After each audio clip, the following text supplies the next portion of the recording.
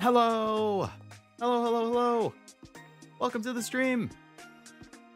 It's Pokemon card opening day! Yeah! Whoa, baby!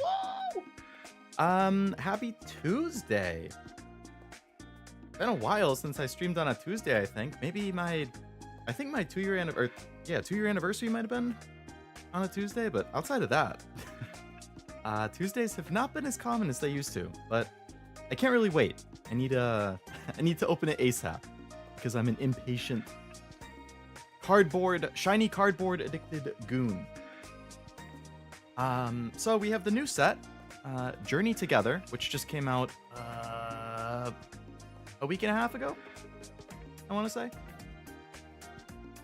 So fairly recent. It brought back the trainers Pokemon, like, for example, Iono's Bellibow. That's one of the cards in the set. So that's what I'm hunting. I collect full art I collect trainers in general. So full art trainers, trainer gallery stuff, trainers Pokemon, anything like that, I'm all over it. I have a near complete set of all full art trainers and trainer gallery cards. The only stuff I don't have is the stuff that was in Prismatic, the set that came out in January, because that set is ridiculously expensive to open, and I haven't gotten around to buying the singles yet. So I'm almost caught up. But yeah, that's what we're hunting. I have 2 booster boxes and then a couple small things, so not a ton, but I have some. A decent amount should give us hopefully a decent chance of getting some of the stuff I want. But yeah, that'll be today. Probably not as long as usual for my streams because I'm trying to get my sleep schedule back in order. But, you know, we got a few hours of opening packs and hanging out. Hello, Wasabi. Hello, Jack. Hello, Frost. Hello, Kevin. Hello, New Lurkers. Welcome. Hope your week is going splendidly so far. You know, I probably should have gotten something to slice this open with. These are the 4 trainers who are in the set, by the way, with the trainers Pokemon. Iono. I think they all have like 2 or 3 trainers Pokemon cards, so Iono is there. I think she has a card with Bellibolt and like Kilowattrel. Lily is in the set. She has a card with Clefairy and Ribombee, I think. N is in the set with Zoroark and one other that I'm blanking on. And Hop is in the set with Zacian and Wooloo, I think. I can't remember who N's other one is. I might have it, actually.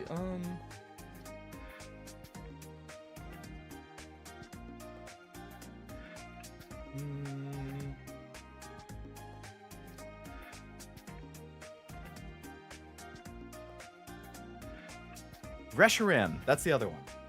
Sorry, I have the card list printed out over here, so I was like scanning through it to try and find it. It's over here. Which you actually also get. There's 2 Reshirams. There's the normal one, and then you can see right here includes a bonus illustration rare style promo card. You also get a bonus Ends Reshiram in every booster box. It has like the logo of the set is stamped on it. So the only way you can get that promo card is if you buy a booster box, or if you buy the single. So it's similar to, you know, like an ETB promo, but now they have promos in booster boxes. They call them enhanced booster boxes. But yeah, I'll be back in a sec. I'm gonna grab some scissors so I can open this real quick. BRB.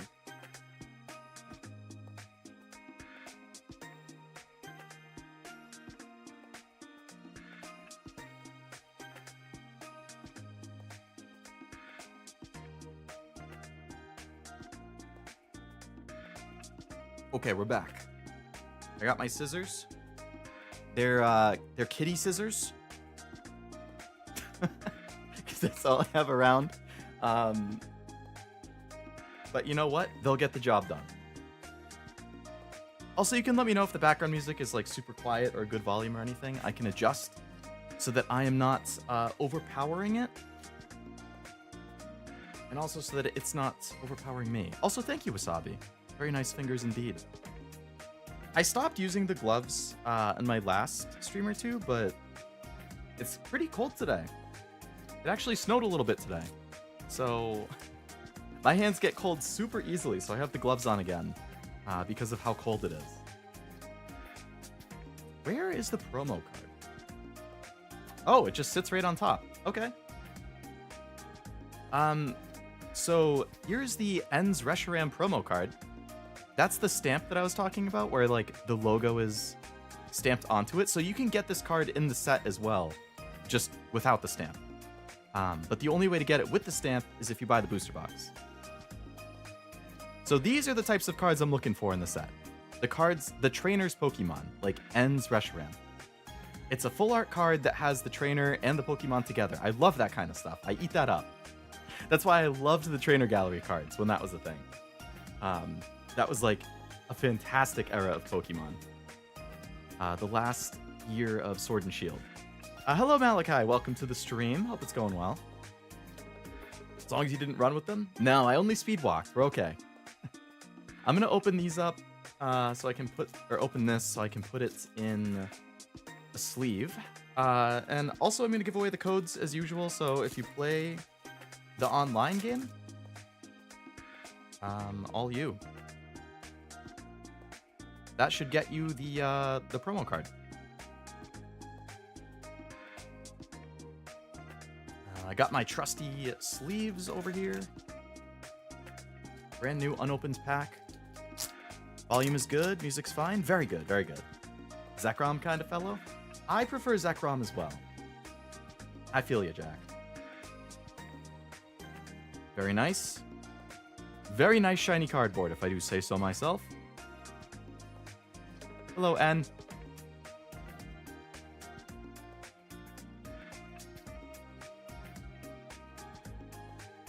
Alright, so we'll put our hits over here. So we got a booster box, 36 packs.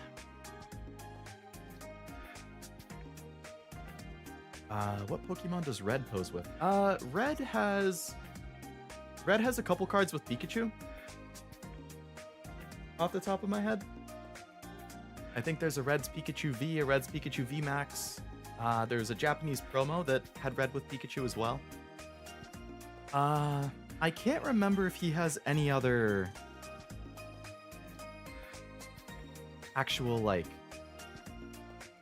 cards like this, though.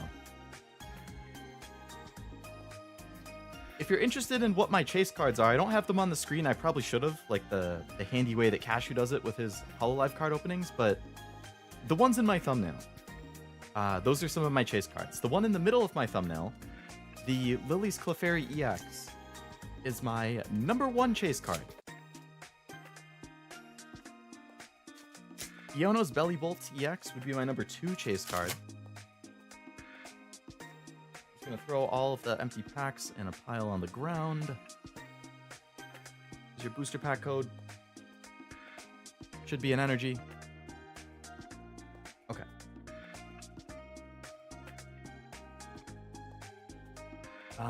All right, here we go. Very first pack of Journey Together. The first new Pokemon set I've opened it. Okay. When I say the first new Pokemon set I've opened in a while, what I mean is on stream.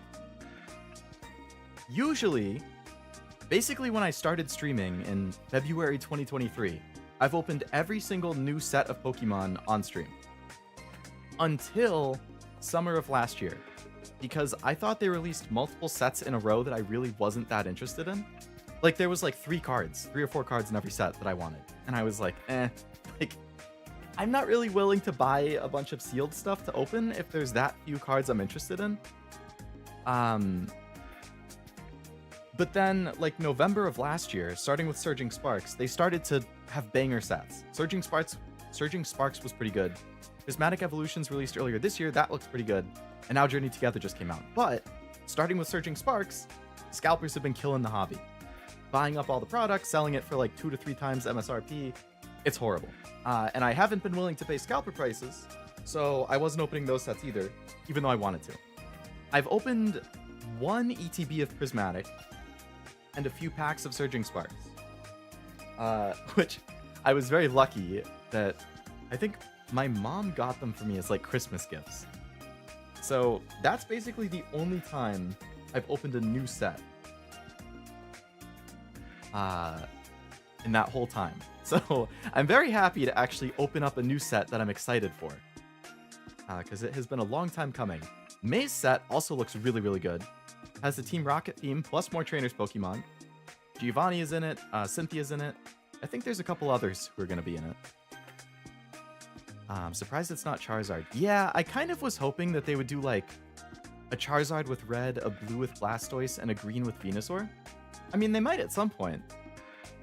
That would be a really good set too, if they had all of those as trainers Pokemon.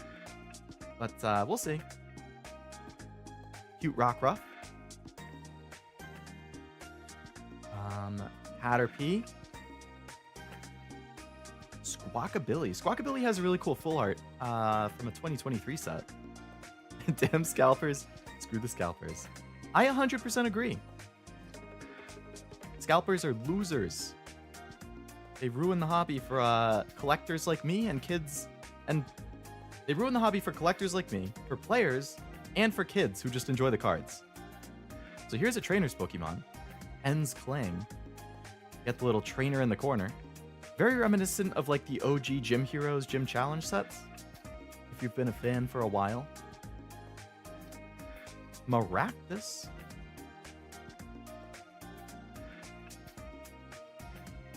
Chinchino. I always thought Chinchino was super cute. Metapod used Harden. Yeah. The classic move. Toad's Cruel. A little creepy.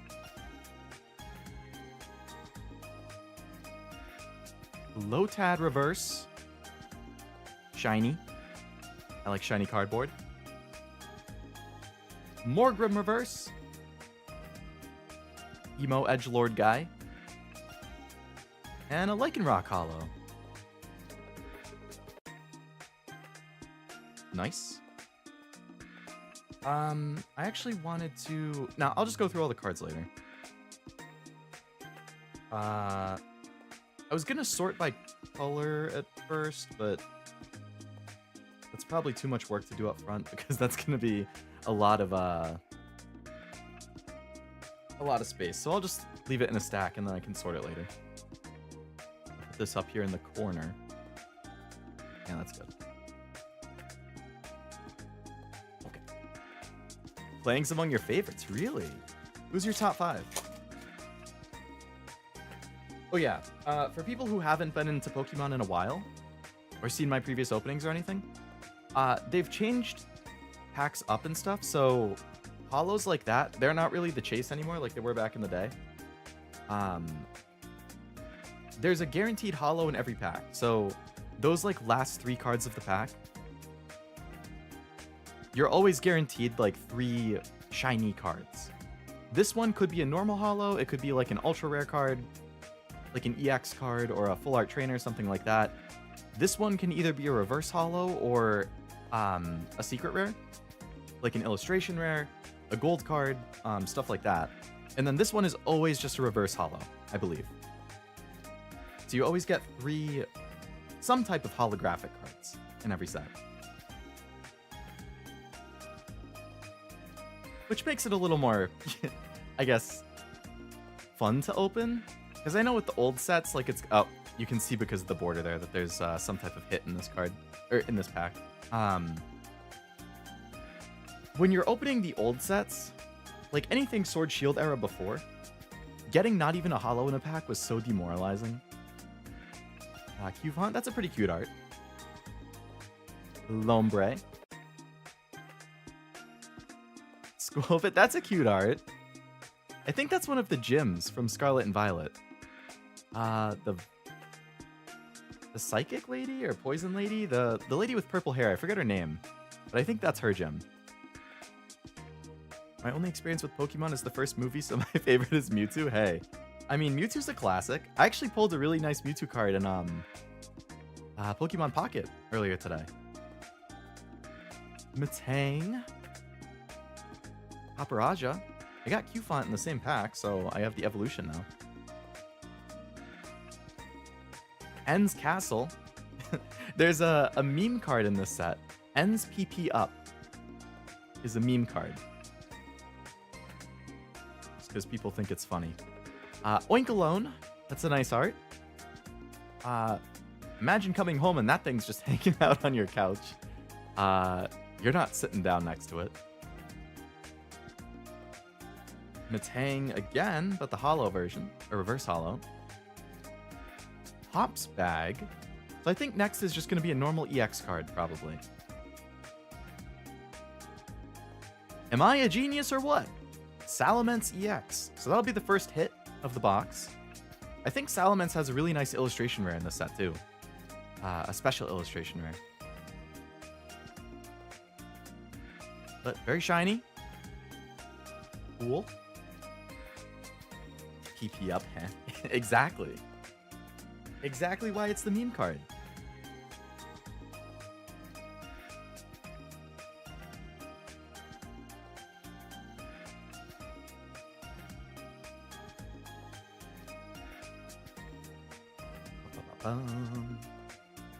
Alright, so with booster boxes, I think on average you get like 12 to 13 hits per box.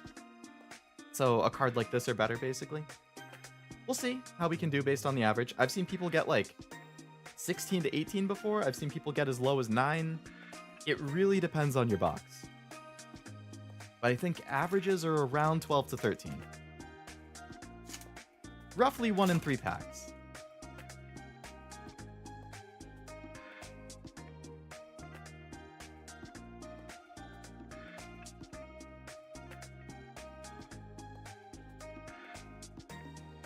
Why is it upside down?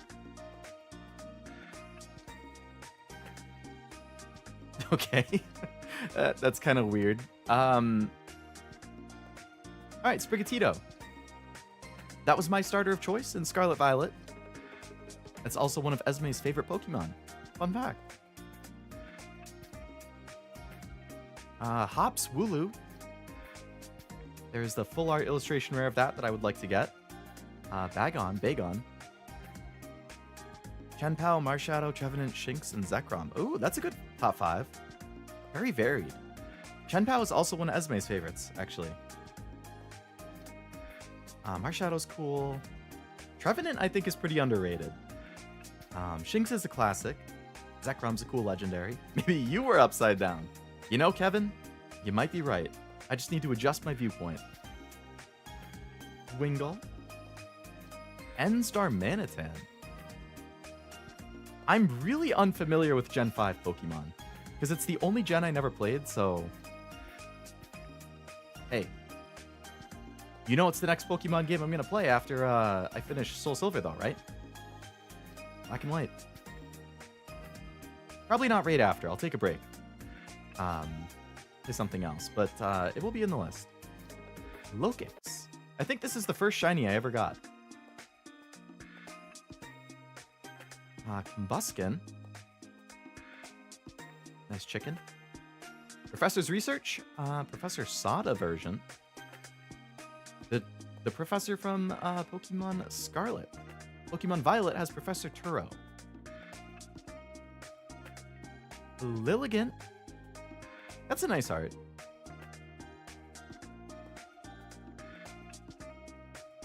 And a Noivern Hollow. Noivern has a really cool full art too. I mean, yeah, an alternate art from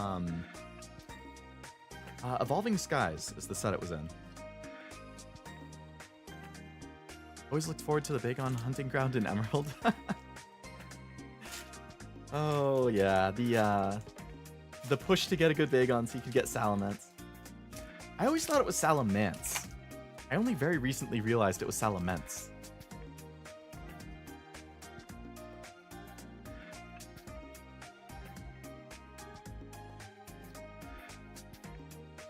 Alright. Noibat, okay, that's what evolves into Noivern. Noivern. Rockruff. Alright, we already are getting duplicates of just commons. Caterpie. Magmar. I used Magmar in Pokemon Pocket quite a bit. Excelgor? Excelgor? I assume it's like Excelgor, like Accelerate. That's a pretty, looks like it would be at home in Splatoon or something. Lily's Pearl. Greedent. That is a chonky boy. It's the first I've heard it pronounced like that. Like Excelgor? It might be a Selgor. I'm not sure. I don't even know what gen that's from, honestly. Is it Gen 5? Milcery Reverse Hollow. That's cute. I like its smile and its face there.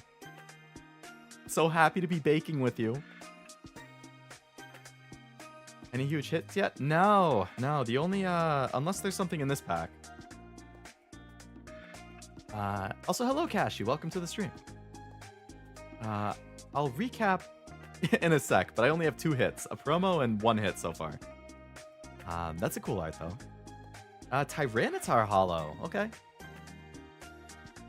Oh, Salamence. Yeah. I always pronounced it as Salamence, but I mean, it's an E instead of an A, so I guess it should be Salamence. Yeah, so the only hits I got, this is the promo that comes with the booster box. These are the types of cards I'm searching for. And then I got this one, the Salamence EX. That's it so far, nothing crazy.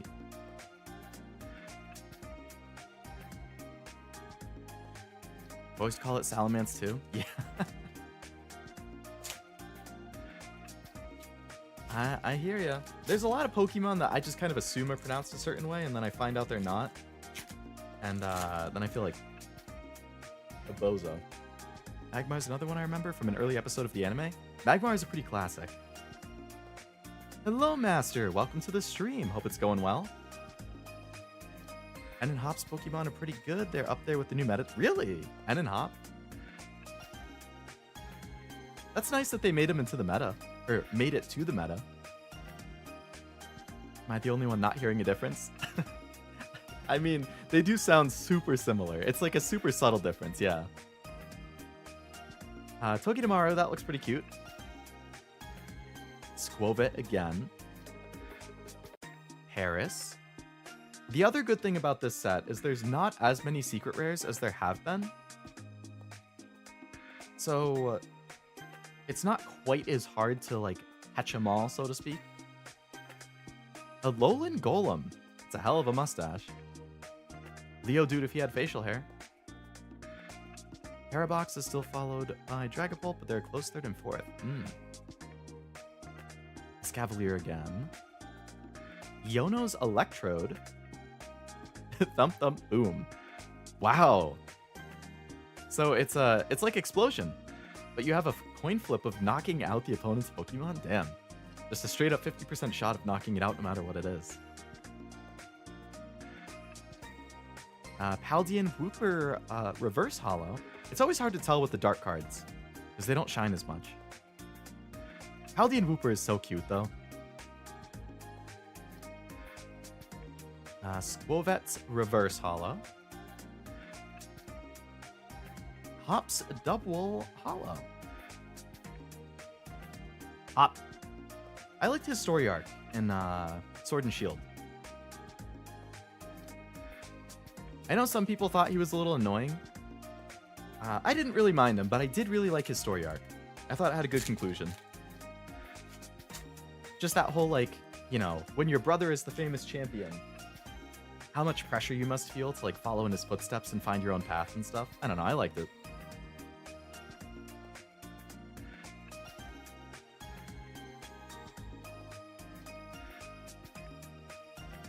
Alright, Hop again. Hop Swaloo. Bagon. Harris.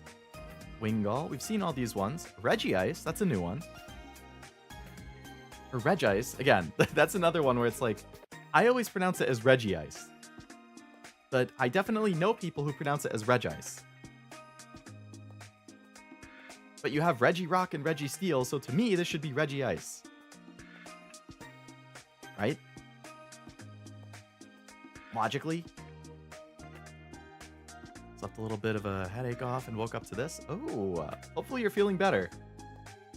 I had a headache like the last 2 days straight, actually. I like his self-doubt arc when he switches his whole team when Bede beats him. I feel that. I say Regice. Reggie Ice is what I say. I get that it two are combined, but nah. Yeah. See, we already have two contrasting opinions. How much we got today, Leo? Not a whole lot. All we have so far is the promo card that comes in the booster box and one hit. Still got a ways to go. I got 2 booster boxes, 1 ETB, and 1 booster bundle. Which is 72, 83. I think that's 89 packs. We'll round it up and say 90. We have about 90 packs. Hello, Armando. Welcome to the stream. Hope it's going well. Leo wearing gloves too? He and Cashew are glove brothers? Yeah, I haven't worn them for the past couple openings I've done, but it's really cold here today. And my hands get cold really easily, so wearing the gloves for that. Hops Cramorant. Octillery, that's another new one. Hops Wooloo again. Lycanroc Reverse. Ludicolo. That's a classic. All your Pokemon in play get plus 40 HP. Not a bad ability at all. Hello, Noel. Welcome to the stream.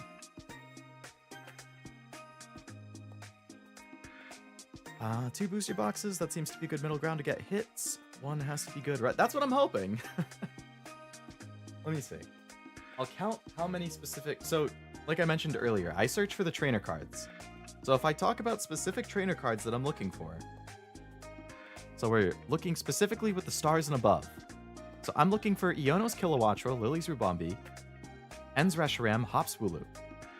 There's 4 right there. I also like the Furret. I like the Articuno. I like the Wailord. Iono's Bellibolt EX, Lily's Clefairy EX, En's Zoroark EX, Hops Zacian EX. Those are full art cards, so I'm looking for those. Those are lower priority. Brock's Fighting Spirit, Iris's Fighting Spirit, and Ruffian. Those are just normal full art trainers. I'm looking for those.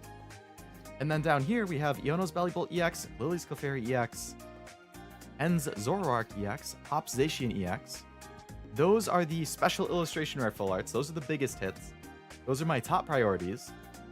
Especially the Lily and Iono ones.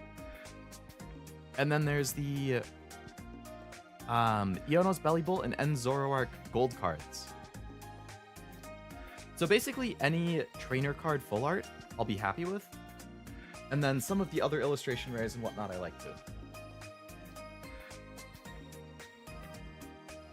I was here for a while, but I had the video in the background while I did some stuff. Oh, no problem. I'm a hell of a lurker myself. That's what I was doing for a chunk of Cashew's Beyond Two Souls last night. Speaking of which, how was the ending to that? I didn't see the ending. I went to bed before you finished it.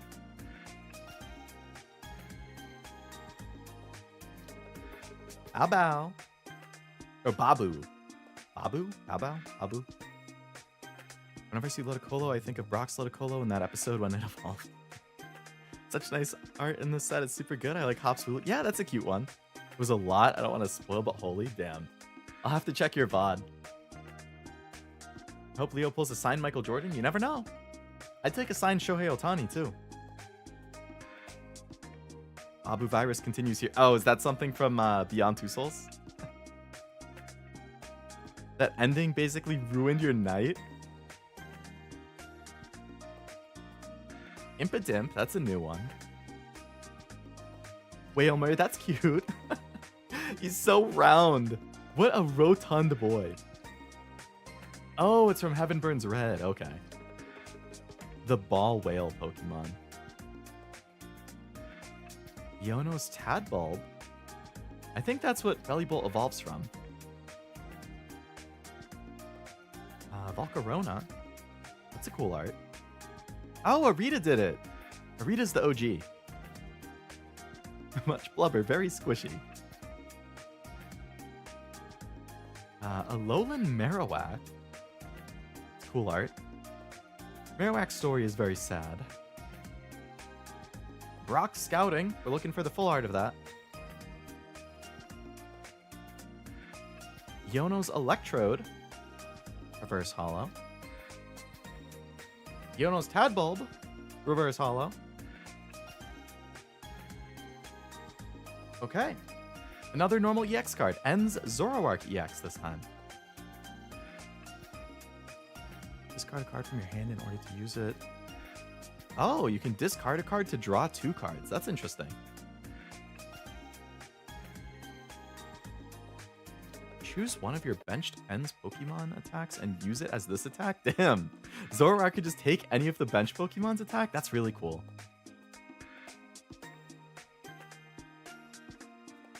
Pretty interesting. I could see how that could be strong. Nivy in werewolf form. Yeah, if she wasn't a bat. Hello, Tim. Welcome to the stream. Hope it's going well. Rock scouting for Babes. I was gonna say that as Babus. I've seen Babu in the chat too many times. Pot of Greed? I use Pot of Greed to draw 2 additional cards from my deck.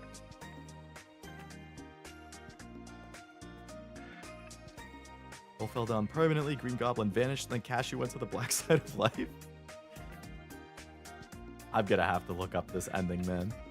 Swinub! Swinub's cute. Shelmet. Do you actively play the game or just collect? I just collect. I very casually play in Pocket, and I understand the rules and stuff for the TCG, but I don't play the TCG. Sheldon. Milcery. Wheezing. Ran into quite a few of those in Soul Silver. Ruffian. Basically a scalper. Yeah, until Oblivion challenges you. Yeah, I have played some of the TCG against Oblivion. Chinchino. Mr. Mime reverse, that's a new one. Got the reverse before the normal. Lavincia. Lavincia?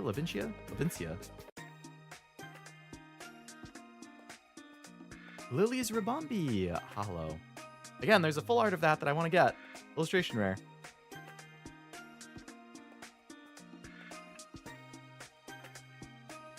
Big collector too. He would literally have every card from every set for a while. Yeah.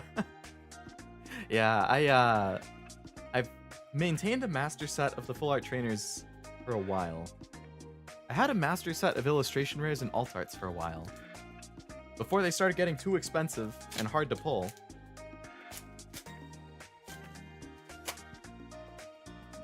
Ruffian's full art's really nice. He does look very Ruffian. He does look very Ruffian. I agree. Hence the Bow Bow. I see. Fire. Isn't Ruffian the lead singer to Limp Bizkit? I can't say I know anything about Limp Bizkit, unfortunately. Ramarants. Bufont. Lombre. Squovit. Virizion, that's a new one. Legendary from Black and White, I think. Hop's Choice Band. Oh, attacks used by Hop's Pokemon this card is attached to cost 1 energy less and do 30 more damage? That's pretty good. Articuno, ooh. I would be very intimidated if I ran into that. Black Belt's training. Kind of interesting that they have a trainer card like this that isn't a full art version. You don't know the masterful lyrics of Fred Durst? That's crazy. Fred Durst, I recognize the name. Ends Clink. That's very suspiciously close to something with one less letter. N being a little sus in this set. Oh, Volcanion EX full art.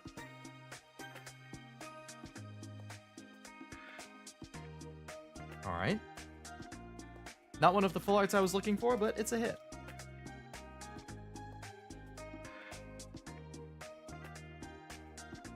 Don't clink shame. Hey, I try not to. There's certain ones that I can't say I understand. But you know what? That's fine. It's fine to not understand it. If they enjoy it and it doesn't hurt anybody, then do what you want.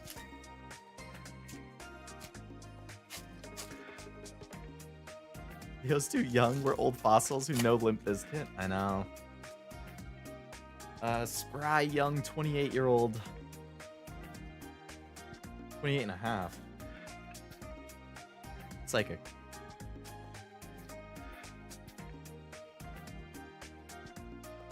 I think Hop's pretty good, but with Terapagos EX, it's a wash due to its second attack, which stops damage from basic non-colorless Pokemon. Damn. Black Belt non-hollow. Whalmer. Little Rotund Boy again. And Zorua. Zorua. I think that's actually the promo in the ETB. We'll see whenever I get around to opening it. Maractus. Toad's Cruel. Enstar Manitan. These are all dupes so far. Maractus Reverse. Oh, there's our first illustration rare. Unfortunately, not one of the trainer ones, but that's a cute one. Noibat. Just chilling, eating some berries. What is that, like a Pecha berry? That's cute. He looks very happy to be eating it. And that's a bat Pokemon. Right? That should be Nippy's favorite. Oh, Wailord Hollow behind it. That is a big boy. Wailord watching is a favorite sightseeing activity in various parts of the world. Humongo! Whales kind of scare me just because of how big they are. There's probably a JoJo stand named after Biscuit. That would be funny.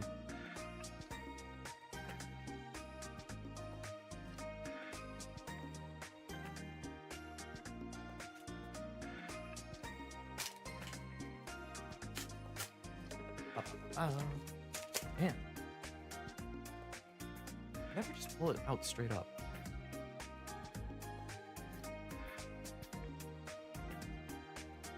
Grass.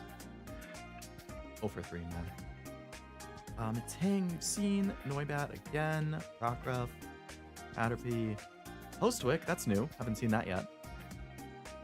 Damn, attacks used by Hop's Pokemon do 30 more damage to the opponent's active. I wonder if you could stack that with the item. Never pull out.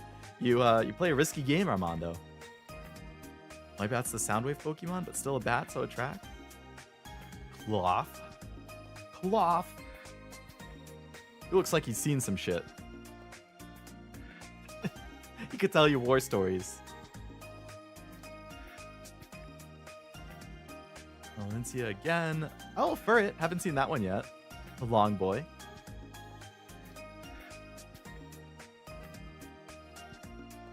Hilloswine. Haven't seen that yet either.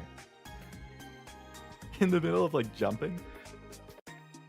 Magmortar Hollow.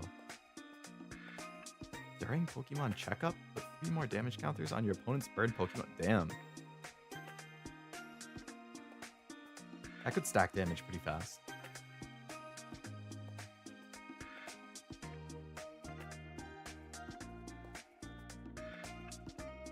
Stack it. You can also stack it with Hop Snorlax and add 30 damage ability.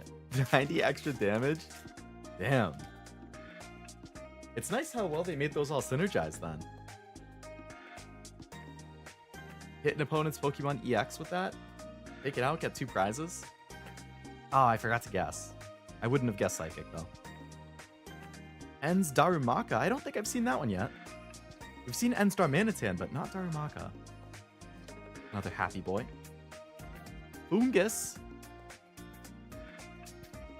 Haven't seen that yet.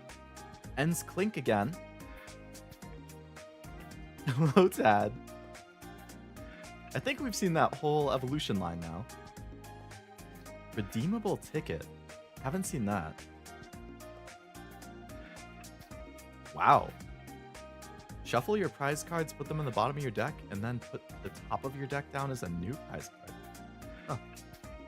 Mungus Amungus. Buskin. A lowland golem. Again.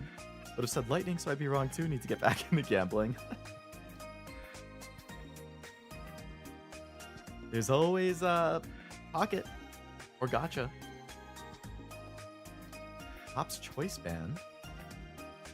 Oh, Mimikyu EX. So you've gotten 3 different EX cards.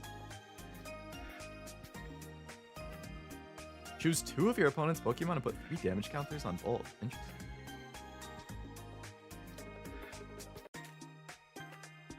Is that a golden ticket for the Wonket Factory? I wish, man. I wish.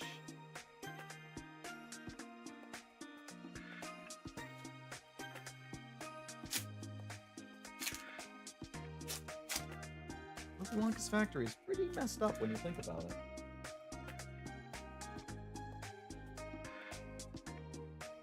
But it's a classic. Fire. Damn. Not gonna get a hit in this box because that was super effective against fire. I mean, in this pack. Magmar. Hops Wooloo. Squawkabilly. Burret. Super Potion, that's new. Damn, heal it, but discard an energy if you do heal it. Hops Corviknight, that's new. Damn, 50 damage to the active and 50 to the bench? How does the 50 look like? The font looked a little different, I don't know. Damn, 150 damage, and during your opponent's next turn, it takes 60 less damage from the tap. Banette, that's also new.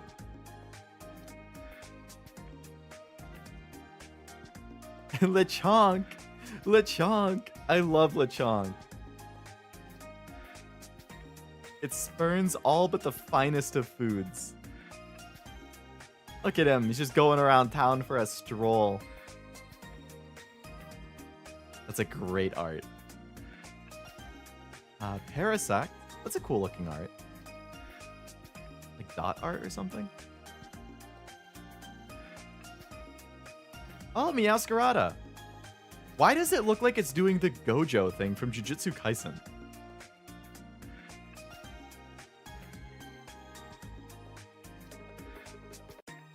You guys know what I mean? Like when he's doing Hollow Purple or whatever, and he has his hand, it's like the exact same pose. He has his left hand out. That's where the thing is gathering, and then his other hand's over here, and he like snaps. Or maybe he just snaps on this hand. I don't know. Something about that gave me Gojo Hollow Purple vibes.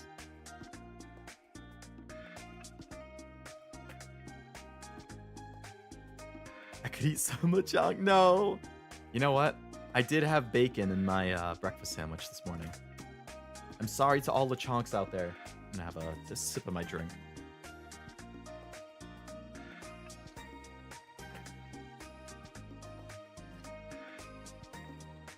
Redeemable ticket's really good. Not good enough to replace another card, but it's nice if you notice a key card in the prize cards. Yeah, I could see that. Good way of recovering it. Used to be Hisui and Heavy Ball that allowed you to replace a prize. I ran that sometimes, so who knows if it becomes more popular.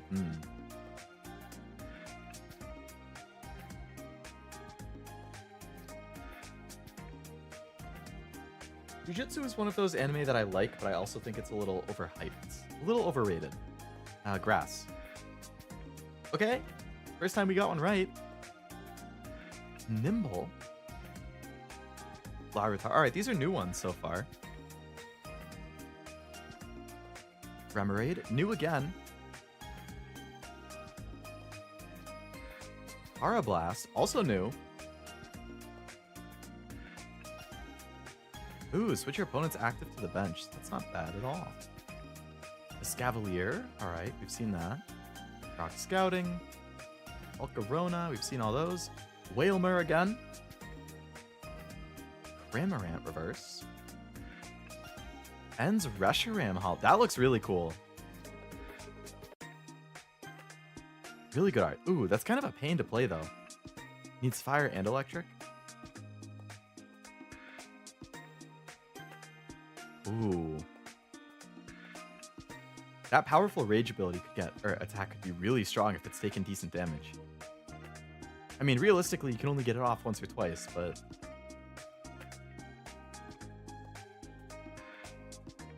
Emerald spitting water is cute. I want Pokemon to be real and safe so I can have them as pets. You and me both, man. I always say, like, when people ask that question, oh, if you could, you know, be reincarnated or live in any fictional world, what would it be? Pokemon is always my answer. Not even close.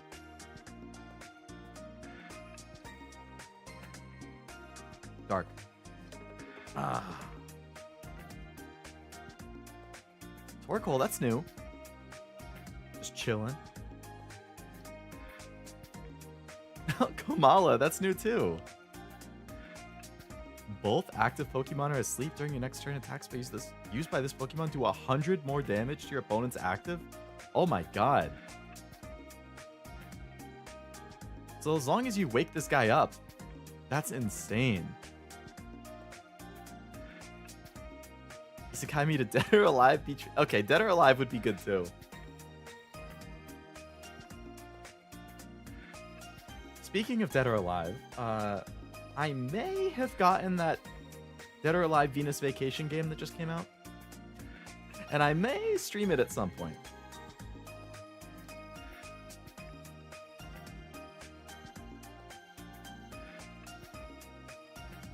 How does that work anyway if you have a Mantine and it has Remoraids attached to its wings? I don't even know. Like a Dugtrio and Magneton situation? You're asking good questions. I'm assuming they would just like, I don't know. I assume the other Pokemon would like fall off when you put it in the Pokeball, but I don't know.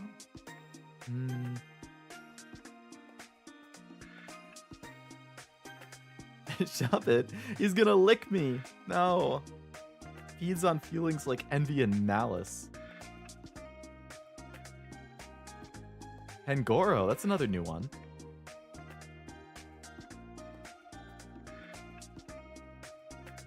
Grimmsnarl, new again.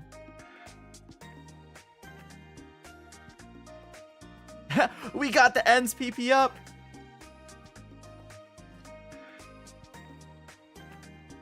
We got the meme card. I went to see that Dead or Alive game you talked about and it isn't available in kit. It's not available outside of Asia.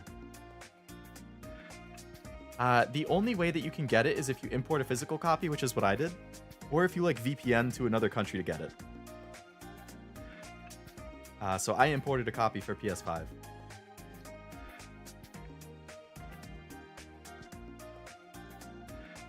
Hello Argoth, welcome to the stream. Hope it's going well.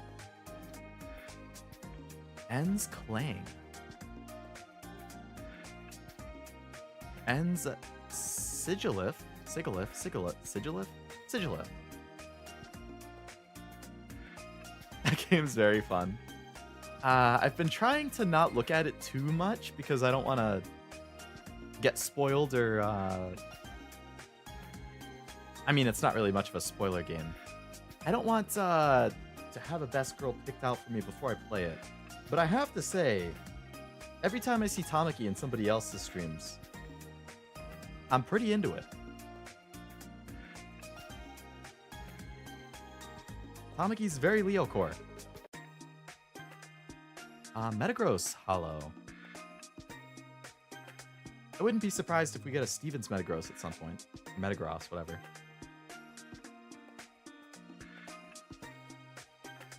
Have to hope during cleanup stage that your Pokemon wakes up. I don't think there are any items or anything to wake up Pokemon this rotation. Oh.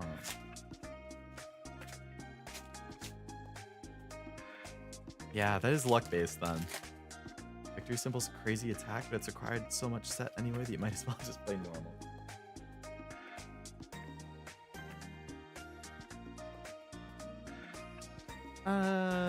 Metal. Okay, 2 for 2. Or, we've gotten 2 right, not 2 for 2. Oh, that's a cute Torchic. He's just chilling. In its belly as a sack filled with burning fire. Torchic feels as warm as a hot water bottle if you hug it. Aww. That's cute. Dead or Alive goes to collabs. Really? With Shenron Kagura? In which of their games? Both Dead or Alive and Shenron Kagura have done collabs with Azure Lane. I have characters from both of those games in Azure Lane.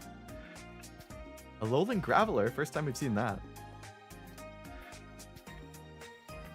That's, oh, this is one of the yarn ones. I like the yarn and the clay ones. Low kicks. Iris's Fighting Spirit. Got a nice full art of that I want. Virizion. Ruffian Reverse. Galarian Stunfisk Reverse. And a Lycanroc Hollow again.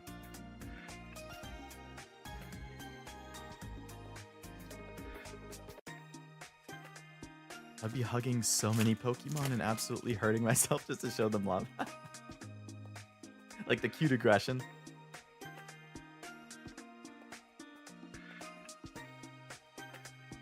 No Pokemon goes unhugged. Not even Trubbish. Actually, I think that's one of Cashew's favorites, right? Or not Trubbish, the thing Trubbish evolves into. Shenron had a collab with Ground Dust? Really?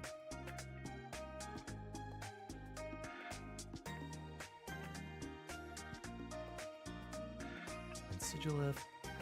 Billionaire? Who the hell are they? They must be in the Scarlet Violet DLC or something. Dead or Alive 5, sometimes in Shenron Kagura's new Link the Gacha. Shenron Kagura Peach Peach Splash and really in that many? I have all the Shenron games on Steam. That's another series that I'd like to play on stream at some point, but it might have to be a member stream.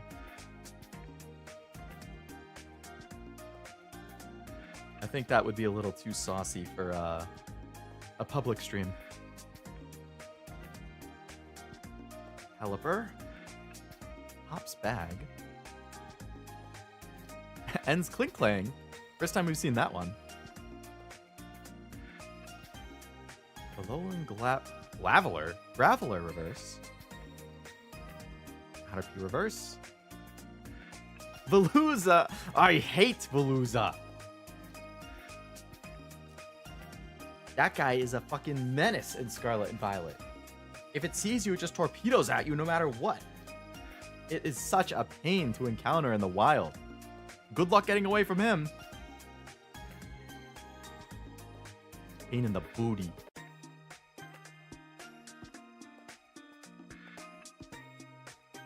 Alright, this is the halfway point of this booster box. Last pack on the first half, which means pack number 18.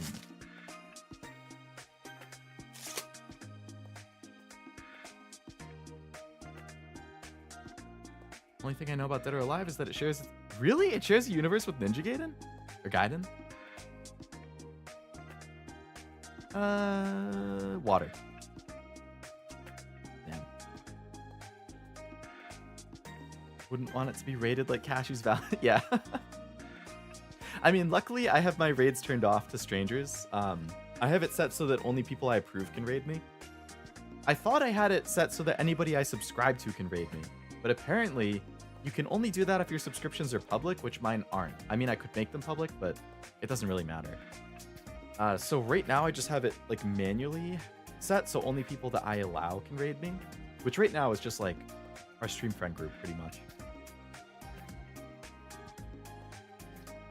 Impidimp, Lechonk, Cubone. They're a rich couple in the Teal Mask DLC. Oh, okay. Yeah, I haven't played the DLCs yet. Part of the Glitterati. Give you treasure items with 1,000,000 Pokédollars once you battle them. Damn. Hence Joltik. Didn't one of you guys watching say you like Joltik a lot? I feel like somebody mentioned either Joltik or Galvantula. Maybe it was Argoth? Argoth or Malachi?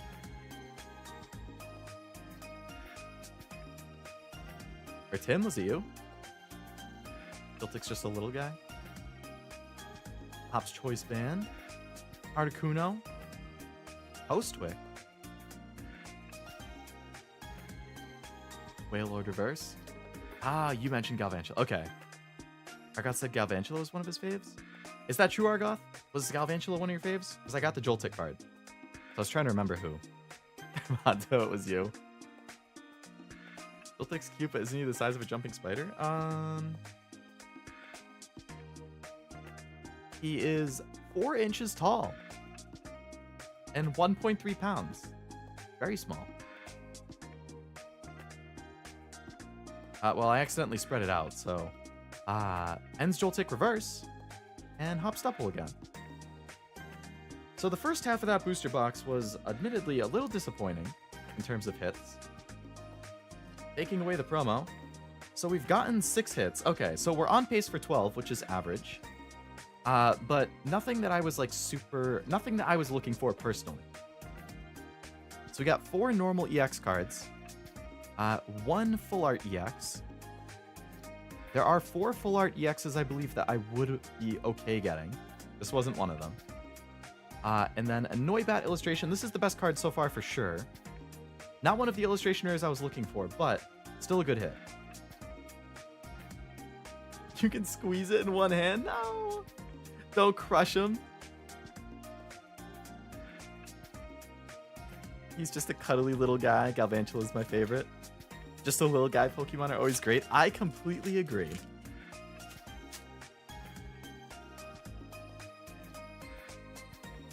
Just means the second half's going to be even better. Heart of the cards? True.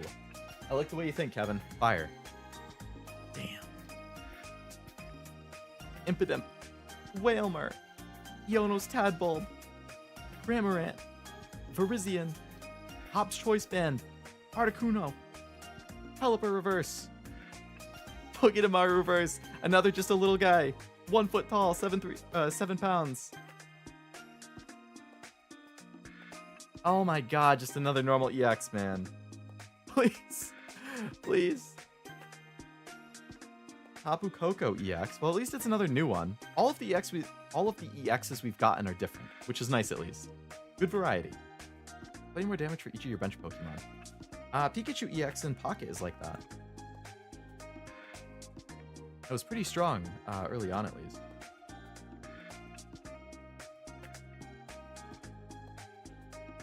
Oops. Booster box is in kind of an awkward spot. Gotta move it a little so I don't hit the camera. Going fire next? Betting big? Alright. I'm gonna say Psychic.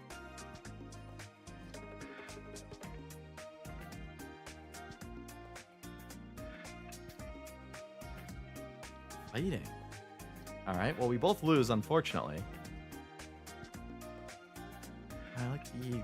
You like Galarian Articuno more.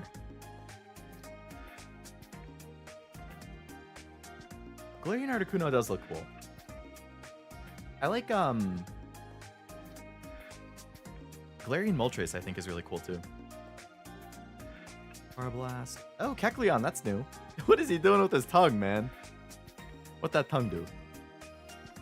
All the talk of little guys, you talked to my date from Saturday. Hey, it's all about how you use it, Armando. That's what really matters. We've gotten a lot of just the little guys in this pack.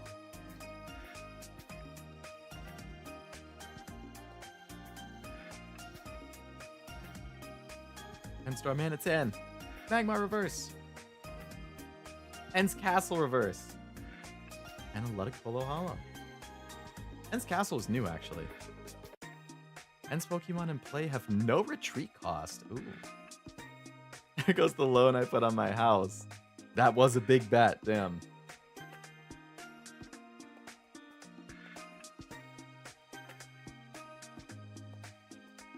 It's not the size of the boat, it's the motion in the ocean. I like that. I don't think I've heard that before.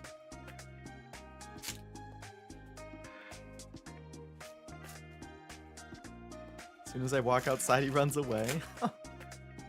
You gotta get tips from Cashew or something. How to domesticate a cat.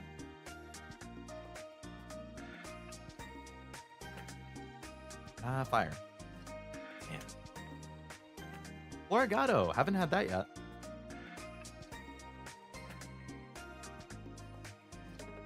Hops Rookidee, another just a little guy. I don't think I've seen that yet. Females are fussier than males. If another creature dirties a female Rookidee's wings, it'll peck the offender relentlessly in a burning rage. Some of the descriptions are pretty funny. Ends Clink. Nimble. Postwick. Loth. Levincia. Hey, Dunsparce Reverse. Larvitar Reverse. Oh, Tyranitar. Right after Larvitar, okay.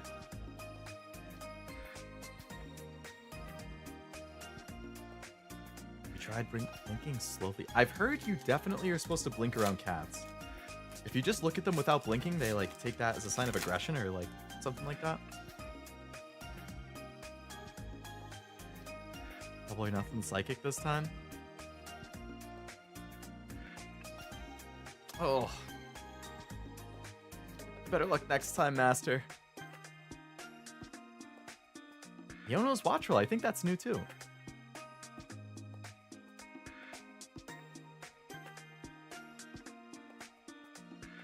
Squawkabilly. Ends Clang. Burret. Lokix. Busket. Alolan Golem. Volcarona Reverse. Shelmet Reverse. Oh, that's new at least. Majarna Hollow. Wow. If this Pokemon is in the active spot, whenever you would attach an energy card to one of your Pokemon to heal 90 damage. Slow blinking from at cats is a sign of trust. Oh. I didn't know that. I just knew you weren't supposed to stare at them, like unblinkingly. My dream is to have a Cowboy Bebop theme park full of Tyranitar employees in cowboy hats. Call it Tyranitar Nation. That's a good crossover. Would be perfect in Texas. And Armando likes Cowboy Bebop. You guys could go together. Lokix reminds me of Kamen Rider. I haven't heard that before, but I could see it.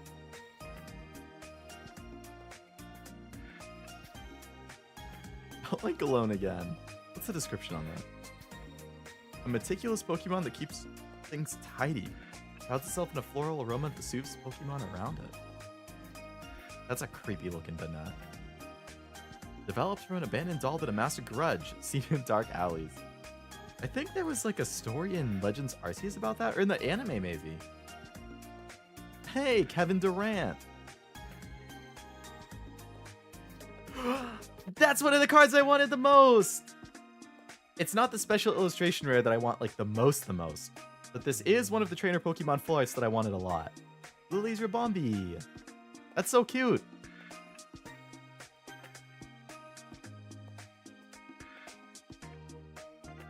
Thank you, Booster Box. And a Wailord behind it. Very cute. I do wish that there was a full art trainer for each of the trainers in the set too. Like Hop and Lily and also getting a full art trainer, but hey. I love the trainers Pokemon cards, so nice. Best hit so far for sure.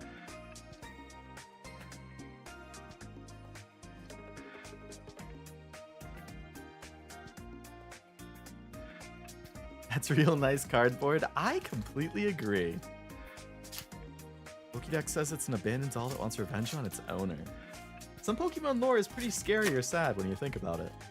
Knew the second half of the box would be better? Evan, you were spot on. That's what I like to see. So on average, if it's 12, that means in theory we have about 4 hits left in the like finished packs that remain. Maybe? Or like 12-ish pack. Dumb that Durant has the ability Truant just for the pun. Strudagon, that's a new one.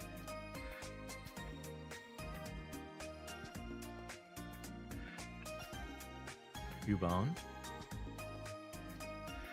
When the memory of its departed mother brings it to tears, its cries echo mournfully within the skull it wears on its head. Talking about depressing Pokemon.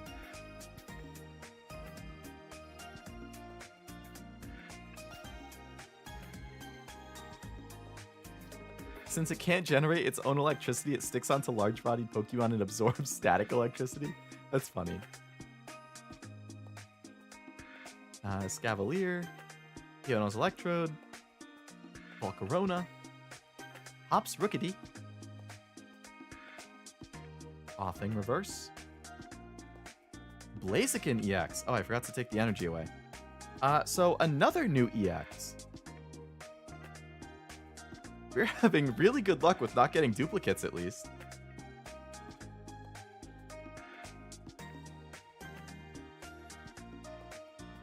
Ends up in the sandcastle, one of the souls of children, so I don't think Pokemon is beating the scary allegations. It wouldn't seem like it, no. Smolder Assault? Okay. Hitting it with the puns again. I thought Druddigon had a black head for a couple years until one of my friends told me it was red. Is that the color blindness acting up, Frost? Those are in like the same color group for you?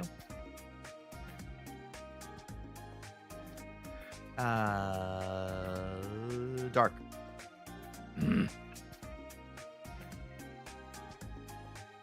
Torchic.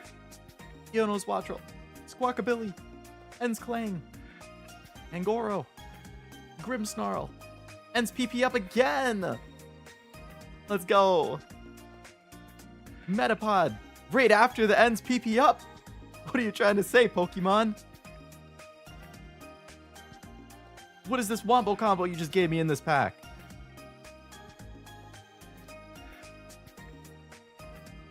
Billionaire Reverse! Magmortar Hollow.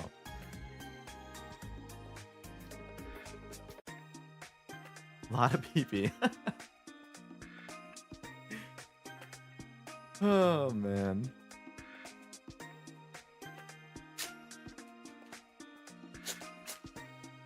Harden the PP. Lots of PP up this stream. I know. I get age restricted at this point. And that's when we just transition into Shenron Kagura stream. I forgot to guess what it was. Oops, I saw what that was when I pushed it away, so we know we're not getting a hit in the back at least. But maybe the second to last card could still be like an illustration rare. Larvesta, that's new actually, we haven't seen that yet.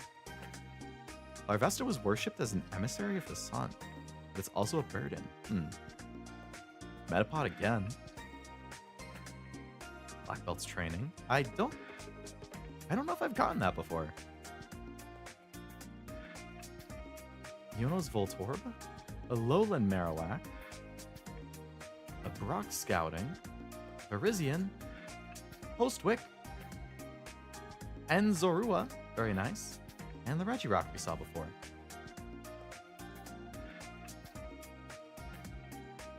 You calling me a moron? Your Metapods are made of old Nokia phones, that's why they're so sturdy? That would explain it. A Metapod is just a bunch of Nokia phones that surround a Caterpie to help it evolve.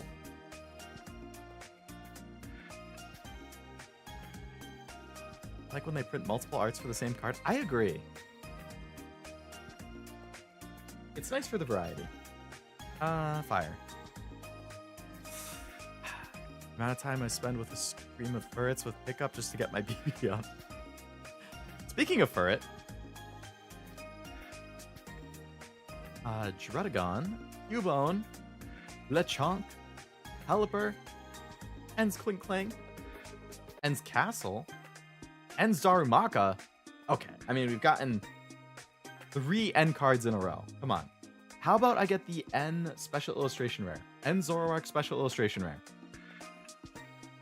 Or we could get Hops Corvisquire, that works.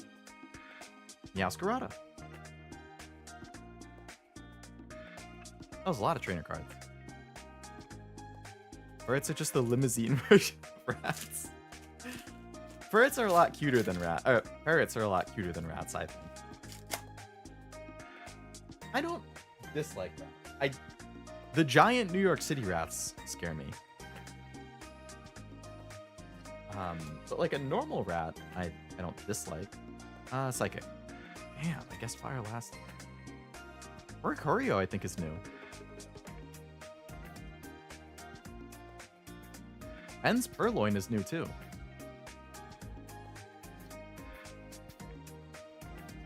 Opponents that get drawn in by its adorable behavior come away with stinging scratches from its claws and stinging pride from its laughter. Damn. Kind of a jerk cat. Professor's research again. Lily's Cutie Fly, that's new. Pop's Choice Band. Articuno. Postwick. Shelgon, I think that's new. Oh wait, no it's not. Remoraid Reverse. And a Metagross again. It's a big stack of cards Leo's got. He fancy? Oh, it's gonna double in size. Just you wait. Oh no!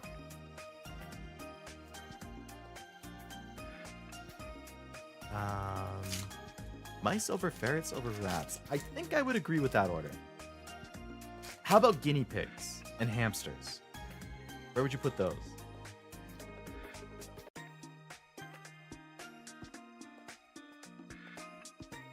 I think guinea pigs and hamsters are really cute, and I think the noises that guinea pigs make are also really cute.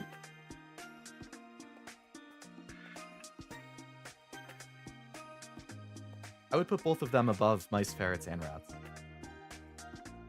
Wish Iono was a better archetype, rather play as her than N or Hop. I would agree.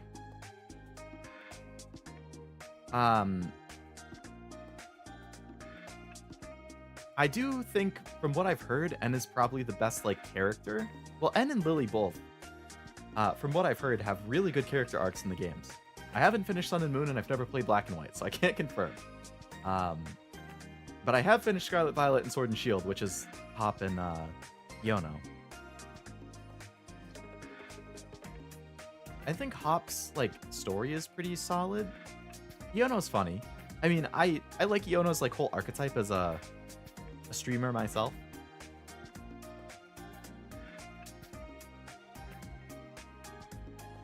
Hop's Sandaconda, I don't think I've seen that one. 144 pounds, jeez. Aparaja, 1,433 pounds. Well, elephants are pretty big. Delmise, I think that's new. Oh, there's like a Whale Lord ship or something in the background. Or Whalmer? Whale Lord? I don't know. The Sea Creeper Pokemon? Oricorio. Another new EX. You know, I really appreciate that we keep getting new ones. Iono's Bellybolt EX. The eyes right above the, or the dots right above the mouth also make it look like a second face. Like, I know its eyes are on the side, but the dots right above the mouth make it feel like a second face.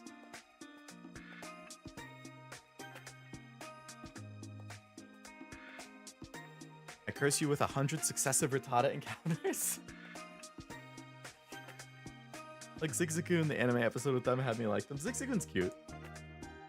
Oops. I have not, Armando. I'm very curious though. Is that new? I've had it before. They do a new kind or something. I feel like they have been advertising it as new. It might be like Taco Bell where like they have it and it's new for a little bit and then they take it away and then they bring it back and they call it new again. Even though it's not really new. Petalil. I don't know if I've seen that one yet. If the leaves on its head are pruned with regularity, this Pokemon can be grown into a fine, plump shape. That's good. Minchino! Another just a little guy one. Look how cute it is. Cute Pokemon are the best, man. These Pokemon like things neat and tidy. They're always sweeping and dusting their habitat using their tails as brooms. Aww. Toad's cool. That's new too. Damn, he's like a ballerina.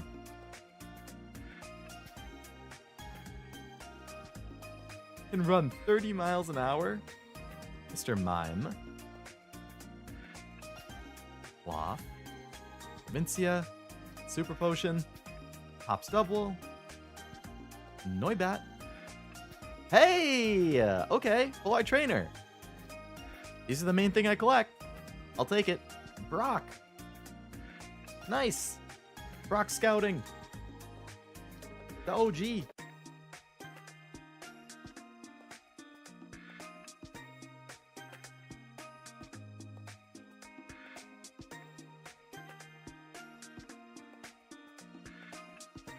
We rock with Brock. I think we've gotten a lot of hits in the second half. 1, 2, 3, 4, 5. Right? We've already gotten 5 hits in the second half, and there's still 6 packs left. So unless we only get 1 hit in the next 6 packs, then I think we'll be slightly above average for hits in this set. For a booster box. Old new, genius marketing, yeah. Stuffed Crust was the name I gave this move I did. You're right. You should take Domino's to court for that, Armando. The audacity.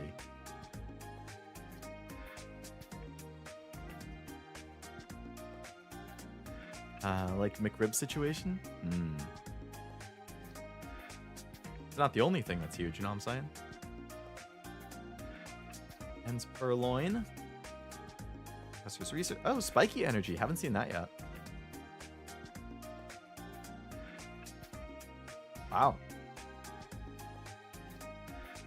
If the Pokemon this card is attached to is in the active spot and is damaged by an attack from your opponent's Pokemon, put 2 damage counters on the attacking Pokemon. So every time you attack a Pokemon with this, you take 20 damage. That's pretty good. Selgor. Hops Corviknight. Parablast. Hops Silicobra. I don't know if we've seen that before either. Ends Reshiram. I use the frying pan as a drying pan. Alright, Brock.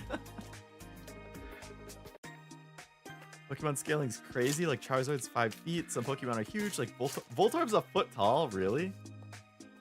Never would have guessed that. Scared Leo would knock over his stack of cards. I'm gonna try my best not to. Spare a babe for your local Brock. Sprigatito. I don't think we've gotten a Drampa yet. It's like that dot art again. It's like it has a filter over it. Durant, Morgrem, Hops Corviknight, the Net, Angoro, Cubone Reverse, Iris's Fighting Spirit Reverse, Yonos Kilowattrel. I don't know. I'm not sure I've gotten that one either. You can fly over 430 miles a day. Damn.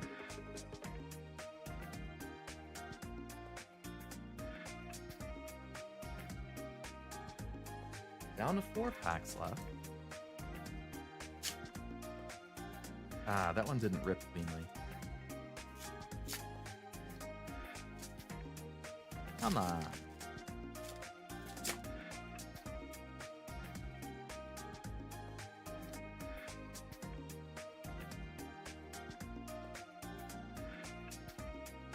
Lily's Beautyfly.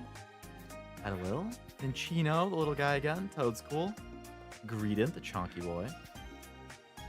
Regice. Iris's Fighting Spirit. Druddigon Reverse. Impidimp Reverse. And Lily's Ribombee Hollow. Ribombee can sense when people or Pokemon are feeling down and will cheer them up with handmade pollen puffs. That's cute. So we haven't gotten a special illustration rare or a gold card in this booster box. On average, I think you generally get 1 per booster box. Maybe the rates have changed. That's how it was for a lot of sets in a row.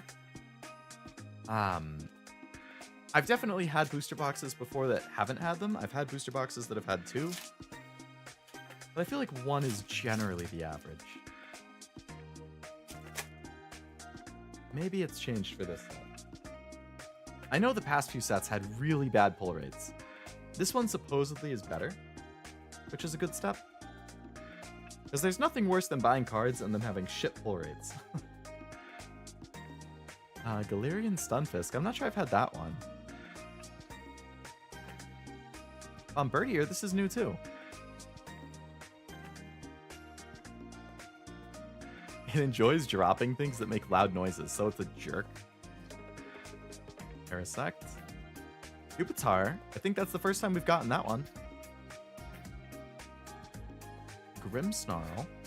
Ends PP up again. Third time. Pelipper. Grimmsnarl. Hops Cramorant.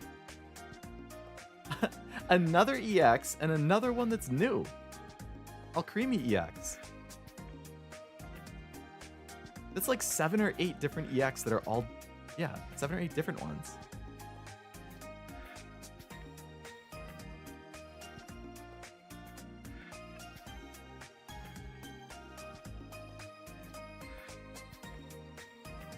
Alright, 2 packs left for this booster box. And then we'll be almost halfway through what I've gotten.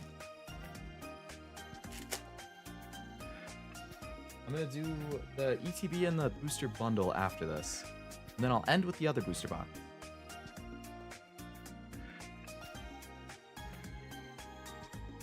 Mr. Mime, Sprigatito, Drampa, Iono's Wattrel, Octillery, Weezing, Hops Cramorant, Audino, this is new. Sense of Hearing is superb. Not even a pebble rolling along over a mile away will escape Audino's ears. Too bad my hearing's shot because I went to too many concerts. Hey, another illustration rare. Lycanroc, that's a nice one to potentially end the box on. Not one of the ones I was explicitly looking for, but it's a nice art. You got a Rockruff hanging out right there too.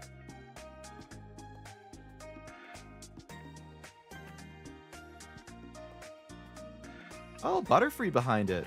We hadn't seen that either.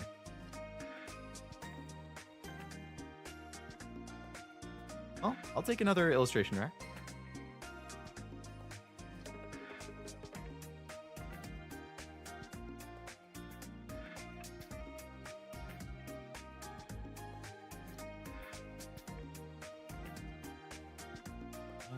I'm gonna have another sip of my drink.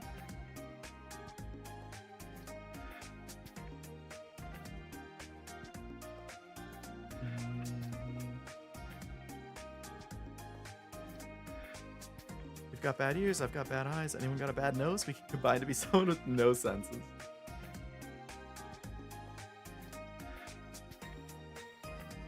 Like the opposite of a superhero.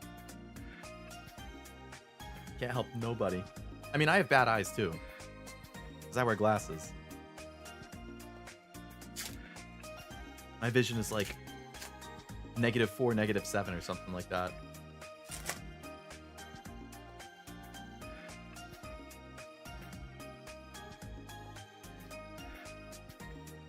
Alright, last pack for this booster box. See if we can get an illustration rare. I mean, a special illustration rare or a gold card to end it, but if not, no problem. Because we got, I think, 13 hits in that box. A Alolan Geodude, I think that's new. Audino again. Lily's Comfy, I think that's new too. Uses its vine to pick flowers. The flower's Comfy attaches to itself to develop healing properties. Sentret, that's new too. Its supple tail is well muscled and firm to the touch. Really? It's not soft? Huh. Hops Bag. Ends Kling Klang. Hops Anaconda. Here we go. Last 2 chances for a hit. Bungus. Noivern. Hops Snorlax. I think that's new too. This gluttonous Pokemon eats constantly, apart from when it's asleep. It devours 900 pounds of food per day? Holy crap. Damn, Snorlax. Alright, we'll push that stack over there.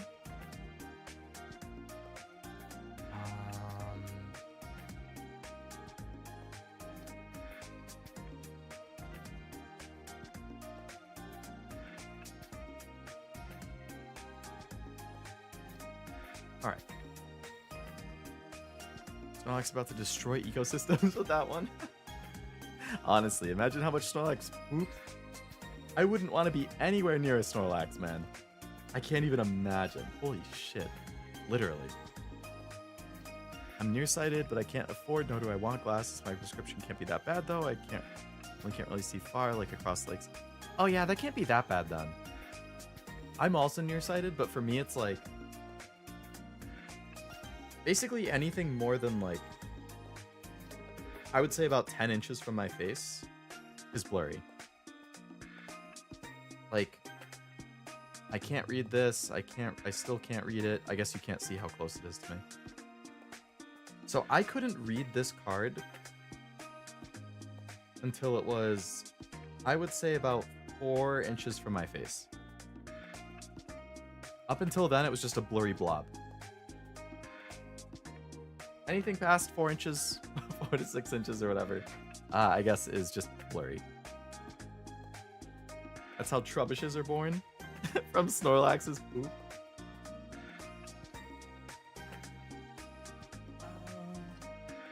Alright, we got a booster bundle.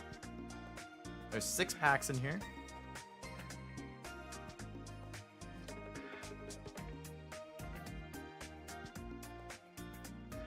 Hello, Ivan. Welcome to the stream. Hope it's going well. Do you have a mountain load of cards after doing so many unwrapping Pokemon cards? I do. I have a ton of bulk, yeah.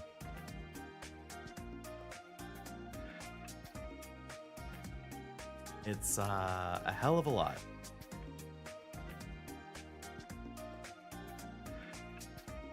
And I got back into Pokemon. It was in 2020 towards the end of the year, like right around when Vivid Voltage came out. So it's been 4.5 years or so that I've been back into it and opening a bunch of packs. It was my main hobby for quite a while. What's all this talk about inches? How far I can see from my face. I'm nearsighted and I have astigmatism. Can you believe that? I got the double debuff.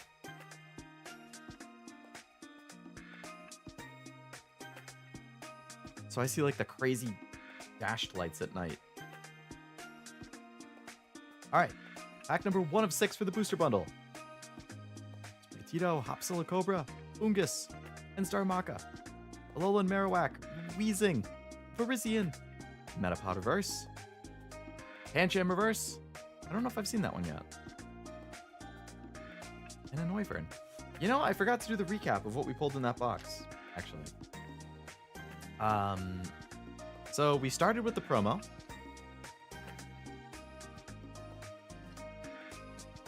And then I'm gonna sort them actually.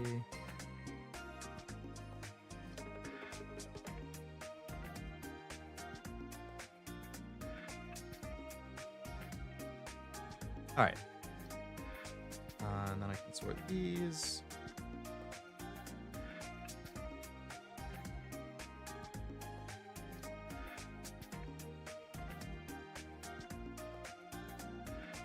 All right, so we got 1, 2, 3, 4, 5, 6, 7. We got 8 EX cards, and they were all different. Blaziken, Veluza, Tapu Koko, Iono's Bellybolt, Mimikyu, Alcremie, Enz, Zoroark, and Salamence. And then we got the Volcanion EX, full art. That's 9 hits. Then we got 3 illustration rares.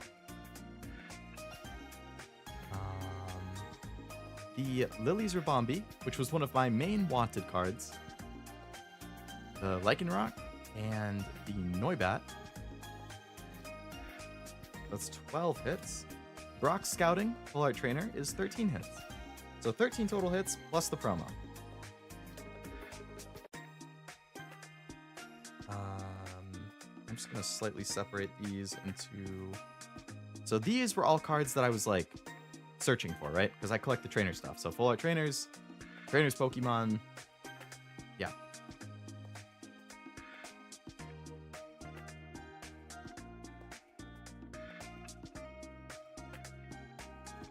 Hello, Fresh. Welcome to the stream. Hope it's going well. I was in a trading card shop and I saw 2 people opening Pokemon cards. One of them gave the normal cards to the kids while his mom was next to him. That was cool and sweet. That is nice, yeah. Yeah, it's nice to give away the bulk and stuff to kids. Or like donate it to hospitals, donate it to schools, any kind of stuff like that.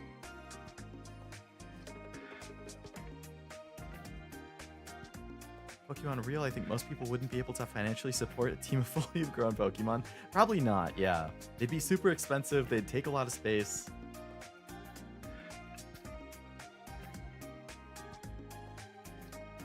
Ash caught 30 Tauros and Professor Oak has to feed all of them. Oh man, must have a weirder Pokemon. Where do trainers get money if they don't work regular jobs? That's a good question. I haven't thought about a lot of that. Besides competitive trainers, see normies with 1 or 2 Pokemon and their Pokemon that usually help them with their professions. I like seeing the art of Pokemon like involved in day-to-day stuff. Alolan Marowak reverse. Bumbuskin reverse. Mamoswine EX, another new EX.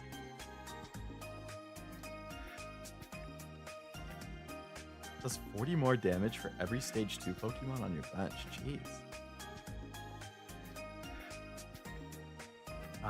What cards are you trying to pull? I'm trying to pull any like full art trainer related thing. So the full art trainers Pokemon, those, the actual full art trainers, and then there's a couple illustration rares I like too. My top 2 most wanted cards are, well, I guess my top 4 most wanted would be the 4 special illustration rare trainers though. I do collect the full art trainers, yeah. I have every full art trainer card that has ever been printed except for the Prismatic Evolutions ones. Everything up until then I have. I have all the trainer gallery cards. I used to collect all the alt arts and the illustration rares, but those got too expensive. Too expensive and too many. So now I just keep my favorites. Pokemon go into their 9 to 5s. Sentret, Pop's Choice Band, Articuno, Postwick, Fungus Reverse, Kecleon Reverse, and Reshiram again. Trainers and Muse. Muse your favorite Pokemon then? I have a bunch of like Bulbasaur Venusaur cards too. Given that Bulbasaur is my favorite. Fellow trainer fan though. Starving collectors who have nothing to eat.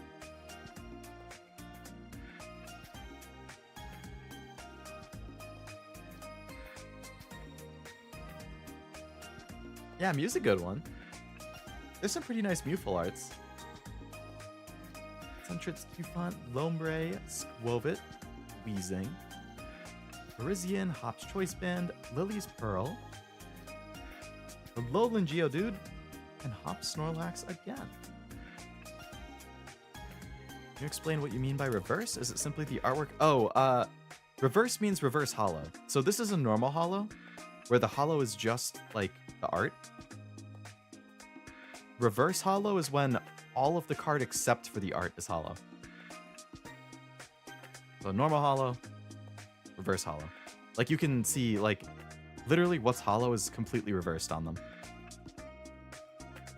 The border is hollow here, it's not here.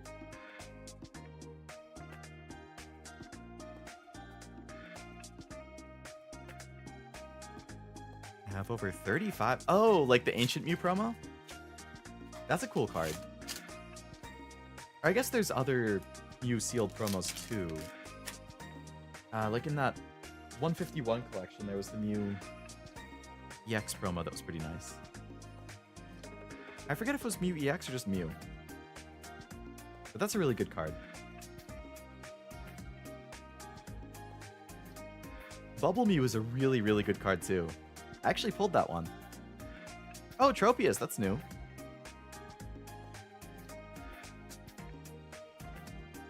Swinub, Delmise, Cloth, Levincia, Linkalone, Shuppet Reverse, Black Belt Training's reverse.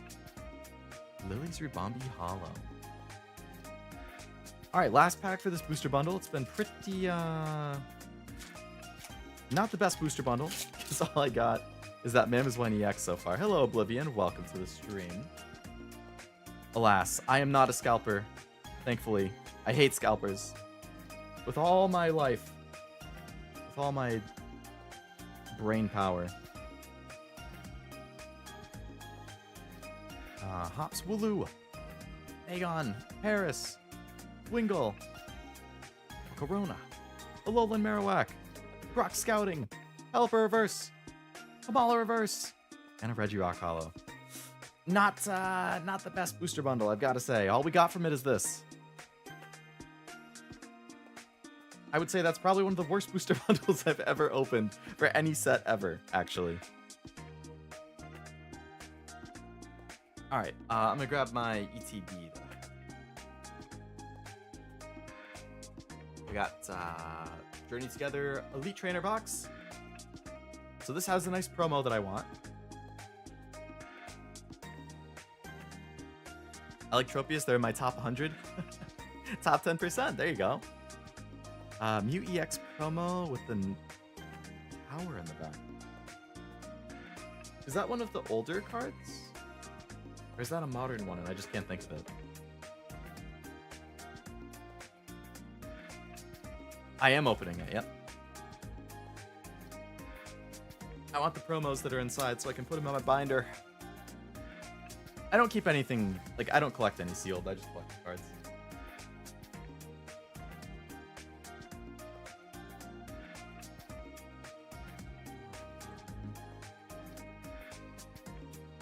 After this, I have one booster box, and then that's all I have. Leo will open everything. He's a true collector. Yeah, I do have a few random sealed packs. Just like modern stuff, but they're from sets that I already had all of the cards I wanted at the time. So I was like, well, I'll just keep the sealed ones. I'll throw them in a drawer for a rainy day if I ever want to open them. So it's stuff like Crown Zenith, Paldea Evolved, like stuff like that. Which are good sets, I still like them, but I had all the cards I wanted at the time, so I was like, well, I'll just stick them in the drawer. Alright, so this is where the promo is. One promo? Two promo.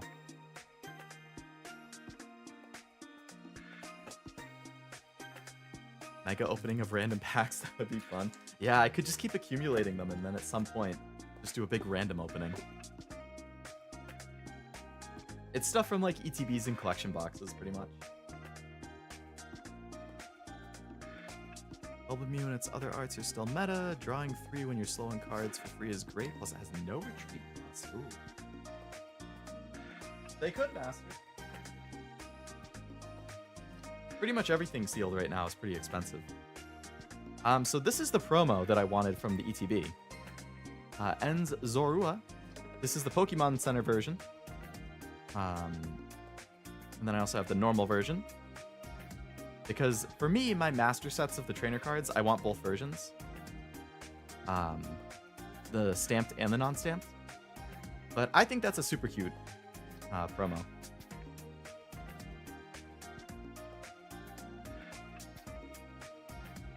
Zoru is like putting his hand on En's arm. Like, no, keep petting me. Alright, gotta get those in a sleeve. My dream's to have 100 Mew slabs. That would be really cool. Especially if it's a ton of different ones, and you can get them in a nice display. Need the serotonin from opening packs. As long as it doesn't turn to depression after not pulling anything. Alright, so we should have 11, I think. 4, 6, 8, 10, 11, yeah. Alright. Let's see if we can do better than one hit. From the ETB.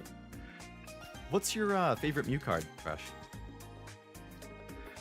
I feel like Bubble Mew is probably mine. I really like the Bubble Mew. Especially because I pulled it myself. So I'm like more attached to it.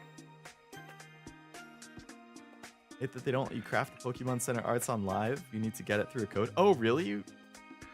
I guess that makes sense, because it is a promo. Can you craft other promos? Yeah, your favorite Mew, Fresh. Your favorite Mew card. Alright, Druddigon. Ends PP up again.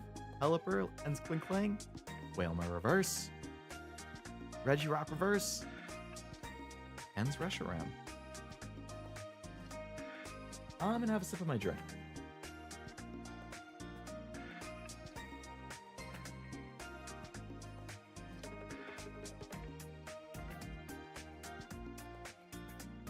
Scissors out of the way.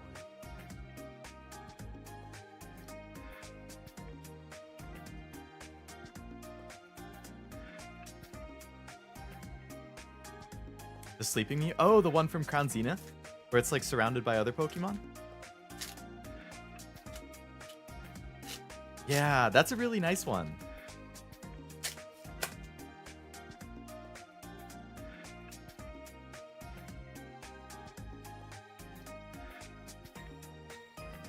Biggest flop or bust you ever have while unwrapping cards? Back in the day when Evolving Skies booster boxes were affordable, I think they're over $1,000 now. I'm talking back when you could buy boxes for like 140, 120, between 120 and 160. You know, back in that era. I was trying to get an Evolving Skies master set, and I was trying to pull a master set, which is ridiculous if you know about Evolving Skies, because the pull rates in that set are horrific, and there are a ton of alt arts, so it's really hard to pull them. I think at some point, I gave up eventually after I had opened like 15 or 16 booster boxes. I was at the point where I was not getting a single new card when I would open an entire booster box. Not a single normal, not a single reverse, not a single ultra rare, not a single secret rare. I would open a whole box and get 0 new cards. And I was like, I'm done. I can't, like, there's no point in opening the boxes anymore. So those were definitely busts. Like when you get a $130, $140 box, you don't get a single new card. Granted, you know, I still got hits that I could trade or sell, but like, there were some horrible, horrible Evolving Skies boxes. This was like 2021. Summer to fall of 2021 that I was doing that. Orgato reverse. Iono's Watchful reverse. Okay, another new EX that I didn't have.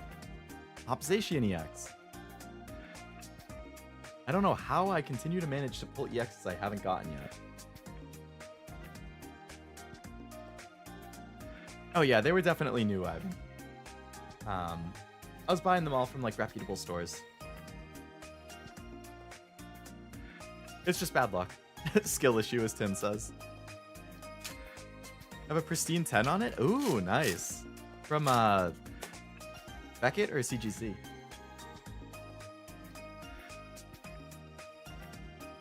How many Blue Eyes White Dragons did you get? I have a couple. I have the gold one. Or the one that has like the gold border. TGC? Nice.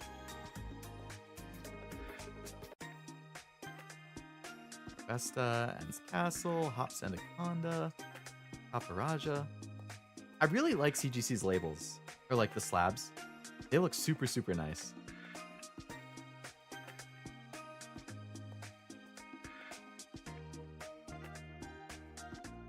Those are fakes Kaiba threw into the batch to convince the masses they're real. Top 3 Pokemon cards score while unwrapping. Top 3 cards, like the top 3 cards I've ever gotten from opening stuff. I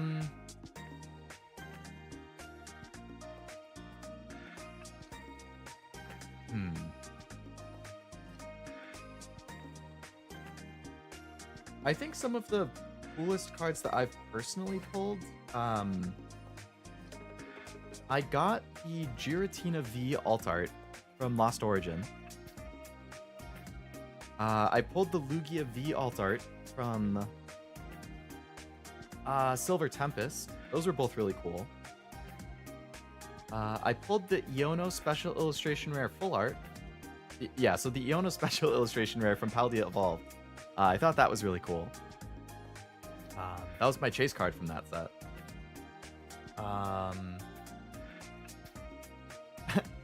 I don't know if you know, I think it was Champion's Path. There was that shiny Charizard V that people really wanted. I pulled 2 of those. I got 4 ETBs and I pulled 2 of them. I couldn't believe it. I didn't even, like, I'm not even a Charizard guy, so I traded both of them for stuff that I actually wanted. I was like, that's insane that I pulled 2 out of 4 ETBs. Because that was the chase card. That and one other one. I think there might have been a Charizard VMAX. You did what I couldn't. Did you ever get the single, Oblivion? You traded both of them? I did. Yep. I traded one and I kept the other one for a while, but eventually I traded the second one too.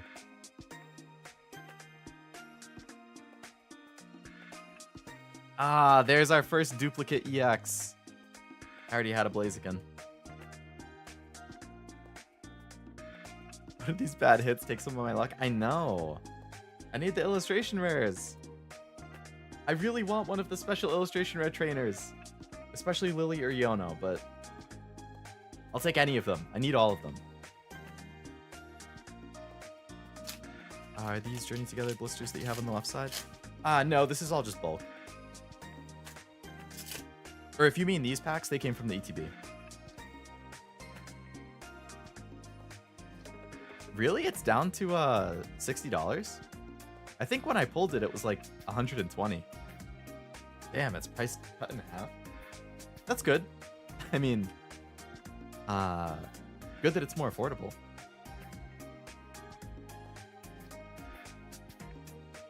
Do you collect the normal ones in your collection, and what do you do with the spares? I do have some normals that I collect, just like arts I like or my favorite Pokemon. I put those in a separate binder. The duplicates and other stuff, I just have in a bunch of boxes. I have tons and tons of boxes. Yuno's Voltorb, I really like the background in that. That really pops. I remember most of mine, but I got that Charizard with a lot less now than it was at the time. Oh, I remember you pulled the special illustration rare Charizard from, what was it, like Obsidian Flames too? Moiver in reverse. Iono's Kilowattrel. Aldean Face one. Oh, for Iono? Yeah, that one's a lot cheaper than the Paldea Evolved one, I think. Gotta catch them all. Yep. Mm-hmm. I wonder if I could do like Oblivion's Pokédex challenge that he's been working on. I wonder if in all my bulk I have a Pokédex worth.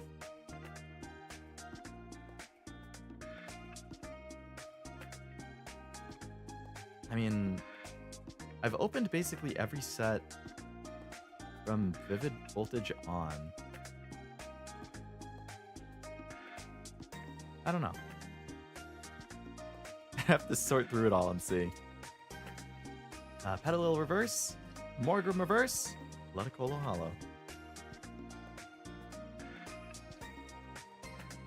Okay, so I've gotten 2 hits from this ETB so far. They're both just normal EX cards. I have 5 packs left. Speaking of bulk, send me some to sort. Dude, I hate how expensive it is to ship bulk. Like, bulk is so heavy. Like, the weight kills the boxes. I don't know how companies deal with it. Yeah, it was a Terra. I will take what I need for my living decks. I mean, the next time I go through the bulk, you can let me know, I guess. I can see what I have. So I probably have a pretty good amount of what you would need. Up Snorlax. 2 hop cards in a row. Please, more illustration rares.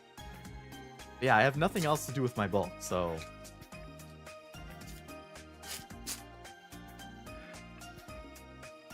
I just put it all in storage like 2 weeks ago.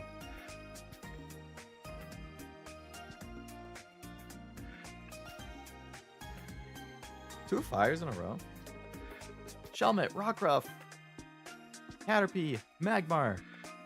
Another ends PP up. That's like the 4th or 5th one. Yeah, the weight kills it. I mean, if it's just like... You could definitely ship a few hundred pretty cheap.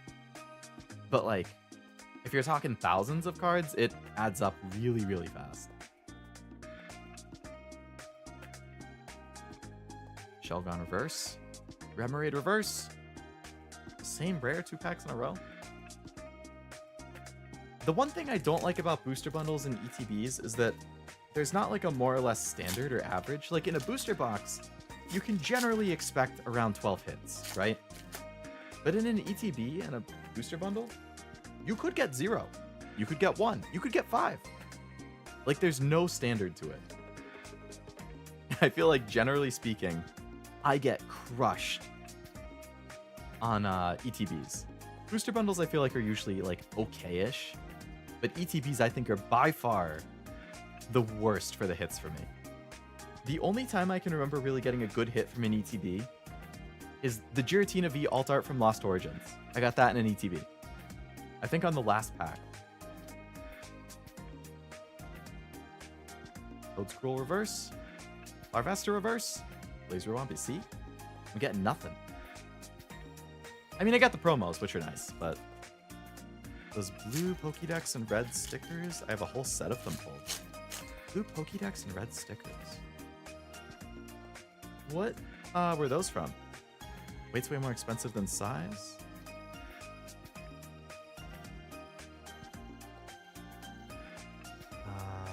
Cards weigh more than they take up in space? Yeah. It is very deceiving. Not sleeping till you pull a full art trainer. Yeah, I've pulled one. The 2 that I have pulled so far that I wanted were these ones. Not counting the promos. I pulled the Brock Scouting full art and the Lily's Rubombi full art from the first booster box. But I still got a ways to go. There's still a lot that I want from this set. Iono's Wattrel. Oh, okay, that's another new EX. I haven't gotten that one yet, at least. Lily's Clefairy EX. 20 more damage for every benched Pokemon, yours and opponents. Oh, weakness of Dragon is now Psychic too. That's interesting. But hopefully I don't keep you up too late. Fresh. Did I tell you about the time I got a shiny Mega Gyarados EX full art out of a random pack I found at a register far away from the card's location at Walmart? Really? Is that the secret rare one? Like the one with the gold border where it's the full art Gyarados in the lake? I love that art. Last pack luck? Yeah, please. I don't want my ETB to be shit too. All I've gotten is 3 normal EXs. Which, I mean, I guess 3 out of 10 packs isn't like... I mean, that's 30%. That's not terrible for hit rate. They're just not hits that I'm looking for. Or hits that are worth anything, like if I want to trade it. Ends PP up again! Oh, the secret's the non-mega. Okay. Hey, that's still a good hit, though. Ends PP up reverse! Okay. Ends Joltik. Come on. Oh my god. The ETB and the booster bundle both sucked. If I'm being perfectly honest.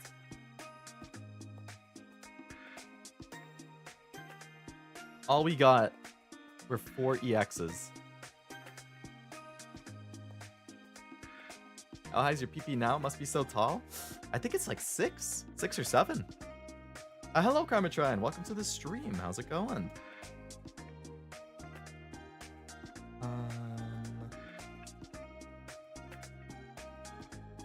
I've gotten 2 or 3 good hits so far, yeah. Not quite as many as I would have hoped, but could be worse. I've gotten at least a couple that I wanted, which is good. Put the promos here. NSPP is shining upon Leo today. Thank God. To answer your question, Karma Shrine, these are the 4 hits that we've gotten that I was... These are the 2 that I, like, wanted that I've gotten. And then these are the other 2 pretty good ones.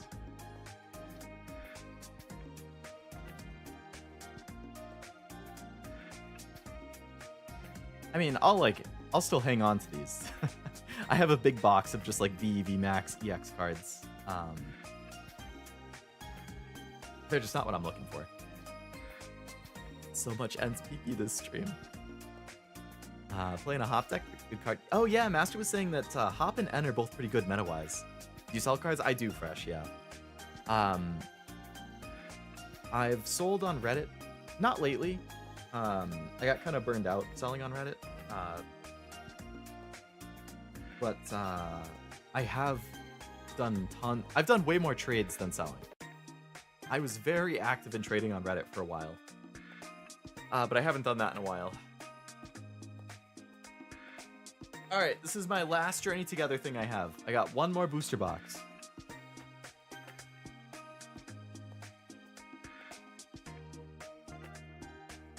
Join your Discord? Welcome to the Discord. If anybody else watching is not aware, I do have a Discord. The invite link is in the description. There's the promo on the top again. So hey, we got a second promo. I can definitely trade this for something, which is good. Noibat's my favorite so far. The Noibat one is super cute. Mimikyu EX is bad, but cute. Hey, cute is always good. Trainer Clefairy's fire. I love the Trainer Clefairy. The one on my thumbnail. That's my most wanted card from the set. Here's the promo card. Whoever redeems it the fastest, you can get the Journey Together promo in Pokemon Live. Good luck. Thank you. I hope I can get one of the SIRs. But we'll see.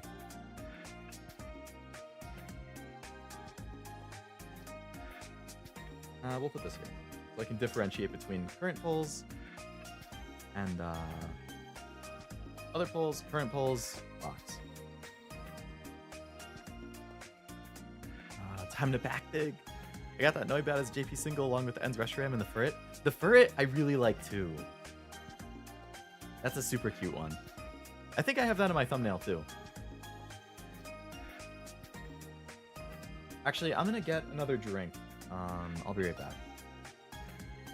Gotta make sure I'm prepared before I open this.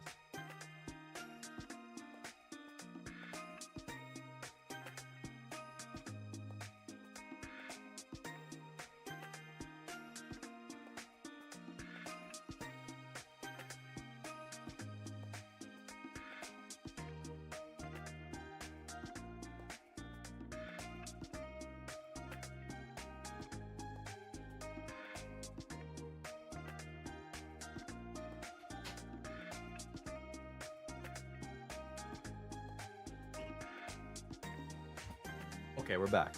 We're back. I'm stopped. I'm no longer crazy frozen in space and time. I really want to get the Stevens, Beldam, and Monty's Morpeko from the battle decks. Same.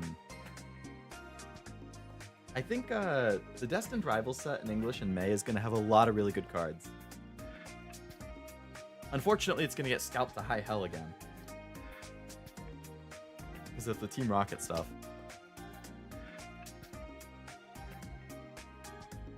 Dragapult's oppressive right now. It sucks to play against. Not even Buttoo is so evil. Clefairy's the Dragapult killer.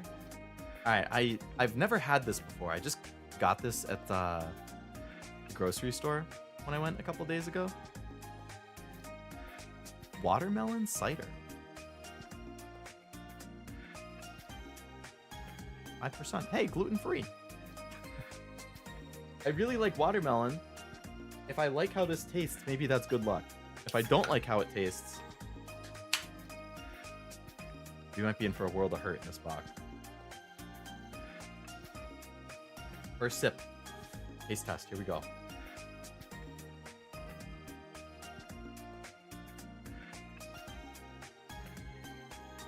Hmm.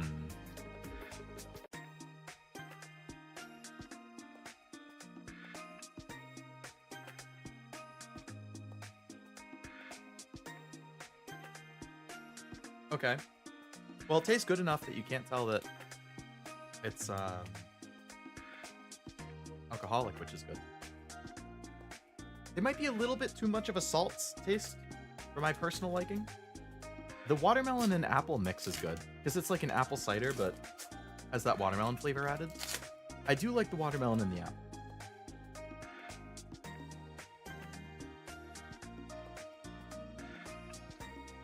All right. See if we can start off with a bang. Mostly playing Terrabox these days. Top deck Dragon Pull.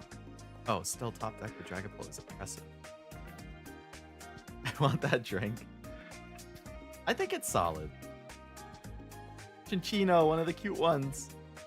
Maractus. All right. Top Snorlax. Lombre. Magmortar Hollow. All right. I don't know where to put this.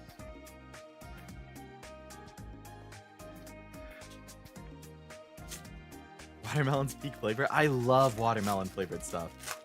I've never found it again, but back in 2019, when I started my current job, I went out for drinks with a couple people after work, and it was like some local bar, which was really nice. They had this like watermelon rind beer. It was a beer, but it had like that watermelon flavor to it. It was so good. I have never, ever seen it again, other than that one time that I went to that one bar. And I'm so bummed because it was so good. I don't know. One day I'll randomly stumble on it again. I hope. Fungus? Kamala? Majarna.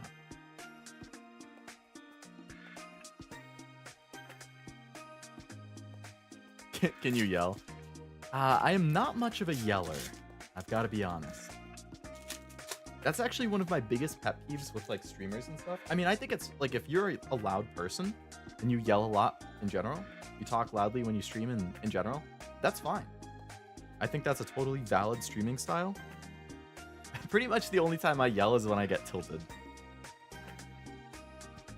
But like if I'm watching a streamer, I can't do we have like something here, I think. I can't do loud like streamers. Like it drives me crazy because usually I have streams on in the background or like on the side while I'm doing other stuff. So if they suddenly yell or scream, it like startles me. And then I get annoyed. Lily's Pearl reverse, Lily's Cutie Fly reverse, Lily's Clefairy EX. So I was right that there was something in that pack. Unfortunately, the first hit of the box is a duplicate EX. Let's get the meh hits out of the way, shall we? Is that why you don't watch me? We stream at the same time most of the time, Oblivion. I feel like we usually do. Maybe not as much lately because my schedule's all over the place. There are days where like you, me, and Cashew were all streaming at the same time. I don't feel like I remember you getting that loud when I watch you. Maybe it depends on the type of game.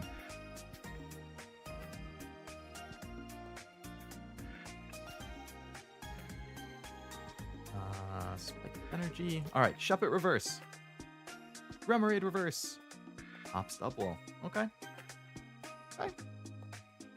The less hits we get now, the more hits we get later, right? I hope.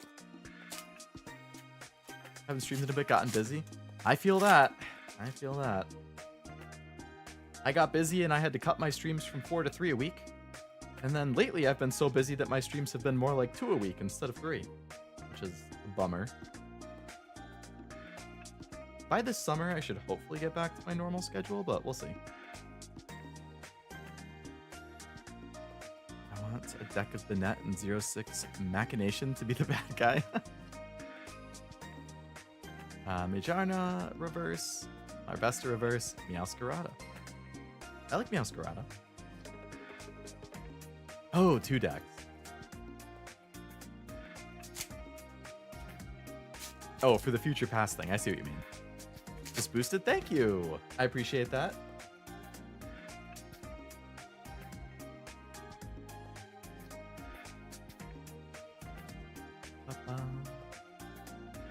Dumeyes, Black Belt, Shelmet, Rockruff, Selgor, Hops Corviknight, Greedent, Lorigato, Iono's Wattrel, and Reshiram.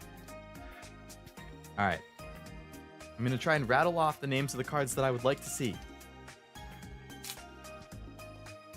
See how many I can get from memory. Iono's Clefairy, not Iono. Lily's Clefairy EX, my number 1 most wanted, the special illustration rare. Iono's Bellybolt EX, special illustration rare, number 2 most wanted. Iono's Wattrel, Aquila Wattrel, illustration rare would be nice. Ends Zoroark,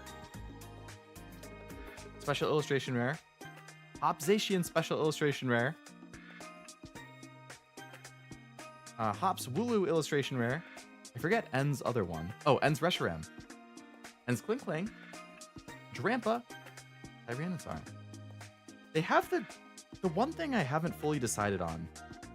I feel like I need to collect them. They have the generic full art trainers where it's like CG art. So it's the Pokemon in the front and then the trainers just kind of in the background. Technically, for my trainer-related master set, I feel like I should include those. But I'm not quite as interested in them because they're not like art. There's also the Iris full art trainer and the Ruffian full art trainer.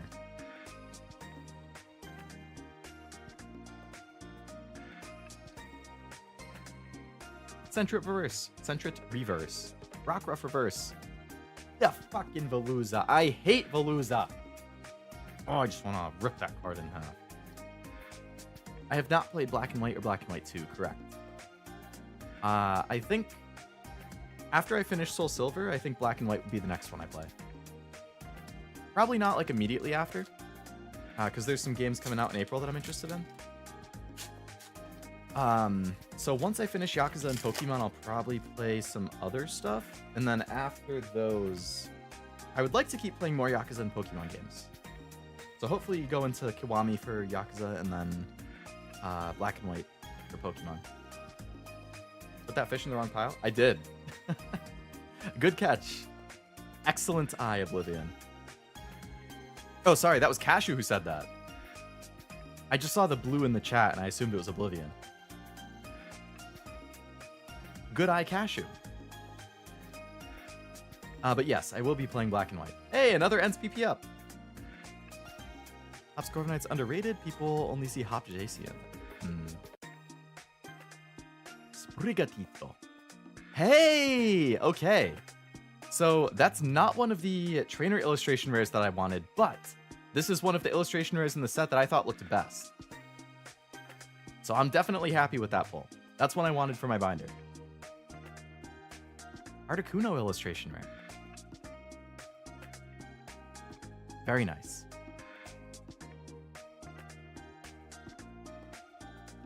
Majestically flying through a snowstorm. Very good pull.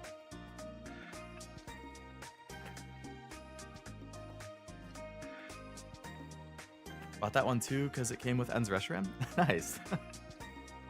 That's a good double up. Double Pokemon this week's off. True, yes. Because we have the Pokemon card opening today. And for anybody who doesn't know, I will be continuing Pokemon Soul Silver on Thursday. I'll see how focused I can stay. I'll see if I can get through the Elite Four. I think all I have left is the 8th gym, catching Lugia, and then the Elite Four. So we'll see. I do like to yap. It might not happen. But I'm going to try to make it happen. And then I could do Kanto the stream after that. Pretty a cool Articuno? I agree. Hyped for Kiwami already? I've heard a lot of... I was looking at... I was curious recently, like a day or two ago. Pelipper Reverse, Ends Castle Reverse. Okay, so this is one of the trainer full arts I was talking about that I was interested in still getting for the binder. where it's still just the CG Pokemon, but the trainer's in the background. So I feel like for my trainer-related master set, I should probably include these. Because they are still in it. That's 2 good pulls in back-to-back packs, I think.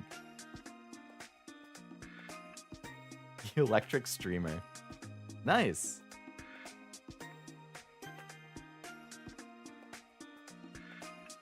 Is this watermelon drink my good luck charm? I'll have more.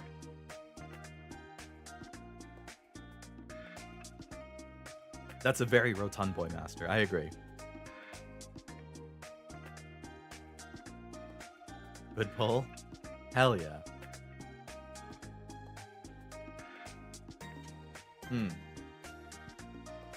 I feel like with every sip, this watermelon drink is growing on me. I liked it from the start, but I'm liking it more as it goes on. Secret is talking about Yakuza? Yeah. Oh yeah, so I got distracted because I pulled that in the middle of my thought. What I was going to say is that I got curious in the last couple days, and I was looking up like rankings of all Yakuza games just because I was curious. It seems like pretty much every single ranking I see, whether it's like a gaming website or... Man, this thing is giving me the hiccups. A gaming website or like on Reddit, there's the Yakuza subreddit. People are just like, let's rank all the Yakuza games. It seems like Yakuza 0 is always number 1. Like, it's like a unanimous agreed Yakuza 0 is the best Yakuza game. So I was like, damn. I mean, starting off strong, that it's my first one. It seems like Kiwami 1 and 2 are generally pretty well received. It seems like Infinite Wealth is pretty high up there. And I want to say Yakuza 6 was pretty up there. And then it looked like 3, 4, 5, and Ishin were a little bit more like controversial. Like some people really liked them, especially like 4 and 5. I think some people would rank it pretty high. And then some people would have it like towards the bottom. So it seemed like it was either like a you love it or you hate it kind of thing. I mean, I say hate it in quotes because these people always add the addendum of like, now even my bottom Yakuza game is still like a 7 out of 10. It's still a good game. Just in comparison to all Yakuza games, it's towards the bottom. But it does seem like 1 and Infinite Wealth, or sorry, 0, Infinite Wealth, 6, and the Kiwamis are generally like the ones at the top. Did I respond to the Rotund Boy one? If not, yes, extremely rotund. Secret for a good Pokemon set is a cute trainer. Iono does this very well. Yeah, Iono's in a bunch of sets too. Iono's in this set. Iono was in Paldea Evolved, and that set that I thought Paldea Evolved was like the best Scarlet and Violet set.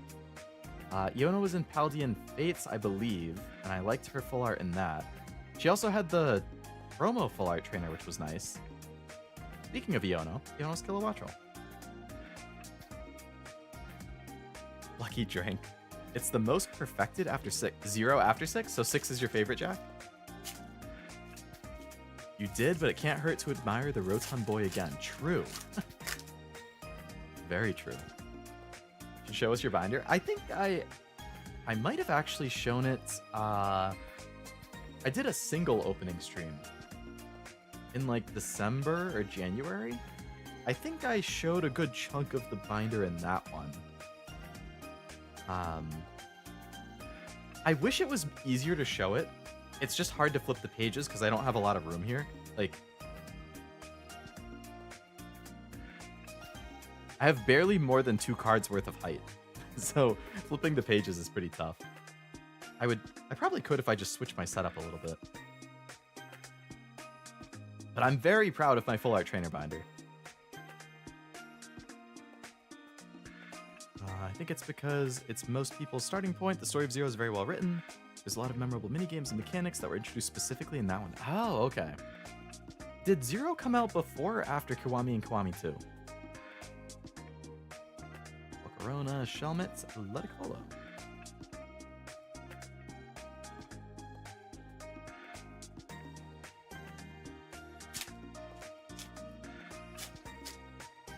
The real question is how many new Yakuza games will come out by the time I finish playing all the ones that are currently out. Oh, you know what? Speaking of... Okay.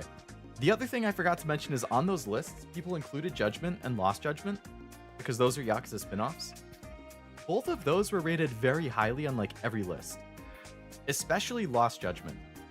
I saw Lost Judgment in the top 5 and even top 3 like a lot of the time.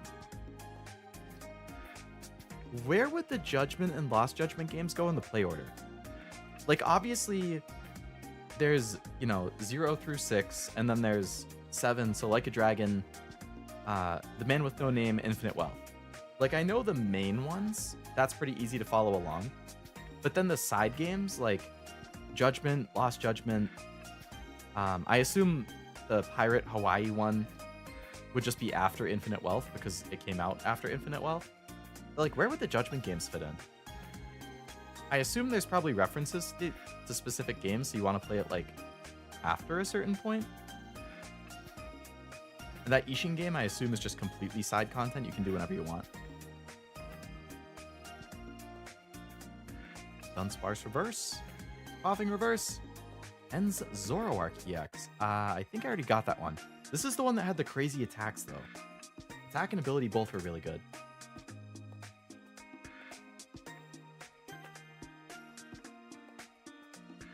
Played, which everyone had the orphanage in it. Not as a story beat, but the actual one where you saw the kids. 3, I think. I couldn't tell you. I don't really know anything about any of them outside of 0.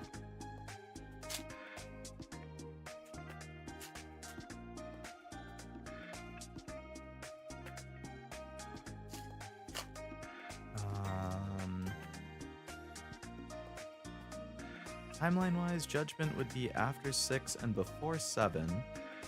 Takes place in 2018. Lost Judgment would take place after 7 and Man with No Name, but before Infinite Wealth. Okay. So is it basically release order except for Yakuza 0?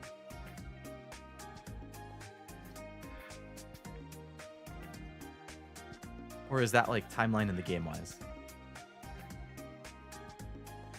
6 is good, but what happened near the end had it drop lower under Infinite Wealth and Like a Dragon. Not a fan of the ending? Obviously no spoilers. Whalmer, Jonas Tadpole, Cramorant, Lorgato, Lokix, Muskin, Alolan Golem. Alright. Heaven Durant Reverse. Hop Sandaconda Reverse. Hop Snorlax. We got what? 4 packs left on the first side. So we're almost halfway through this box.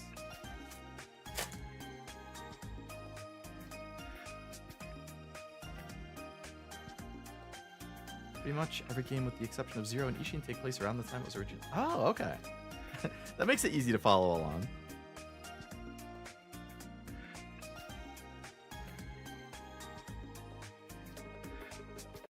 Janos Wattrel, Release Pearl, Garidant, Regice, Hops Rookidee Reverse, and Zorua Reverse, Regirock. I still haven't pulled a special illustration rare or a gold card. I am positive. I know I checked the pull rates at some point within the last week, and I want to say special illustration rare. I don't remember the number, but the typical special illustration pull rate is less packs than I'm opening in this stream. So if I don't pull a special illustration rare, I had worse luck than average, specifically for special illustration rares. Still here just chilling and waiting for Leo to pull a full art trainer. I'm gonna try my best, Fresh. Or Javits. I'm not sure which of the two you prefer, Fresh or Javits. Lostwick Reverse, Hops Corvusquire Reverse, Metagross. Kwame and Kwame 2 are 05 and 06 respectively since the OG titles released then. Right. Stupid made me pissed, but not enough to hate the game. It's always a bummer when the ending of something is a bit of a letdown.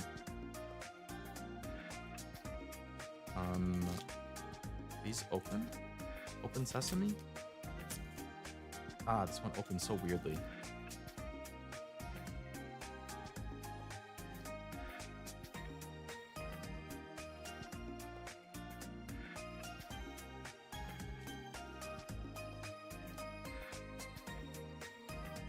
Alright. Squawkabilly, Ends Clang, Turret, Drudagon, Hops Cramorant, Octillery, Wheezing, Magmar Reverse, Swinub Reverse, Duplicate EX. This was the first hit I got in the whole stream, actually. Salamence EX.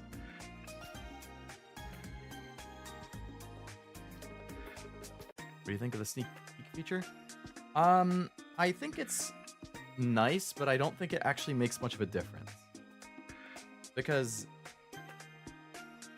generally speaking, like, you know, if you're trying to get a specific card, your odds of getting it are 1 in 5. With the sneak peek thing, I mean, you either happen to click on the one you want and then you just know right away, which is awesome. Or you click on one that isn't what you want, and then your odds of getting the specific card you want go from 20% to 25%. So, like, most of the time, it really doesn't change your odds very much. But I do think it's nice because it does help, even if it's only a little bit. You either happen to get the card you want and then you know to pick it, or you know not to pick this one and your odds go up ever so slightly. So it would be nice if they keep it permanently. Favorite anime? Clannad After Story. One of the first ever anime I watched, actually. Rizzy on Reverse, or Choreo Reverse, like Makalo. Alright, so we are halfway through that box. And we've gotten 6 hits, so we're actually doing exactly the same as last time. We also had 6 hits through the first half in the first box. But the Articuno and the Iono's Belly Bolt are both pretty nice. But yeah, so Clannad is my favorite anime. My full top 5, from 1 to 5, Clannad is 1, Gurren Lagann is 2, Fullmetal Alchemist Brotherhood 3, Steins Gate 4, and A Place Further Than the Universe is 5.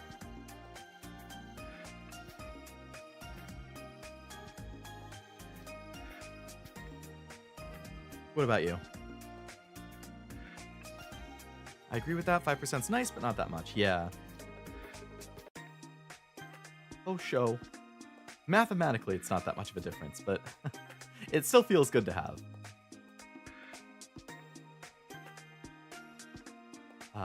Shelgon Reverse. Yeah! Let's go! One of the trainer full arts, and it's the Iono one. It's not the Belly Bolt, but hey, the Kilowattrel's super cute too. This box is definitely picking up the slack. Let's go.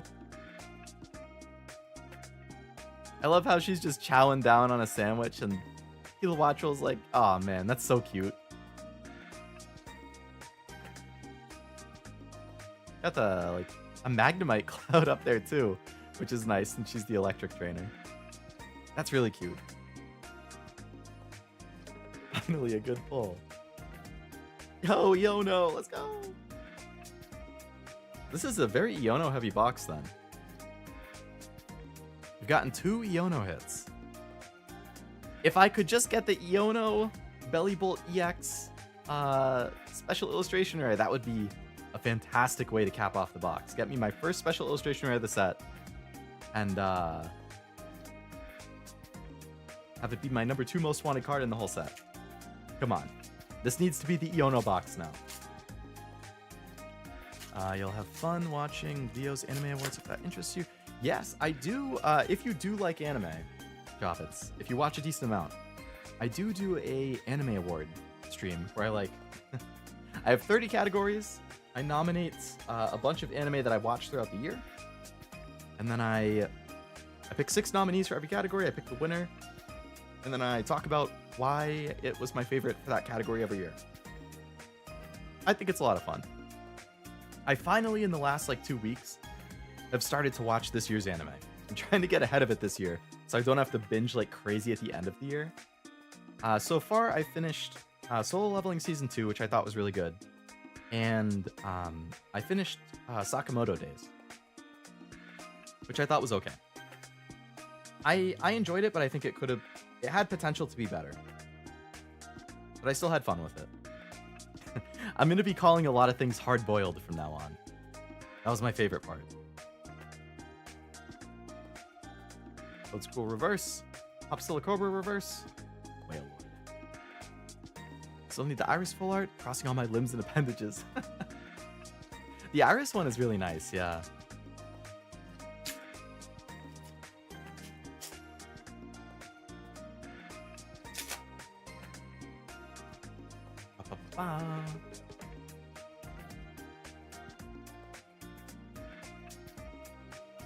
Sakamoto Days disappointed me so much. I figured it would since you're a big fan of the manga, yeah. Like, I've only read maybe like 5 chapters of the current one. I mean, of the manga, so I didn't have like too many expectations going in.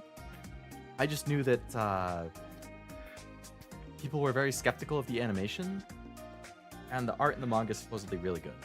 But I think as an anime only, it didn't disappoint me as much. Yono, this is the Yono box, man. Yono's Belly Bolt EX. I already had this one, but hey. Now I have 2.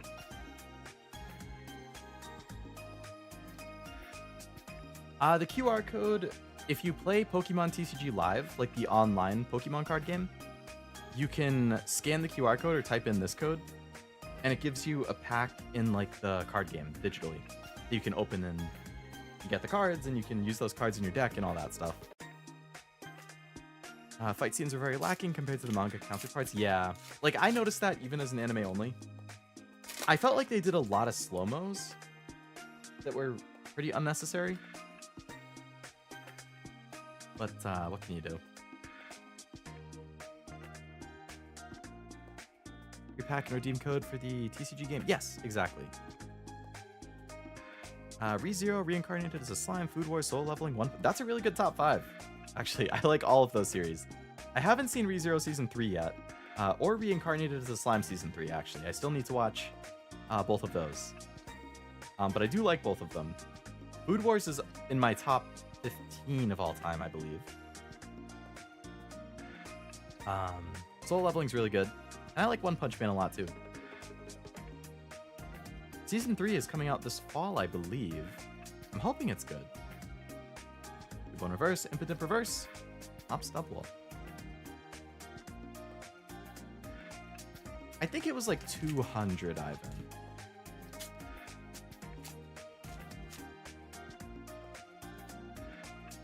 It was over MSRP, but it wasn't so over that I wasn't willing to pay it because I really wanted to open it. But I had a hard limit for a while that I wasn't willing to spend. I've taken 2 only. People are faster. I think what's really common with Pokemon openings is that a lot of times people will like lurk and they'll just be ready to like scan as soon as they pop up. So you definitely need to be fast. But hopefully people are getting everything redeemed. Soul Season 2 is so good. I loved it, yeah. The fights were so good. The fights in, I think it was episode 6 and 11. I thought were really, really good. Protagon reverse, Bombardier reverse, Meowscarada. Another sip of the drink.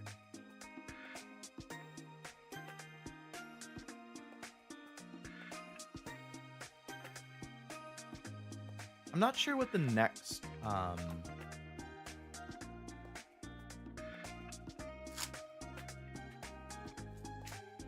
one I'll watch is. I don't. Oh, Javits, if you mean TCG Pocket, I do have that, and I play it very casually. Even in Pocket, I'm more like real life, where I'm more interested in like collecting the cards than I am in the battling. But I do play it casually. If you mean the TCG Live, like what the codes are for, I don't play that. I've considered it, but I don't currently. I'm just here for the pack openings. That's my favorite part. Gotten a few, maybe like 5 or 6. People are quick, like dedicated. Hey, that's a couple of you I know for sure have gotten them then. Super Potion reverse. Hops Cramorant reverse. Okay. Salamence EX full art. Not what I was personally aiming for, but not a bad full art. It's different than the last one at least. Variety is good.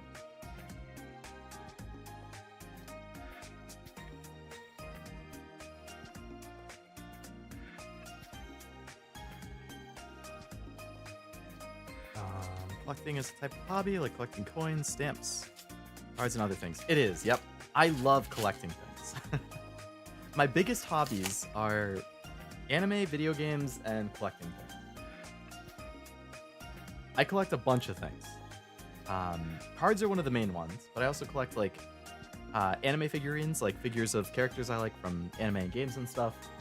I collect manga. I collect video games. I collect art. That's one of my big ones too. Like I have a shit ton of art books. I have a ton of like prints that I get from like anime conventions and stuff. I just love collecting stuff. Ends PP up again. We're getting huge. Butterfree reverse. Tyranitar reverse. Ends Reshiram. Love the red and pink in this. Yeah, the background in that one looks pretty nice. Most of my decks would lose key cards with rotations. I like that they keep it fresh, but it's definitely frustrating if you like get used to something and then you have to keep adjusting it. Did play a bit of live back when it was online, but I was never consistent. But yeah, Pocket I do play here and there. Pocket's pretty good. I like the shorter, quicker battles and different metas. Still play live on mobile and PC because it's good in different ways. They definitely both have pros and cons, yeah. I get very frustrated when my pulls in Pocket are bad for extended periods of time, though. Redeemable ticket reverse. Morgan reverse. Mimikyu EX. Alright, that's a duplicate. Got that in the previous box.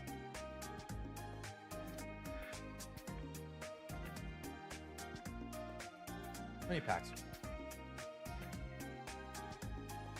Looks like we have 9 packs left. We're getting down to the final stretch. I really hope I pull a special illustration rare in the last 9. I don't need to. Just one more hit of something I want would be nice. But if it could be a special illustration rare, that'd be really, really nice. Edition hit big this year. Online's best because you can just craft cards you need and not spend hundreds. Craft systems are very nice. It's not guaranteed 1 per box, Oblivion. On average, it's 1 per box, but it's not guaranteed. I didn't get one in my first box. I want to say, and I haven't gotten one in the second yet. I want to say that the average is like 1 in 60-ish packs. I forget what TCG players' pull rates were. The rates are a little bit worse than 1 in a box, though. I think it's 1 in 50 or 60. Magmortar reverse. Ops Bag reverse. Majorna. But I agree. It should be 1 guaranteed per box. I know it's 1 guaranteed per box in Japan. But, not in the US. Maybe just give me 1 more hit. Yeah. Maybe hit me 1 more time. Rush dual boxes were guaranteed 1 of the high rarity cards per box, and if you wanted the 3 of art, you get all 3. Really? You almost kill a Watch Roll reverse. Lilligant reverse? Speaking of Yu-Gi-Oh! I opened Master Duel for the first time in quite a while yesterday. Because I was testing my sound on my TV. And I was like, alright, I know Yu-Gi-Oh's loud, so I'm gonna open that. And I saw that they're doing like the Sky Striker alts. And Sky Striker is my main deck, as a lot of you guys might know. And I had enough to do some pulls on the new pack that had the alts. And I think I pulled all of the alts. I know I got, off the top of my head, I got the Kagari alt, the Shizuku alt, the Hayate alt, the Reinforcement of the Army alt, and the Engage alt. I don't remember if there was another one, but I got all 5 of those.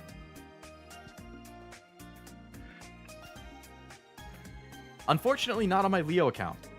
I got it on my personal account. So if I were to open up my Leo Master Duel account, I wouldn't have any of those.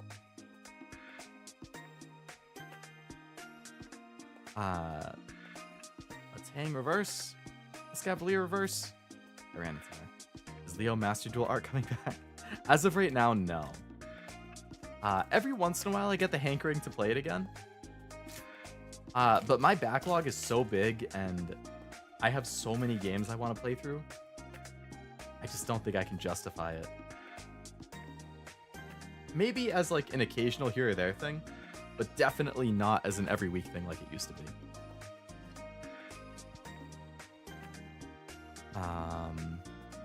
Playing Master Duel right now? Really? What's your main deck, Kevin?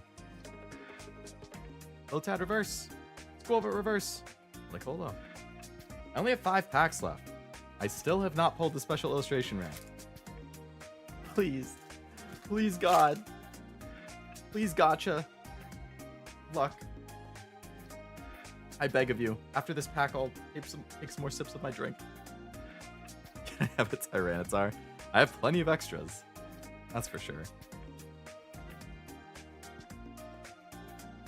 Pupitar, Selgor, Lily's Pearl, Greedent, Power Blast reverse, Black Belt Training reverse, Volcania. My God. Please tell me this isn't the last hit of the box. I didn't have this one, at least, I don't think. It's something new. No need to rage at Master Duel every week. Oh, yeah.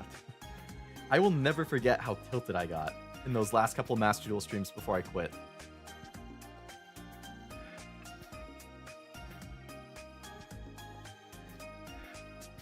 Volcania, my beloved. Hello, Draco. Welcome to the stream. So we're at 11 hits right now. So one more hit would make this an average box, 12 hits. I have 4 packs left. I still have not gotten a single special illustration rare, so I am doing worse than the average right now. It's time to have some more of my drink. Having a lot of fun with Trap. Oh, Trap Tricks. That's my number 2 deck. Sky Striker 1, Trap Tricks 2.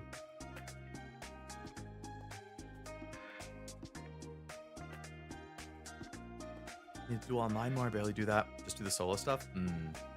Yeah, the online gets super toxic. That's what I was tilting about when I ended up quitting it. I couldn't get out of... I think I was trying to get to Platinum for the first time. I was in like Gold 2 or 3 or something, I want to say. Or was I in Silver 2 and I was trying to get to Gold 5 or something? I don't know. Whatever it was, I was trying to get to a new record. And I was stuck at the same rank for like 3 streams in a row. Because I just kept like win, lose, or I would like win, lose, win, lose, win, lose. Like, I just could not get past it. It was driving me crazy. I'm gonna go to sleep now. Class tomorrow. Oh, yeah, definitely don't want to keep missing classes, Javits. Good idea to go to sleep. But thanks for hanging out. Hope you had a good time. And hopefully catch you some other time. Yeah, have a good night. Good luck with classes. For me, it's the 3-hour turns that turn me off. I lose focus. Yeah. It's a pain watching people just go on and on and on and on.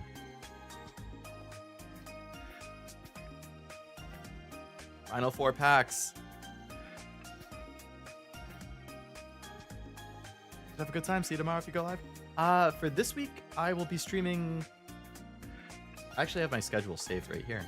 Aha. Pokemon Soul Silver on Thursday. Those are the times. 7 Eastern, 11 GMT. And then Sunday, I'm planning to do Yakuza 0 some more. Early again, though. I want to get, like, another 5 hours in. So, like, at noon my time.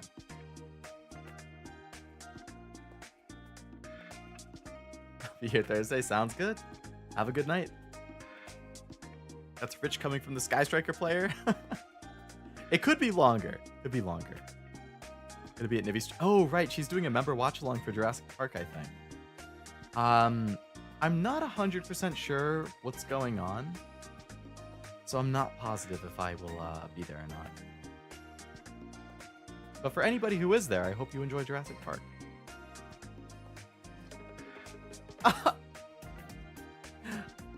Man, I like the Whale Lord illustration rare. I do. That's one of the ones that I liked more. It's like on the same level as Articuno for me. But it's not a trainer one and it's not a special illustration rare. And since this was my 12th hit, I wouldn't be surprised if I don't have another hit in these 3 packs. Because 12 is typically the average. This very well may be my last hit with no special illustration rare. But I do like the Whale Lord card. I will keep that one. It will go in my personal binder. It's not a bad pull.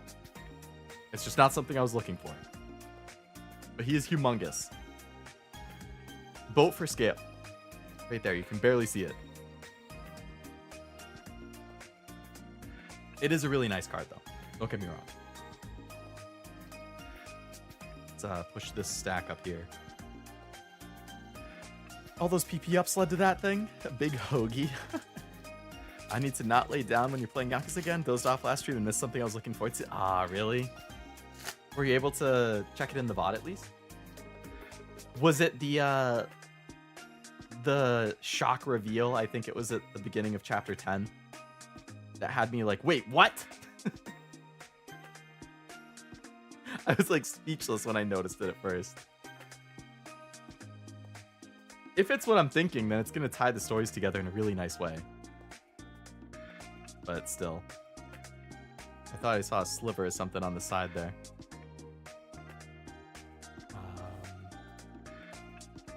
An upright long boy. Milsria reverse. Levincia reverse. Release Ravambi. I did not see something, evidently.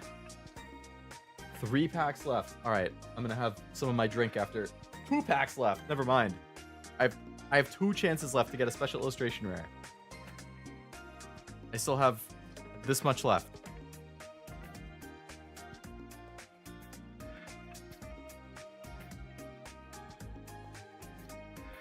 Okay. Second to last pack. I need all the luck. Thankfully the bot was there. That's good. Very good. I was thinking of doing like a master cut after I finish Yakuza 0 of like stuff that made me laugh the most or that I liked the most from the story, but that's going to be a lot of odds to go through.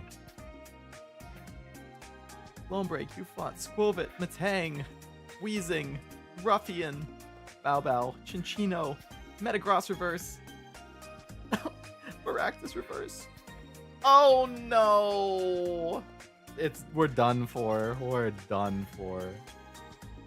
Oh, creamy. How could you do this to me? There's no way in hell we're getting a special illustration right now. That's the wrong pile.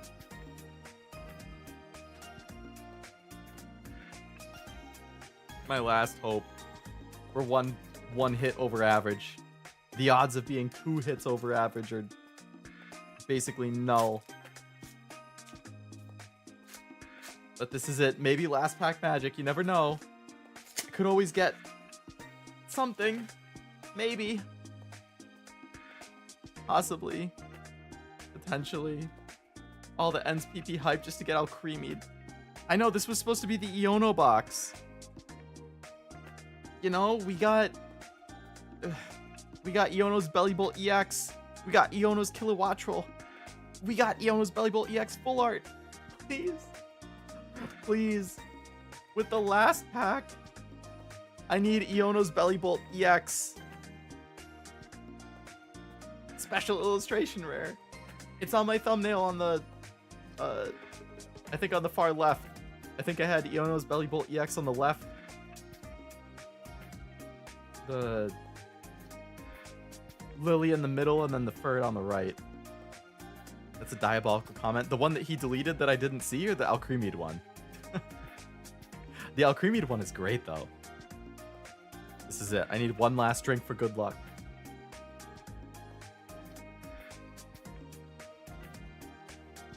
Alright, I saved a little bit. Either I have a drink of despair after I don't get it, or I have a drink of celebration if I do get it. Giving all my luck-like energy to the Spirit Bomb.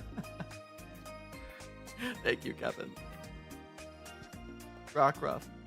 Caterpie. Magmar. Ops Wooloo. Ends PP up on the last pack. Iono's Electrode. Pop's Bag. We've gotten like all the trainers in a row right there, except for Lily. Haldean Whooper. Alright, we have 2 chances left. 2 cards left that could be a hit. If it's a special illustration rare, it's the next one. I'm expecting nothing.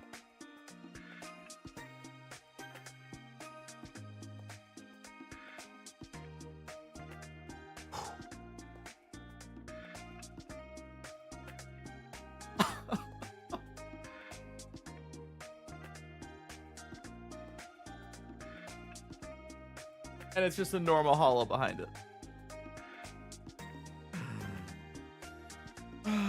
How can I open 89 packs and not get a single special illustration? What are the rates? I'm looking it up right now. Because this is some bullshit.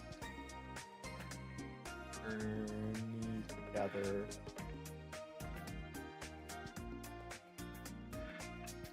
Rate. TCG player. Alright, let's see what the rates were. For a special illustration rare. Okay, it's 1 in 86 packs, actually.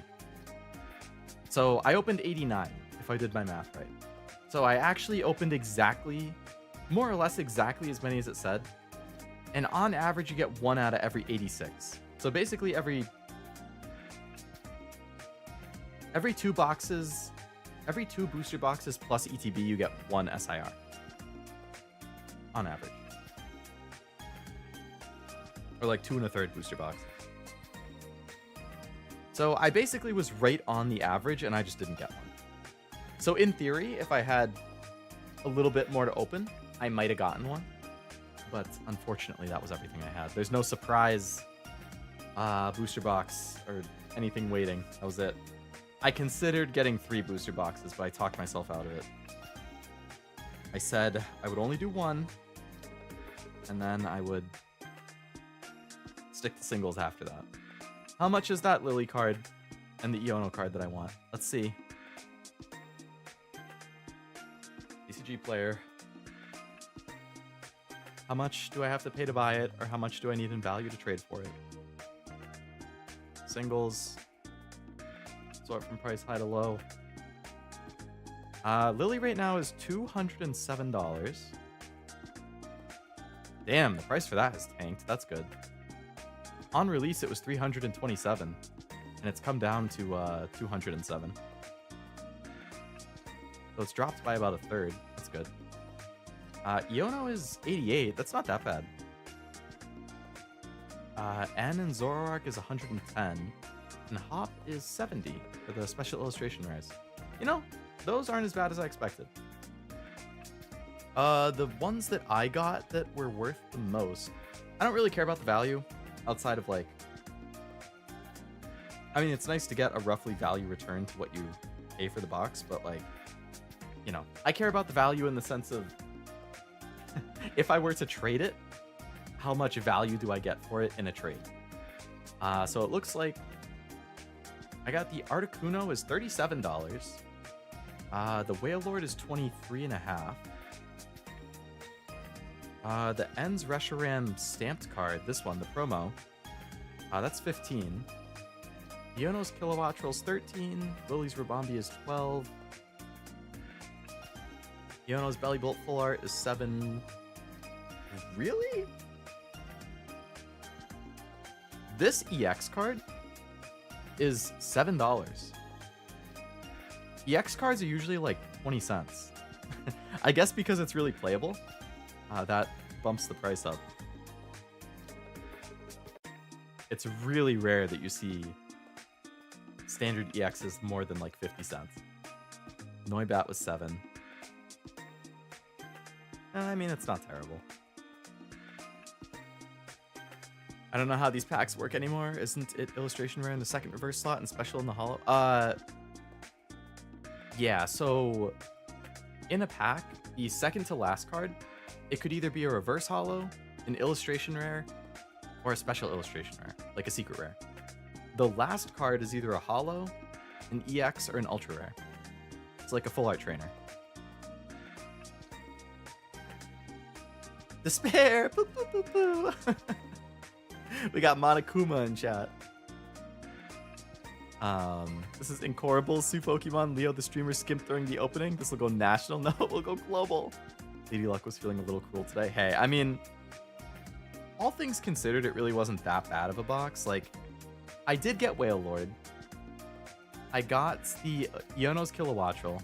I got the Iono Bellybolt EX Full Art, and I got the Articuno. So, like, those are 4 cards that I actually was interested in, which really isn't that bad. It's more of just not the super high rarity stuff. Stats suck because it seems like you'd get one, but you can get unlucky and not get one. It's still 1% per pack, and that's pretty low. Even lower per card at about 0.25%. Yeah. How many Blue Eyes White Reshiram's do you have? I got 2. The 2 promos. I believe that card in comp is insane. I mean, the attacks and the ability did seem really good. So I could see it. I'm just going to sort this stuff.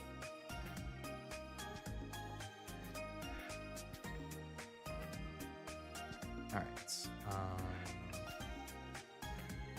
Fire. Water. Electric. 3 different psychics. Right, those are in order. Then that comes. Then I'll do that. Then I'll do that. And then I'll do illustration. Promo. Now I gotta mix these together. Veluza. Coco, Belly Bolt. Fairy. I like to do it in the order I pulled it.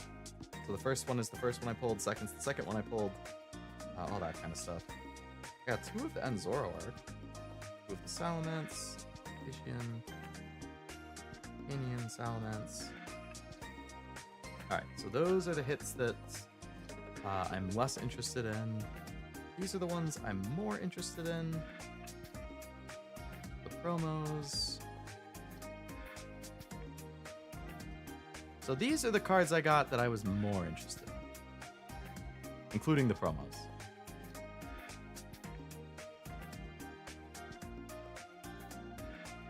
Got good cards, but not the ones you were aiming for. Truly the gacha of cards.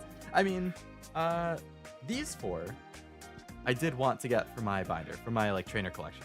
Also the promos. All of those are definitely going in my trainer binder. Those are all cards that if I didn't pull them, I would have had to buy singles or trade for them. So those are definitely good pulls.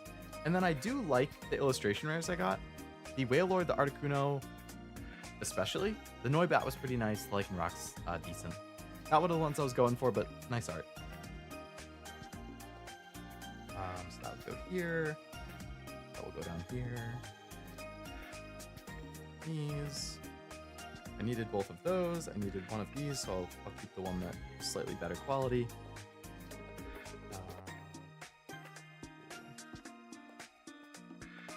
So altogether, we got 1, 2, 3, 4, 5, 6, 7, 9, 11, 12, 13, 14, 15, 16, 17, 18, 19,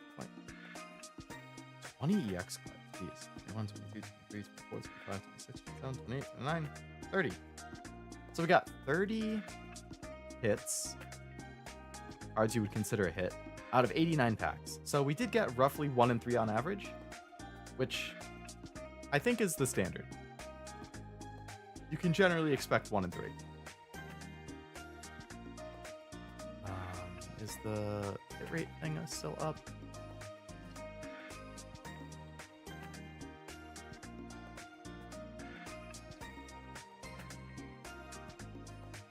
So one of these is roughly 1 in 5. A double rare, so just a basic EX, roughly 1 in 5. So I actually did better than average on that, because I opened 89 packs, but I got 20 EXs. So 20 out of 90, so that's actually 22%. So the typical odds are 20%, but I got 22%. So I did just slightly better than average on these. Ultra rare is roughly 1 in 15, and I got 4. So I should have gotten 6 for that on average. So I did slightly worse than average on Ultra Rare. Illustration Rare is roughly 1 in 12, and I got 1, 2, 3, 4, 5, 6. So I did slightly under average for those. Because 6, that would be 72, and I did 89. So I should have gotten 1 more Illustration Rare on average. And then I got 0 Hyper Rares, which are 1 in 137, and 0 Illustration Rares, which are 1 in 86. I mean, it's not terrible. all things considered. But the ones I will definitely keep for my trainer collection are these. One of the N Reshiram's I will either trade or sell. I'll decide which of these I'm going to keep. And I'm definitely keeping the Articuno. I'll more than likely keep the Whale Lord. Not sure about the Lycanroc. Noibat I'll probably keep. I mean, I can get decent value for these, so I'll probably trade or sell these. These are probably not a whole lot in value, but I'll probably trade or sell those. Oh, not too bad. I'm happy I got all these. I was very happy about these two, especially.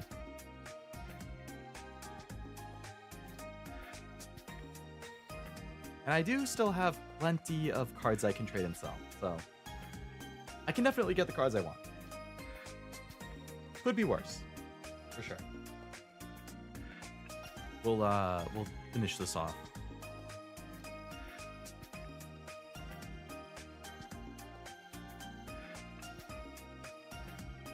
Good trading cards, either value or CFC. Oh, card for card, yeah, for the singles you need. Exactly. I mean, unfortunately, if I were to combine every single card I might be willing to trade, let's say all of these, I mean, people really don't care about the EXs, so outside of these two, plus these, plus maybe, let's say, Lycanroc, plus one of these, I'd probably be at 1/4 of Lily's value. So I'm definitely going to have to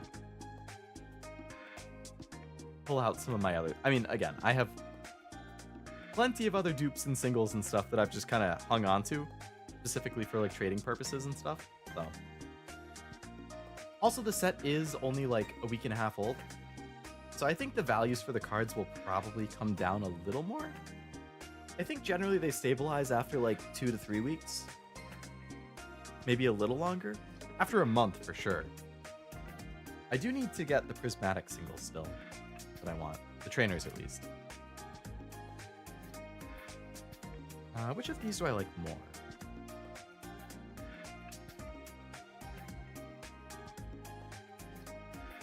Quality on both looks pretty good.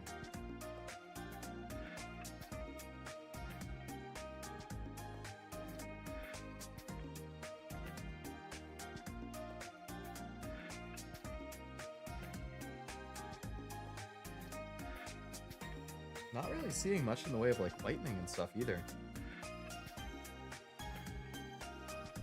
I know there's been sets in the past where the promos have like terrible print quality, which is always kind of annoying. But these ones look pretty good. There's like a very little amount of whitening around the border. It's definitely not going to get like a 10 if you grade it. I hate that I'm nearsighted. I have to take my glasses off to actually like look at them.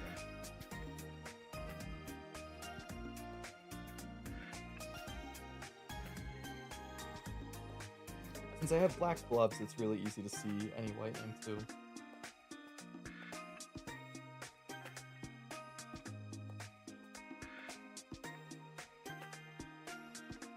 They both have a little bit of whitening on the left edge on the back.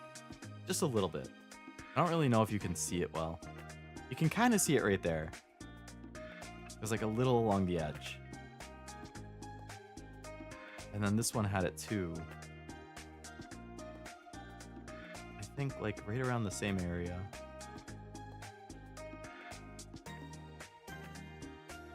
It's pretty minor though. Like I think both of these would be solid 9s if you graded them. I don't really grade cards, but like if you did grade them. I only have like, I do have a few graded cards like that I really like. I have like a perfect 10 Venusaur. I have a perfect 10 Dawn character rare, because Dawn's my favorite trainer. I have a couple PSA 10s.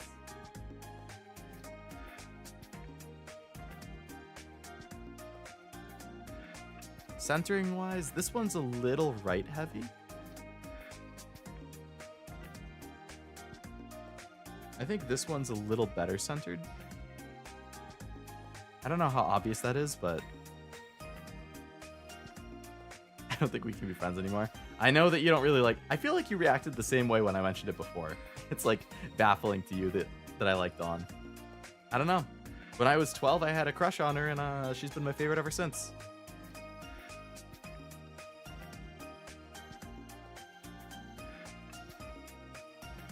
It's hard to pick which one of these I like a little bit more. May is also in my top 3, though. I mean, May, Misty, Dawn. Like the OG 3, pretty much, are my favorites. Or the OG big 3.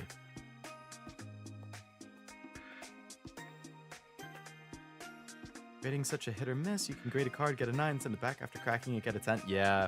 I saw somebody posted a video lately, like, they got a 5, and they cracked it out and sent it back in, and they got a 10.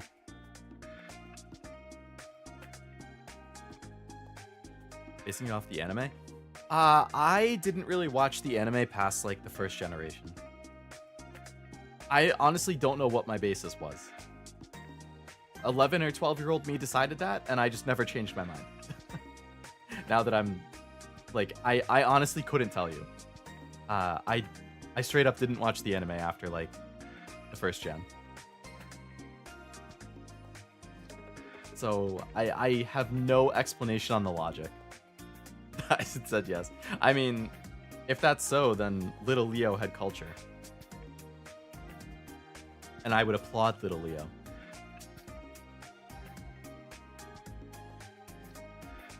I do subscribe to ideology as my religion. There's a new grading company that actually shows everything in a PDF. Yeah, I've seen them lately. Like, they have a QR on the thing, and if you scan the QR, it pulls up, like, all of the notes about it. I think that's really neat. It's really nice for transparency, because there have been times that I've graded a card myself, and I've gotten a 9 or a 9.5. And I'm looking at the card, and I'm like, why? Like, why is this not a 10? So I would really like the transparency to, like, explain exactly why it got the rating it did.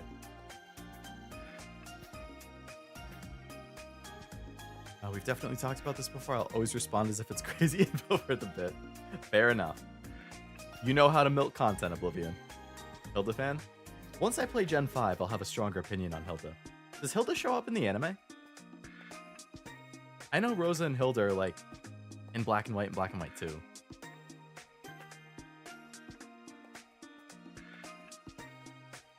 Damn, I only had one drink and I already have heartburn.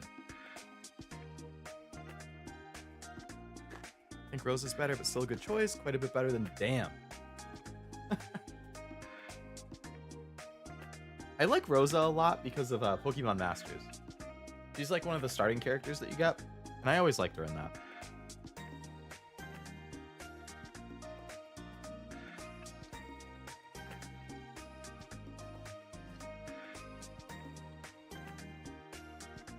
I'm gonna keep this one because the centering on the front's a little better. And since I put it in my binder, that's the one. Makes it look a little nicer when I'm scrolling through. Or flipping through.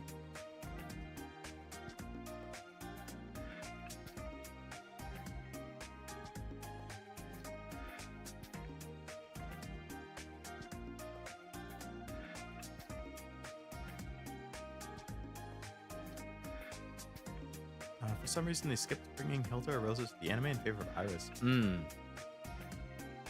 I did hear that Iris is pretty good in the anime. She has a solid arc, right?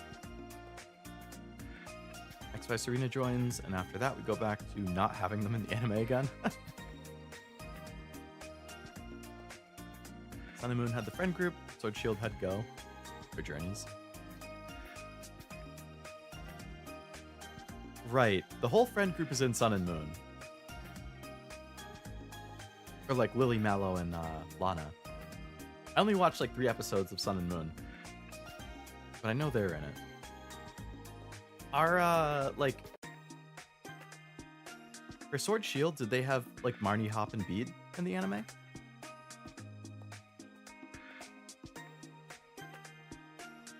Journeys has Go. Horizons doesn't even have the tags. Oh, Sword Shield had Go. Right. It was like the bromance. Hop and Go. Oh, sorry, not Hop. Ash and Go. Hop is the only one I remember showing up. Hello, Yonosuke. Welcome to the stream. Hope it's going well. Fingerless gloves go pretty hard, not gonna lie. Thank you.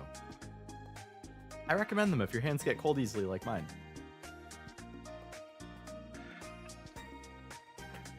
Oh, Barney does? I always double sleeve stuff that I put in my binder, so I need to get my perfect fit sleeves for these. I will be right back while I get my perfect fit sleeves.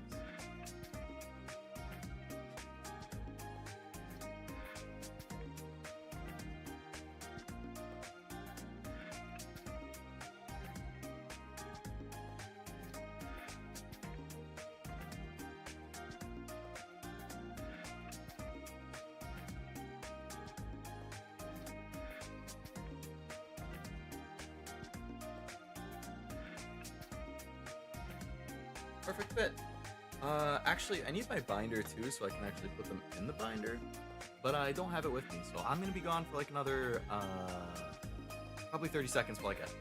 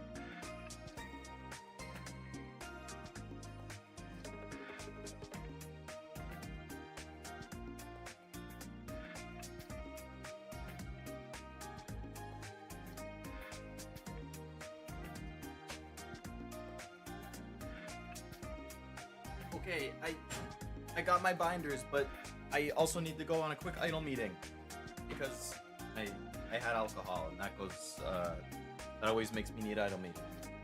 So I'll be back in like another minute. Except I brought some cool stuff to show off too. I brought my graded cards because I forgot I had them with my binder, so I can show you my few graded cards. But yeah, I will be right back. But I'm gonna keep you here on this screen anyway because. You know what? I'll put you on the BRB screen. You can listen to some different music. We'll be right back.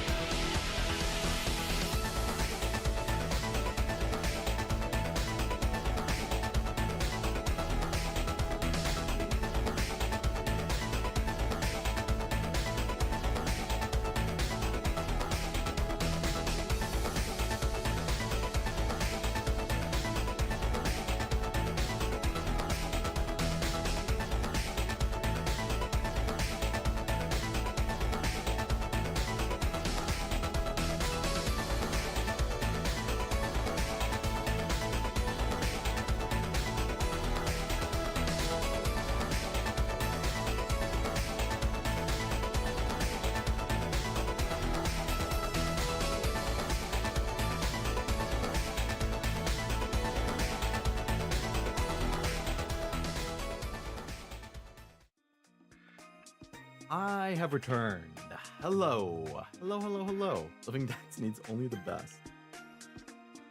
I ended up buying 12 packs of 100 black perfect fit sleeves. Do you double sleeve or do you just single sleeve? Oh, Tag. Yes. Tag is the new grading company who does the super high detail stuff. All right. Let's double sleeve these bad boys. Over 3 minutes? Really? Just for the BRB screen? Or is that combining all of my BRBs?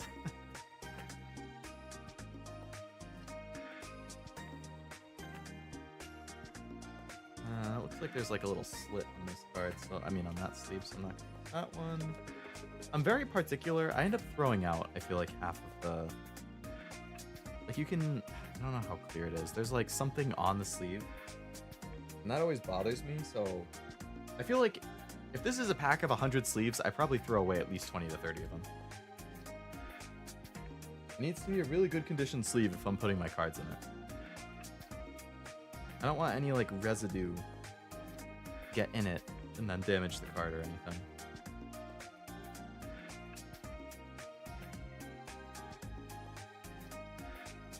Alright, that one's double sleeve. Getting the thing in the... Okay, good. Those combined, that's not that bad. If it was just for the idol meeting, I would have been disappointed in myself. That perfect fit sleeve feels very tight. I prefer the ones where they aren't quite as tight.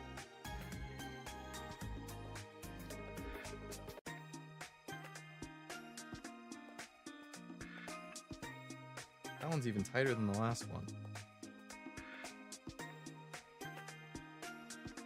Third time's the charm?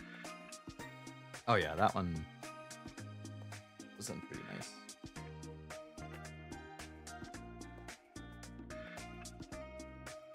Something on the back.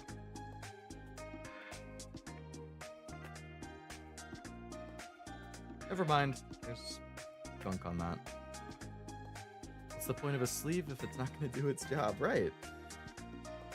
I'm also just super anal about this kind of stuff. Okay, this one, it goes in really nice. Much better.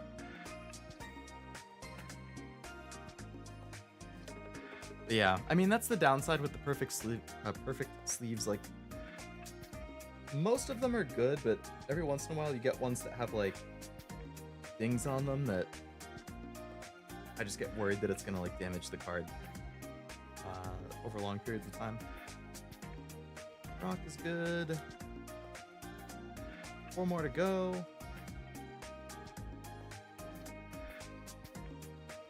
Those belly bolts.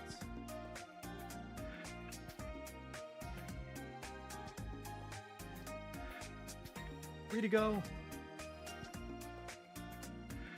And Zorua.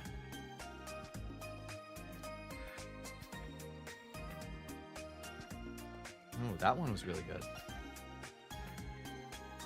And Zorua with the Pokemon Center stand.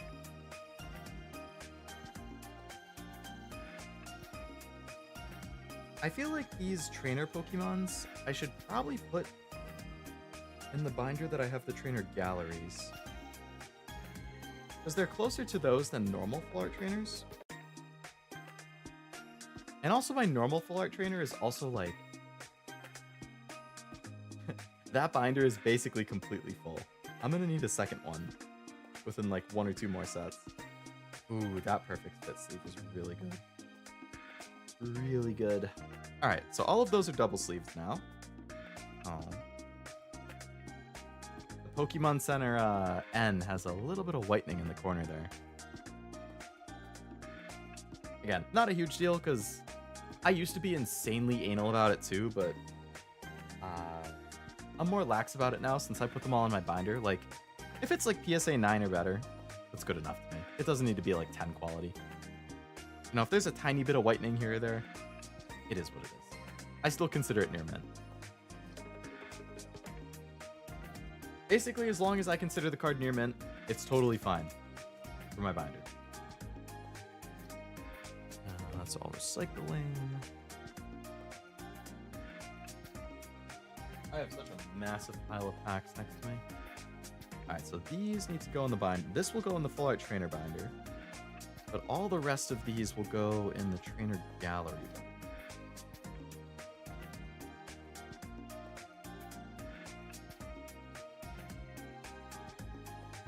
Even a little bit of fluff or dust ruin a card sometimes, especially in perfect. Exactly. That's why I'm super anal about it. Back now too, I don't double sleeve, just like the look and feel of perfect fit when putting in the binder. Totally fair. So I want to show my graded card.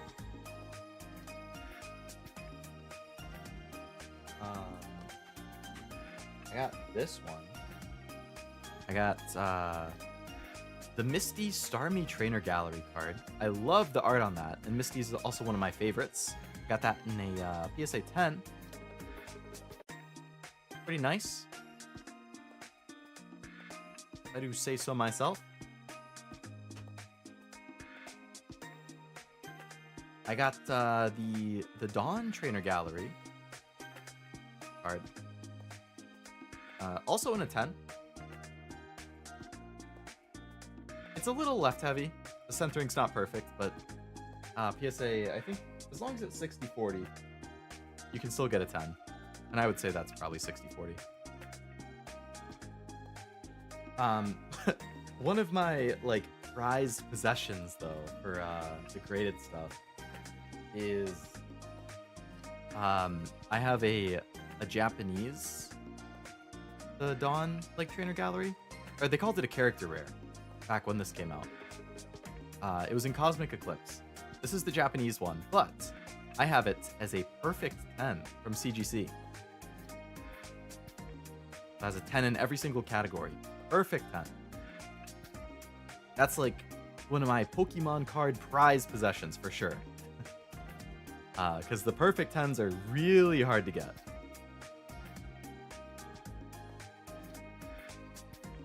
Same thing with like the BGS black labels.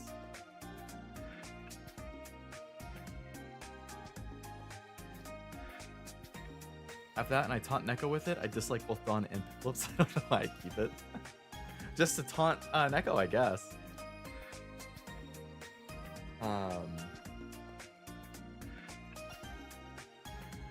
I also have this one. I have a perfect 10 for the Skyla full art, which I think is really nice.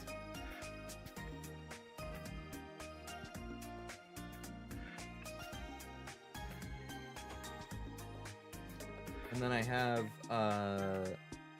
a PSA 10 McDonald's Bulbasaur, because Bulbasaur is my favorite. So I wanted a 10 of some kind of Bulbasaur card.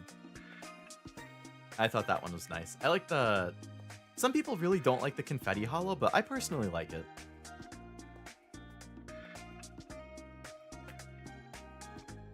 And then my other like big prized possession for Pokemon cards, or one of them, I have the Celebrations Venusaur, also in a perfect 10 from CGC. Again, 10 in every single category. That's a perfect card. And it's my boy. My boys.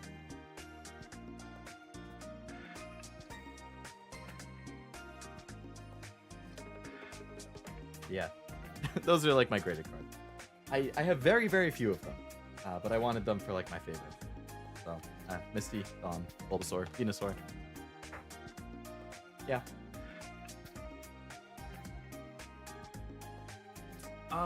Okay. I gotta put these in my binder. I got my big chunky full art trainer binder. Your boy and his son, let's go. Exactly. Don't I get Piplup's just a small boy, you can't hate him. Come on, he's so cute. Fine with the confetti holo, but much prefer Cosmo for promos. Even more now since they changed the borders to silver to match JP cards and the holo the border too. I do think generally the Cosmo holos look better. I do like the confetti on like the McDonald's stuff, but I totally get people preferring the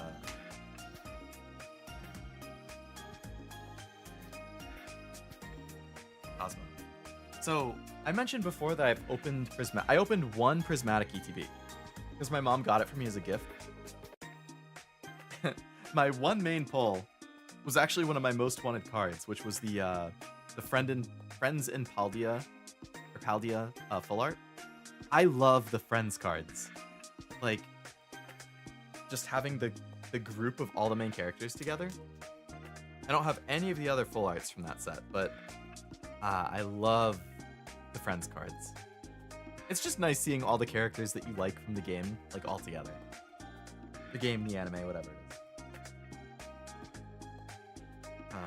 They also have friends in Alola. They have friends in the Sword and Shield one, and then they have friends in Hisui. I'm blanking on the Sword and Shield one. This is the friends in Alola. This is my personal favorite of all the friends in cards. I think that one's super cute.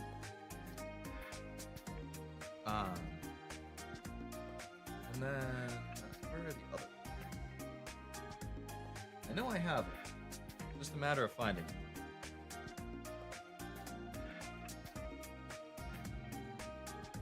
There we go. They're right next to each other. Friends in Hisui and friends in Sinnoh.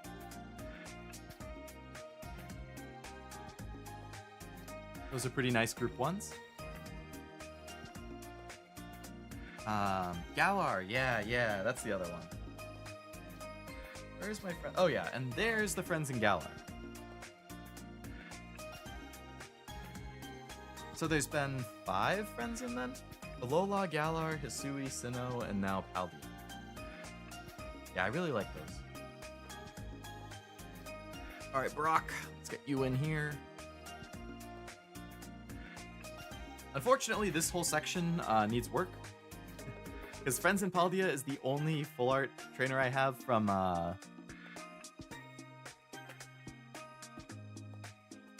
Prismatic.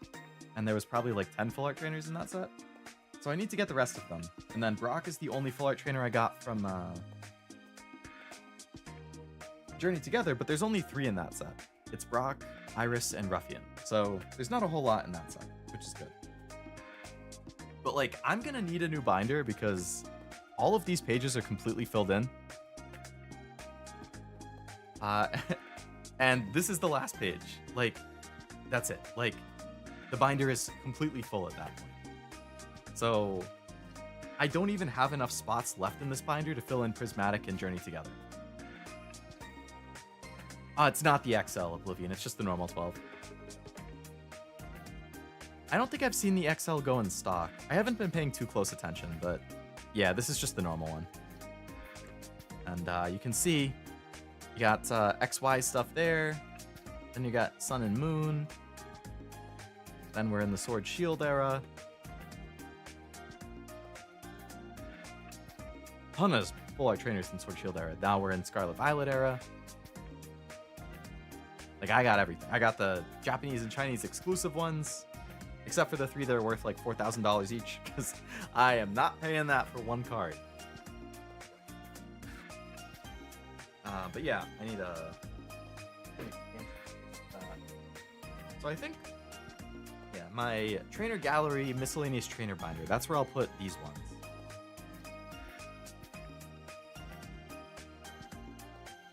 So you got Cosmic Eclipse Secret Rares, Character Rares. Then you got the Trainer Gallery stuff. This was from Brilliant Stars. This one is from Astral Radiance. This is Lost Origin. This is Silver Tempest. Oh, I forgot I had the Gigantor. The Gigantor Morpeko Marnie VMAX, and then the Lance's Charizard. Jumbo cards. Oh, speaking of the and Friends cards, I actually have, they don't have a full art for it, but they have normal Terapagos and Friends. So I just have, like, the Jumbo Terapagos and Friends cards. Or card. I don't know if there's a normal size. I just have a Jumbo.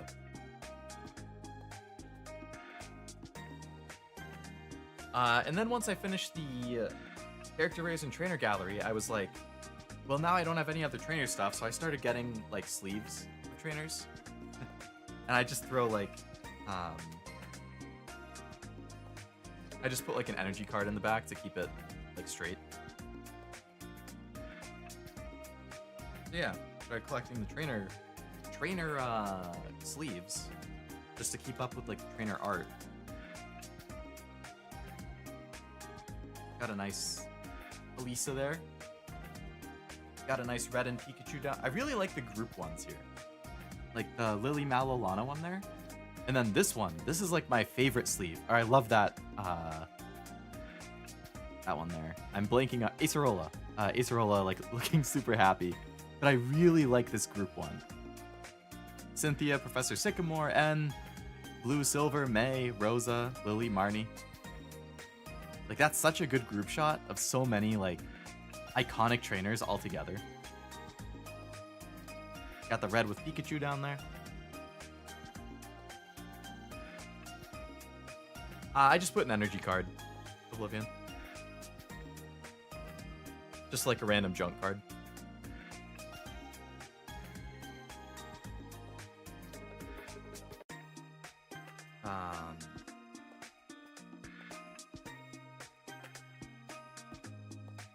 Here. And I got like the other trainer cards, like I got the promos with the anime people. I got the Zinnia with the Rayquaza that I think looks really cool. Got the Pikachu promo, Pikachu looking back, or Beauty looking back, whatever you call it. Nice Lily Clefairy promo, never came to English. Red and Pikachu promo, never came to English.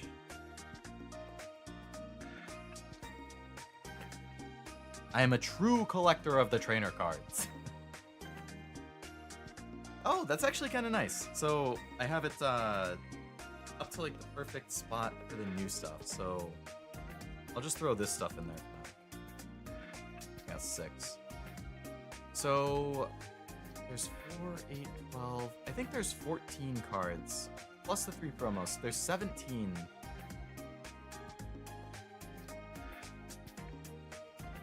Cards that I need room for. So it's like a page and a half. I'm not going to organize them right now just because I'll have to move them around once I get the other ones.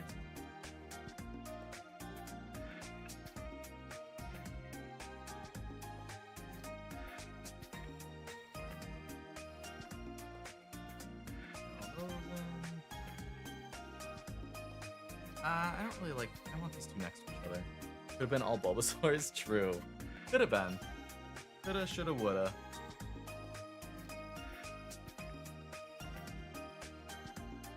Double cards are fun. I hope they make more someday. Yeah, I only, I know a lot of people hate them. I don't. I think they're fun.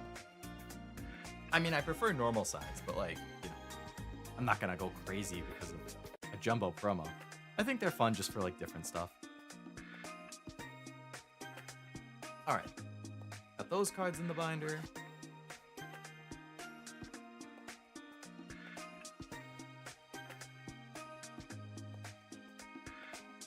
Nice. Everything is sleeved up. I guess the only other thing would have been the ones of these that I want to keep for my full art binder. Articuno I'll keep, Whale Lord I'll keep.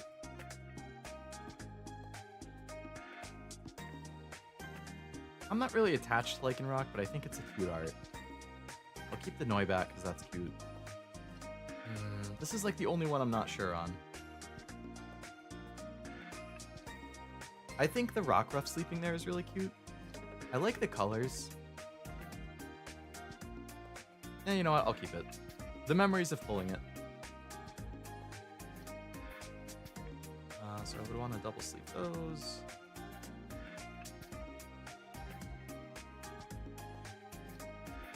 That was the Midnight Lycanroc. Ask you to let me buy it from you. The Midnight one does look cooler.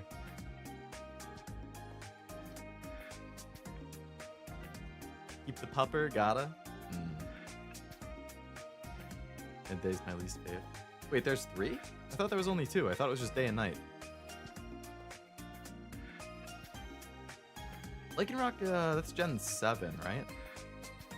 Oh, Dusk.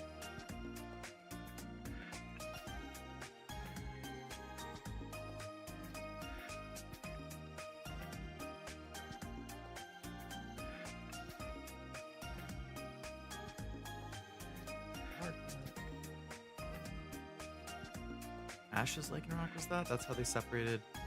Oh, okay.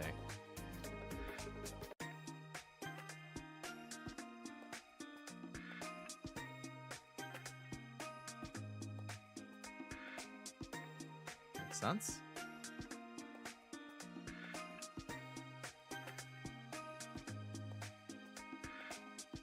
A little something inside this. Didn't notice until after I put it on.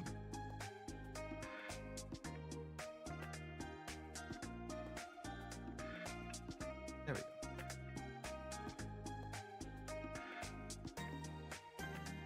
go. And Noibat.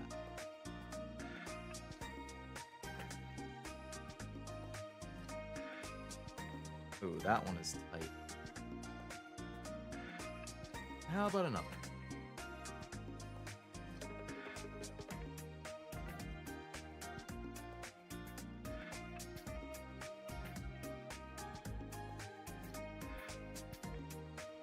I don't like that. Third time's a charm? Looks okay.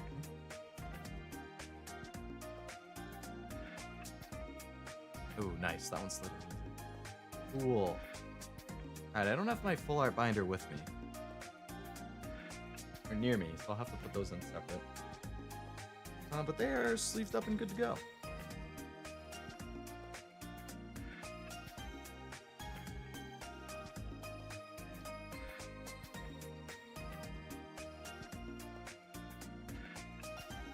Alright, how are we doing timing? What time is it? 10:45. That's pretty good timing.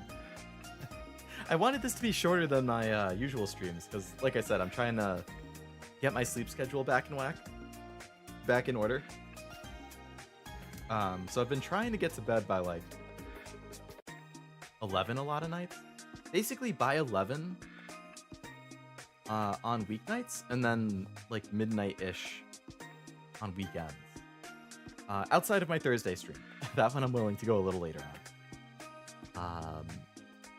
But I was definitely letting my sleep schedule get kind of crazy.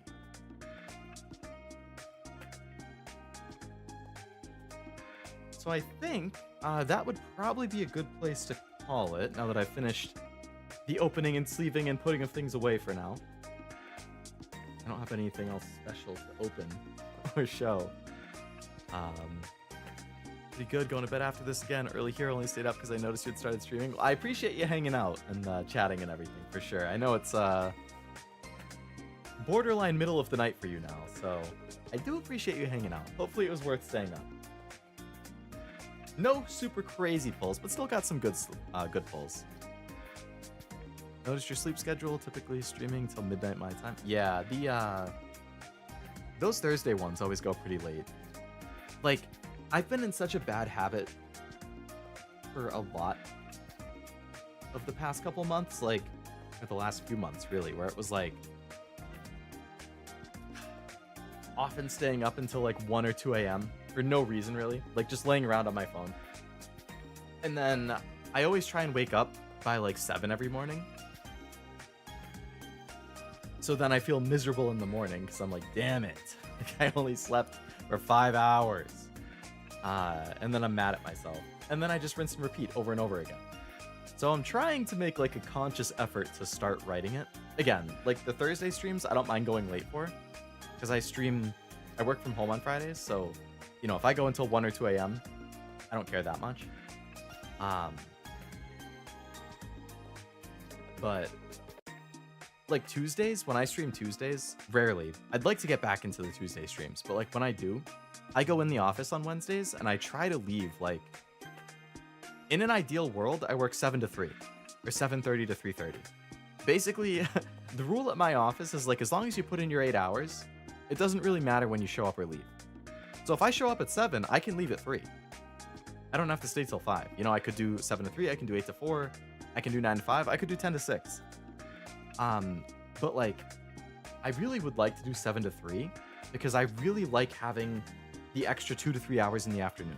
Like if I leave the office at 5:15, then I have like half an hour of traffic and like switch it, like then I have dinner. So it's like, I feel like it just kills a lot of time, right?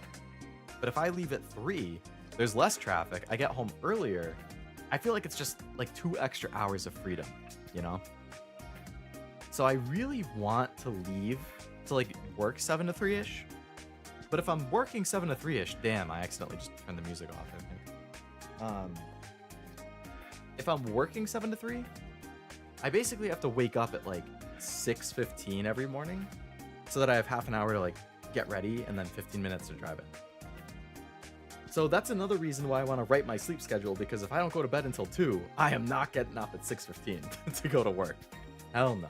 But if I go to bed by like 11, generally that's fine, because that's like 7.5 hours of sleep. I can do that.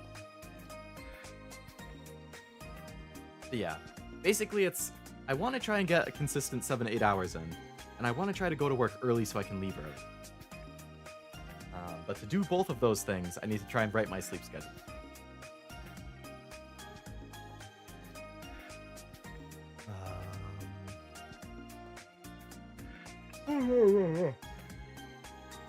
Luckily, drinking alcohol puts me to sleep too. And I had a drink, so after I clean up down here, I'm probably just gonna knock out. Stream was fun as always. Can't wait for more Pokemon and Yakuza this week. Yay, glad to hear it, Kevin. Speaking of streams this week, as a reminder, here's the schedule for the rest of the week. This is like the first time in a month and a half that I've actually posted a schedule. Isn't that crazy? So Thursday, my typical time, planning on Pokemon Soul Silver. Ideally, you know, if I don't yap too much, if I can stay focused, I would like to get through the Elite Four and beat the champion and stuff. But we'll see. You know, I spent an hour and a half just talking at the start of the last one, so you never know with me. If I can do all of it, awesome. That's the goal, is to finish up through the champion on the next one. We saved right in front of the 8th gem, so we can pick up pretty much right with the 8th gem. And then Sunday, Yakuza 0 again. So, just like last week, I'm busy like all day Saturday, unfortunately, so I can't stream Saturday. But that means I'm going to stream Sunday Yakuza instead and start early again. So start at like noon instead of 2 so I can get a good chunk of stuff in. We're in chapter 10 now, so we're in the second half of the game. We're in like the last third of the game, honestly. Yeah, second half. Yeah.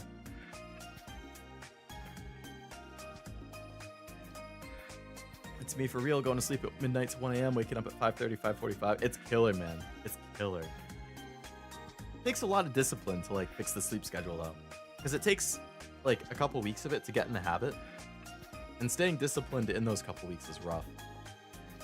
Don't forget to note votes in the poll and Nikkei. Oh, I did. Yeah, the popularity poll.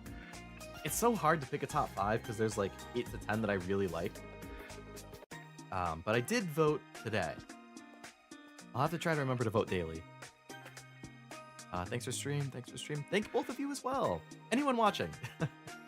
Crossjack, Master, Kevin, Oblivion. I know there's been a bunch of people lurking throughout, hopping in. I know Cashew Noel, Argoth, Malachi. Some new people as well. Javits, Ivan.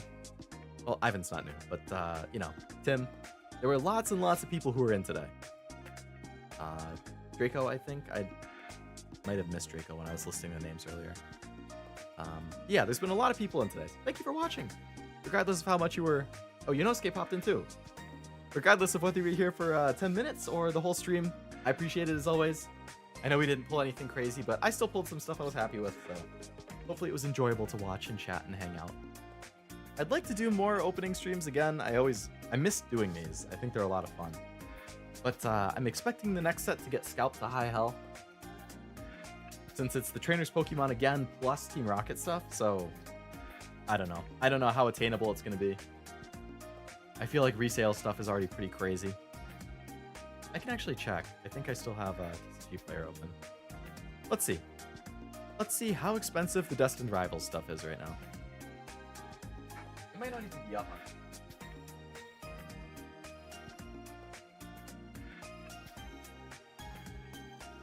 It is. Yeah, great. So, Destined Rivals Booster Box pre-order right now. Remember, MSRP is $165. Before the scalpers took over, you could get booster boxes for like 120 to 140 really easily. So the product is not even out yet. MSRP is 165. Right now, Destined Rival booster boxes, the set that comes out in May that I want to open, $277 for pre-order. $110 over MSRP for a set that isn't even out for another month and a half. That's fucking disgusting. Scalpers are such pieces of shit, man. An Elite Trainer box, that thing is normally $50, right? Guess how much that is? $160. That is 3 times MSRP for an Elite Trainer box. That's pathetic. A booster bundle? That thing is normally like $25. That's $84 right now. A single booster pack. Remember, the MSRP for a booster pack is $4.50. Maybe $5, depending where you buy it from, right? A booster pack of Destined Rivals right now, a set that doesn't come out for a month and a half, is currently $18 for one booster pack. And that's what it's actively selling for. You can see if you go in the sales data from March 26th through February 4th or April 4th, there have been about 20 to 25 packs that have sold for $19 to $20 a pack. That is so gross. I don't even have words for it.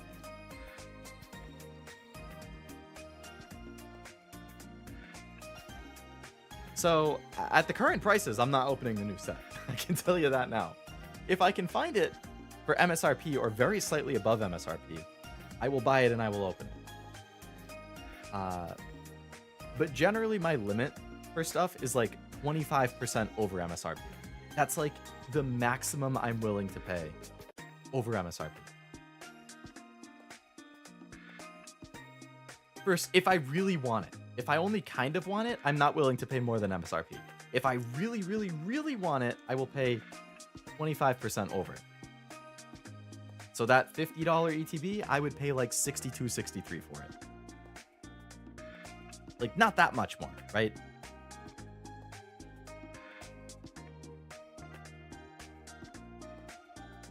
But like, I can't feasibly justify anything over that. Even if I really want it, it's just not worth it. Eventually, Pokemon will print more. Eventually, scalpers will hopefully lose interest. They'll move back into sneakers or whatever the hell other hobby they ruined. And then you can get Pokemon cards at normal prices again. Maybe. We'll see. If we hit a recession, maybe people will sell everything off. Not that I want that to happen, but you never know. Been lurking playing Monster Hunter, brain rot not letting go. Totally fair. One of my friends is like insanely into Monster Hunter too, so I hate the scalpers. That's so lame. Scalpers suck. Seriously, hate the way there's no way to fix scalpers. Can't fix a bad person. I agree with all of you. They suck. They're a cancer to the hobby. They're a cancer to hobbies in general, not just Pokemon. How boring is your life that you have to spend your time stalking employees who are stocking shelves so that you can immediately buy it out and act like a man-child if you can't buy more than 1 or 2 at a time. And I've gone through the numbers before and I just don't understand it. Like, maybe for booster boxes, maybe that's kind of worth it, right? But like, I'm talking to people who like stake out Target and Walmart and local game stores. Like, if you're talking about like an ETB, right? $50 for an ETB. After tax, you're paying like, okay, let's call it 60. That's more than you're paying after tax, but like still, we'll just say 60 to make the number easily, right? If you can resell an ETB for, let's say, $90, like, okay, that's almost 2 times MSRP. That doesn't sound that bad, if you're a scalper trying to make a profit. Okay, so, but your $50 ETB So there's a $40 difference, right? You're going to pay $60 after tax. We'll call it 55. You're going to pay 55 after tax. So now your profit has gone from $40 to $35. Okay. If you sell it on eBay, eBay takes a 15% cut. So that $90 ETB, you lose $13.50 on the sale. So your $55 cost now becomes $68.50. Then you have to ship it. Shipping an ETB is probably at least $6 or $7.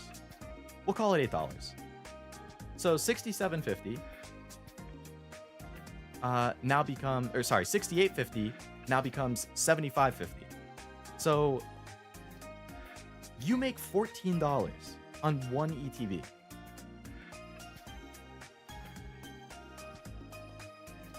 Is all of that effort worth $14? Plus, you have to buy the ship. You know, if you don't have boxes and stuff, you have to buy boxes. I mean, they're cheap, but you still have to buy the shipping materials. You have to drive to the post office to drop it off. Like, is that worth $14? Go get a real job. Like, what? I know the job market's not good, but there has to be something better than spending all this fucking time to make $14 on an ETB. That's ridiculous. Like, sure, a booster box, if you can get a booster box for $165 and you can resell it for $225, those things are smaller, they're cheaper to ship. Sure, I can see the profit margin on a booster box. But like the other stuff, I don't get it. I don't see why it's worth the time to ruin somebody else's fun or hobby because you want to make $14. I think they sell them in person to gullible people. Yeah, so that's where they can save some money, right? Like, my specific example was eBay, right? TCG Player would be the same thing. They take 10 to 15%. If you're selling it on like Facebook Marketplace or something, sure. Then you skip out on the eBay fees. You're probably going to do it in cash, or like you're going to say Venmo or like PayPal Friends and Family or something like that. Like, okay. Then you can skip out on losing the $13 to eBay. So maybe your profit's like 25. You don't have to ship it. So your profit might be 30 to 35 instead. That's a little more. It makes more sense. I never use Facebook Marketplace and stuff. I only buy from like TCG Player, hobby shops, and eBay. So like I don't personally go through that.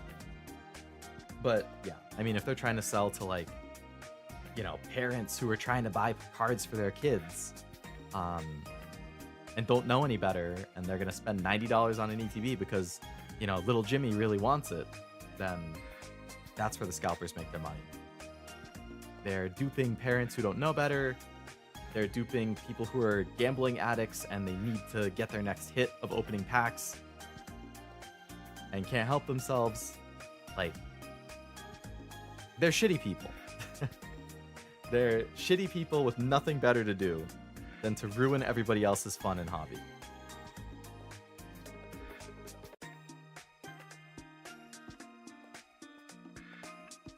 What can you do? You have to just wait it out. There's not really anything else you can do. You hope Pokemon either prints so much product that there's nothing else. Like, you have to hope that Pokemon floods the market with product, so the scalpers can't do anything and they have to sell it at cost or a loss. Or you can just buy it from Pokemon Center and, you know, hobby shops directly. Or you have to hope that after enough time they lose interest and then they just sell it off so that they can get their money back. Leo doing the math. I'm a numbers guy. I like numbers.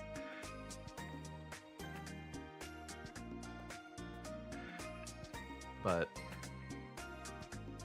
yeah, I mean, if you're in the hobby, if you consume it like I do, you need to either, you know, have a limit, an upper limit of what you're willing to spend. Like I said, I'm willing to pay up to 25% over if it's something I really, really want and it's really, really hard to find. Like, you know, I will never buy from a scalper, but, you know, like local hobby shops, right? Or hobby shops, like, I feel bad for them because, again, I'm just going to talk about the math again for a second. Let's say you have a $50 ETB. Like, If $50 the MSRP, hobby shops generally are going to sell things for MSRP or slightly below. That's how it has been for years and years and years. With the increased demand, their choice is either sell it for $50, like they used to, and it is immediately bought up by scalpers, who then turn around and sell it for $70, or they can sell it for market, but then they look like the bad guys, because they're scalping it. They're not scalping it. If a hobby shop sells it at MSRP or slightly above, they will be immediately bought out by scalpers, over and over and over again. That's always what's going to happen. They can try and do like, okay, limit 1 per person, limit 2 per person. That's not going to stop a scalper from coming in with their scalper posse and just buying everything out anyway.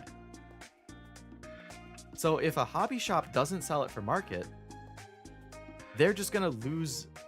They're going to sell it at MSRP to people who are just going to resell it anyway, most of the time. Or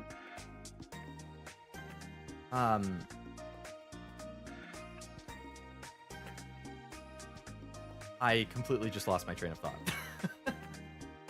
If they sell it at MSRP, scalpers will buy it. Or if they sell it at the market price, people think they're the bad guys. They're not the bad guys. Like, I've read what distributors or what like hobby shops are talking about. The distributors themselves are raising the price because of how much demand is.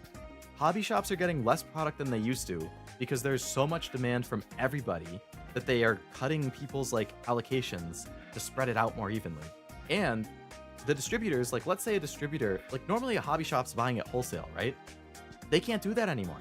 If a $50 ETB is what they sell it to us, they might buy those ETBs at $25. So they get a $25 price at default, right? But distributors are not selling it for $25 anymore. Distributors are raising the prices. Pokemon sells the product to the distributor. The distributor sells the product to the hobby shop. The hobby shop sells the product to us. Pokemon is still selling the product for the same stuff to distributors. If distributors used to sell at 25, they're selling for 45 now. Because there's so much demand and money that they can do that. A hobby shop cannot buy it from a distributor for $45 and sell it for $50. They can't have a $5 margin. They're a business.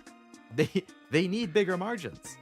So a hobby shop has to sell it at $75 now because they need the same margins to stay in business. So like they don't have a choice. Distributors are raising prices, so they have to buy at higher prices, which means they have to sell at higher prices. If Anywhere does sell it at MSRP, they have a really good relationship with their distributor or a better distributor, so they can still get it at that price. And then the scalpers buy it out anyway. Like, there's no solution. I've seen some hobby shops do stuff like they sell it at MSRP. Basically, they sell it at market, but they will sell it to you at MSRP if they can cut the plastic at the time that you buy it. So you can't have it sealed, which kills scalping. So that's good. That's a way of preventing scalping. You're selling it to actual collectors who want to open it up and open the packs. But like, even doing that with so many distributors raising the prices, how do you expect the hobby shops to make money? Like, it doesn't work like that. So I get really annoyed when I see people blame hobby shops and they're like, they're just as bad as the scalpers. Some of them might be. Some of them might get the products from their distributor at their normal price and then they choose to sell it at market. But even if they do, like, again, there's the whole trade-off of like, if they don't, scalpers are just gonna buy it unless they cut every single like product they have and sell it in store. But online shopping is so big nowadays. Like, you lose so much potential business by not selling online. And if you sell online, you have to sell at market or slightly below. Like it's not a good situation for anybody. I'll take unsealed product if it means brand new at MSRP. I just want to open. Yes, I agree. I would do the same thing. If they sell me an ETB that just has the wrapping removed, but it's at MSRP, that's fine. I'm going to open it anyway. I don't do sealed product. Like, I have no issue with that. Anyway, I've missed chats because I've just been ranting. I get so worked up about scalping and people just like ruining a hobby I love, you know? I do scalping on the side. Is that bad? I'm sorry. I think it depends what you're scalping and what the extent of it is. I don't think every scalper is like a bad person by default. I wouldn't scalp. I think scalping is very frustrating. But, like, I think it depends the way that you're doing it. Like, if you buy a product because you want it and you decide, you know what, not for me, I don't think that person is a bad person. Like, if they then sell it for market. They don't have to sell for MSRP, you know? Like, I've definitely bought a card for $10 before, and then that card skyrockets to $30, and then I just sell it for the 30. I don't consider myself a bad person for doing that. I didn't buy it with the intention of flipping it for a profit or anything, right? But, like, I saw the opportunity to make $20 because I bought it for 10 and I'm gonna sell it for 30.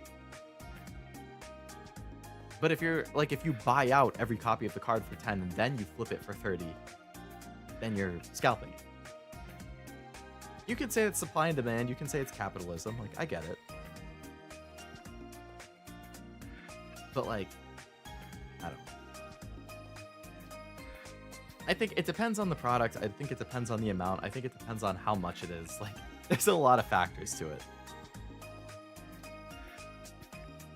Like, I don't, especially in a bad economy right now, like, I don't blame people if they're struggling for money and this is a way for them to get a little extra cash, right? Like, I hate it, but I understand why they might do it. But if they're, like, totally well off and they just do it because it's like, why not? Then I'm like, really? Like, because this person is scalping, I can't get something that I want. Because X person is scalping, you know, little Timmy, who loves Pokemon and his birthday's coming up, his parents can't afford to buy him Pokemon cards anymore. Because scalpers have bought everything up. And now little Timmy's birthday, he doesn't get Pokemon cards anymore. And that's all he wanted.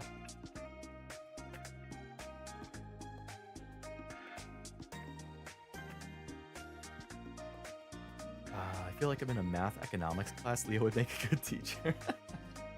If it's something I understand, I feel like I'm okay at explaining it. But thank you. Scalper posse, yeah. I've watched videos of people talking about how next year Plus of releases is guaranteed to make scalping because the set's coming out. I know nothing about how sets come out of the scene though. It basically is. Like, Pokemon is on a roll right now because they're printing stuff that people really, really, really want to see. At the very least, the set coming out in May is going to be Omega Scalp. I wouldn't be surprised if the one that comes out in, like, July or August for a special set, if that also gets scalped. Because those are always harder to get.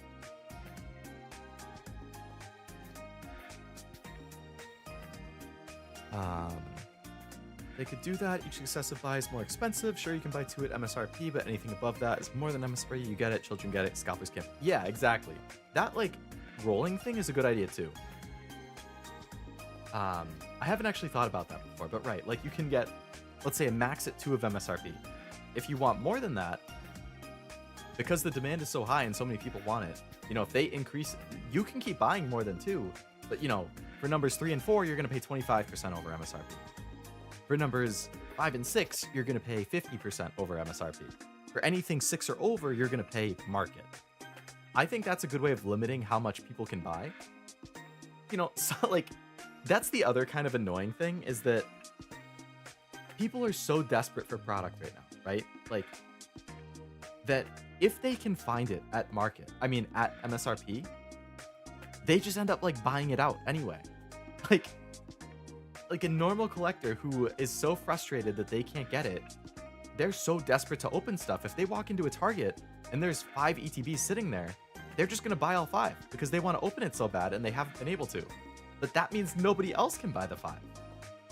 So, like, they're suffering from the problem, but they're also contributing to the problem because they're then buying it up so other people can't buy it. Like, that's why you see videos of people fighting at Targets and Costco and stuff. Like, yeah, a lot of the times it's scalpers trying to buy it, but there's, like, also normal people there who are so desperate for it that they're getting in the scuffles with scalpers and other people because they want it so bad. I think that's kind of pathetic, fighting over Pokemon cards. But, like, you know, if you're getting in a fight over Pokemon cards, you might have a problem. But, like, a gambling problem or an opening problem. But like, that's how desperate they are. Brutal and subhuman, like they don't even enjoy it. The money's fleeting and they move on to the next thing. Yeah. Most of the people scalping in Pokemon right now are from like sneakers. I only play digital card games, so I understand how scalpers ruin the physical TCGs. Yeah. Easy to get gems and stuff for free and play competitive than spend hundreds on real. Right. I think monetarily, it's cheaper to do digital because you can craft cards. Like, I mean, Pokemon is pretty cheap to play physical a lot of the time because a lot of playables are like, you could just do commons, uncommons, rares, hollows. You don't need the full arts and stuff. Like, that's where the big money is at. But yeah. You guys feel the economy is bad right now? I wouldn't say it's good. I think I would mostly agree with Master. I would say it's not as bad as some people are making it out to be. Personally, some people it might be horrible. Like, on my personal impact level, I don't think it's like terrible, but I think it's actively getting worse. And I don't see that stopping anytime soon. Especially with all this like tariff stuff that's going on right now. Not to get into politics. I don't want to talk about politics because I hate politics. But like, I think it's a pretty indisputable fact that things are about to get a lot more expensive for a lot more people. Like, I was complaining about this in a group chat with, I think, Cashew recently. And some other people. And like to my mom and to my friends. Like, so I'm going to use easy numbers again as an example. Okay. If I collect anime figures, right? Like, that's one of my hobbies. I like to collect things. If there's a $100 figure that I want, that figure is manufactured in China and then sold from Japan and shipped to me, right? If there's a 24% tariff on Japan and a 50% tariff on China, what does that mean for my $100 figure? It's more expensive no matter what. If they're going to hit Japan with stuff, with a 25% one, my $100 figure is now $125. That's not getting eaten by the retailer. They're going to sell it for the same price. They're always going to sell their figure for $100, right? But if they're going to ship to the US, they're going to bake it into the shipping cost. They're going to bake it into other stuff. Like, now I'm paying $125 for that figure I wanted because they decided to add this thing.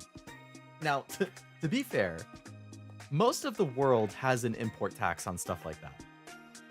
The US has gotten lucky that it hasn't taxed a lot of like imports. Like, a lot of like Europe taxes a lot of stuff. So we've kind of gotten lucky to get away with it. As of right now, I think that exception for Japan, that's like, if your package is worth under $800, there's not an additional fee. I think that's still a thing. But like anything from China, that's getting hit. So like if I bought a $100 figure directly from China, now I have to pay $150 for it. If a company like, this is what's happening with the Switch 2, which is just brought up in chat, right? Nintendo already announced they're selling the Switch 2 for $450. Sure. But Nintendo's a business who's selling a lot of stuff, right? If they're going to ship millions of Switch 2s, that's well over the tariff limit. So now Japan, who is shipping their stuff from, or Nintendo, who's shipping their stuff from Japan or whatever to the US, they're going to get hit with a 24% tax on every single Switch unit. Their whole shipment. They're not going to pay that. Like, they have to. But, like, console... Actually, I ranted about this specific thing on my Sunday stream, I think. Console manufacturers sell the console either at cost or slightly at a loss because they want people to buy the console for as cheap as they can possibly put it, because the real money comes from software and like their online subscriptions and stuff like that, like Nintendo Online, Mario Kart at $80, right? If they're already selling the Switch 2 at cost or at a loss, they cannot they can't lose another 25% on every single Switch unit. That is going to crush them. So So realistically, their only like option as a business is to raise the price of the Switch 2 only in the US, because we're the ones who are doing it. So yeah, what Cashew just said, that $450 Switch, say hello to a $600 Switch. Like 25% of 450 is 5. That's what, 115 or so. So that goes up to like 565. So maybe they'll sell the Switch 2 normal for like 575, and then they'll sell the Mario Kart bundle for 625. Like, but this is gonna become the norm for like electronics. Like, and their manufacturing is in Vietnam or whatever. Vietnam has a 50% tariff. So if the tariff is hitting it at the point of manufacture, that 450 now becomes 675. Now, the problem for Nintendo is they can't eat the cost, but they have to know the typical person who's going to buy a Switch at 450, they're not going to buy it at 675. Like, what are they supposed to do? There's no answer. Either they raise the price and they sell less units, or they eat the price and they get crushed monetarily. Like, both options are horrible. I think as a business, they have to raise the price, but then they're going to sell way less units. And a lot of people who don't know any better are going to blame Nintendo. They're going to be like, oh, Nintendo's greedy. They want another $150. That's not what Nintendo is doing. Their only choice is to respond to that tariff by increasing the price. And we're going to have to be the ones who pay for it. Like, that's just how it's going to go. Unless the tariff gets rolled back. That's your only saving grace. Like, if you want computer parts, good luck. You know where a lot of computer parts are manufactured and shipped from? Have fun. Have fun with your next computer, graphics card, or CPU costing another 25% on top of the already insane price. 25 to 50%.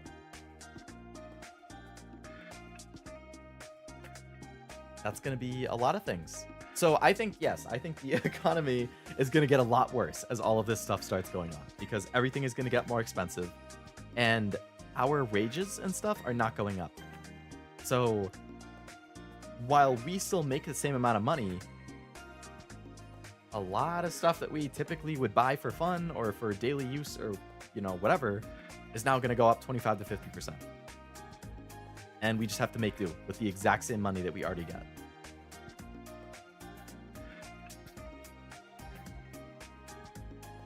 And I don't really follow the stock market, but I know it's gone down for like 5 days in a row because of all of this, which is really bad. Good thing I ordered my Tama figure already. It depends how you ordered it, I think.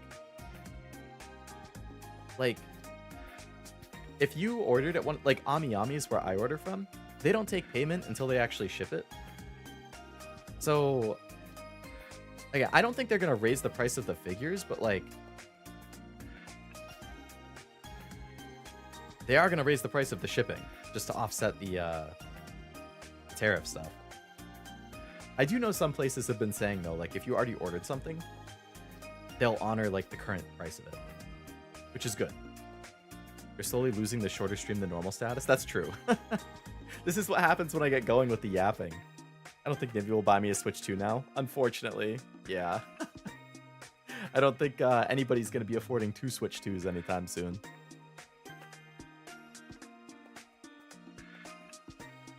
Armando, you're gonna catch a lot of flack if you came up with a tariff idea. People are gonna be showing up at your house in the middle of the night, demanding answers. Country to country, so just the JP tariff? It is country to country, yeah. This event's gonna be in the next modern day Yakuza game. I remember there was that sub-story in Zero that I played where like you're talking to the government guy who's trying to implement like raised taxes. And it was like relevant to the actual time. So then Kiryu's like, or Majima's like, wait, am I responsible for why taxes are about to go up 5%? Because I gave him that advice. A true Armando, we can build our own Switch 2s. Except not really, because we'll have to order all the parts from Vietnam and pay the 46% tariff.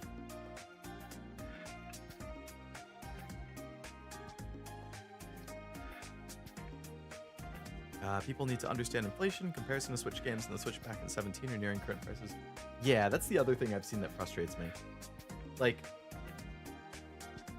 if you compare the dollars then to the dollars now, right, like, a Switch back then is pretty close to what the current price of the Switch is. Like, because of inflation, you are paying comparatively about the same. It's just like, people see $450 and they're like, wow, that's 50% more than $300. What the hell is Nintendo doing, greedy bastards? Like, okay. First of all, it's a better console. It's worth more money because it's a stronger console. It's going to play better games. It's going to perform better. But also, yeah, because of inflation, things cost, you know, like, comparatively, it's about the same. Like, it's not really their fault. The issue that I think is a big cause of it is that the income that we get doesn't increase at the same cost of inflation. So I think that's the big problem, is people aren't making as much or making more at the same rate that prices go up or inflation goes. So it feels more expensive. And it, in like reality, is more or less more expensive because, you know, if a Switch originally cost you, I'm just going to use obvious easy numbers. If a Switch originally cost you 1% of your income when it was $300, like, okay, that's 1%. But, you know, so now a Switch is $450. But now $450 might cost you 1.5% of your income because the wages haven't gone up the same. Or, you know, sorry, if it goes up $450, 1.5% is the same increase. So either way, like, let's say it costs you 1.5%, 2% of your income. Like, it costs more because the wages aren't going up. Even though because of inflation, it's around the same price. You're making enough to suffice. Exactly, yeah. Indeed, indeed, indeed, indeed. They had a ChatGPT one, really? And the Pirate Yacht's one? We just aren't keeping up, especially with how... Oh yeah, housing has been horrible. I saw a chart that was like comparing the house increase compared with like a normal wage increase. They are like, you know, they start off like, you know, you can barely see my hand here, but they start off going roughly the same. But then like the house is here and your wage is here, then it's like...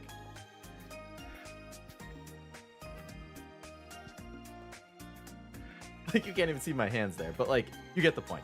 Housing is going way up. Wages are only very slightly going up. So that gap, you know, when you hear the stupid boomers and generation above that who are like, I had a house when I was 28, you know, I bought a house working my job that made less money than you. Well, yeah, because you could buy a house for like what costs a jar of pickles nowadays. Like, what the hell are you talking about? Like, that's why people live at home longer. That's why people are renting more, because you can't afford a house and you need to live somewhere. Like, we're moving soon, so I've been paying a lot of attention to house prices and condo prices and rent and stuff like that. And like, I'm not gonna give exact numbers, okay? But like, my parents bought a house. My parents were like married at like 26 or something, okay? And they had me when they were like 29 or 28 or 29. So basically the same age I am now. I'm 28 and a half, right? I'm single. I am not married. I don't own a home. They were married and having a kid at basically the same point that they were married, having a kid, and owned a house. At me being single, living at home. At the same age, right? And at my parents' salary, now I've talked to my dad. Again, I'm not going to give exact numbers. My dad at my age made less money number-wise than I make right now. Okay? And he, with my mom, could afford to buy a house. I cannot afford a house on my salary. I can barely afford a condo at my current salary. And that would be if I save up the 20% down payment before I get it. And that's really hard to do because it's hard to save that much money, even living at home, because of how expensive everything is. Like, I can barely afford a condo making more money, number-wise, than they made, and they could buy a house. Like, that's how drastic the price difference has gone.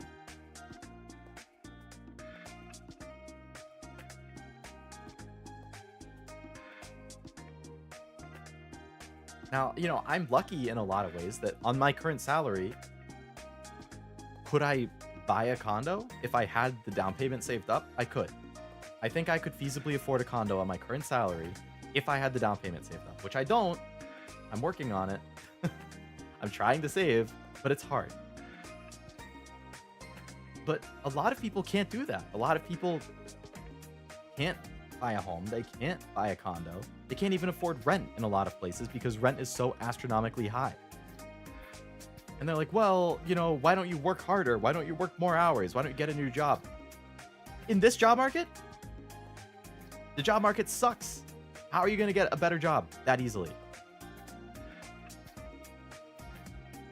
Like, these people are so detached from reality. The generations above us ruined it for us, basically. And now we are paying for it. While they have their house that they bought after selling a few jars of pickles, and then they're flipping it for 3 times what they paid for it, and we can't even afford a starter home. It's just that you young people don't work hard like we used to. Exactly. I should probably work 90 hours a week, and then maybe I could, then I could do it. You could work an ice cream stand for a summer and afford a house 50 years ago? Exactly. Exactly. Houses cost like 10 times what they used to. Wages gone up 1.6 times or something. It's crazy. It's like that. Exactly. You guys totally understand. I mean, it makes sense because basically all of you guys watching are like right around my age, like slightly younger, slightly older, whatever. But like all of you understand because we're all in pretty similar situations, I think. Price of cocaine has gone up much faster than my salary. Yeah, you got the essentials there, Armando. Everybody's suffering. Even people who are just trying to get a new batch of cocaine can't afford it anymore. It's bullshit. So at least one sub-story that's contemporary at the time. BGG loves to do that. I kind of like that. It's like a nice Easter egg for people playing at the time. Or if you play it in the past, then it's like, oh, that's funny. I remember that.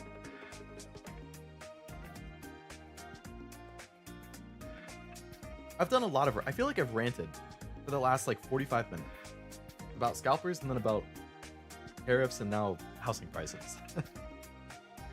We had such a fun, lighthearted stream, and now I've just been ranting. What time is it? 11:30. Oh. Getting a little risky.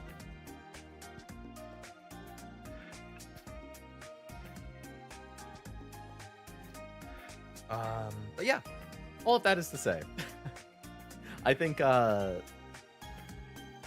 people shouldn't be surprised if Nintendo raises the price of the Switch 2. Will I still buy a Switch 2 if they raise the price to $600? I would. Because I like the Switch. Nintendo makes good games. I'm gonna want the new console. Luckily, I'm in a place where I can afford the Switch 2 if they raise the price like that. But a lot of people won't be able to, and that's just gonna be the fact of the matter. Like, it's not gonna be fun for anyone, and I don't know when things are gonna change. That's sad to end on. Got any happy topics? I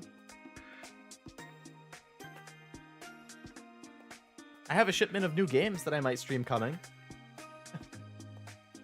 That maybe people will be interested in seeing me play. That's good news, right? More things to add to the backlog. Let's double check what I had in my order. Because I like physical games, so I ordered some physical ones.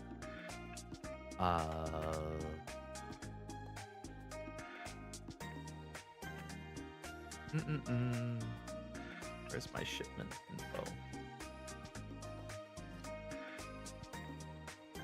There it is. I ordered... oh, Lost Judgment was in the order. So now the only physical Yakuza games I don't currently have either on the way to me or in hand are Judgment and Pirate Hawaii. I'm getting really close to having all of them. I also had Okami HD in that order. I've heard a lot of good things about Okami. Never played it, but I have that in the order. And also Dragon's Crown Pro. I heard a lot of good things about Dragon's Crown. I haven't played it. But I really like 13 Sentinels, and that's the same studio.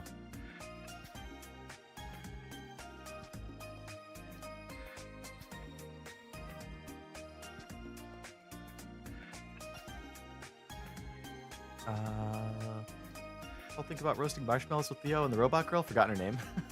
Igus. Yeah. 100 Line Last Defense Academies. It is. Yeah, it's out in, what's today's date? Today's the 8th. It's out in 16 days. I think it's on the 24th. 24th is both Last Defense Academy and, or 100 Line, and Expedition 33. They come out the same day. I have Expedition 33 pre-ordered, and I will definitely be playing that on stream.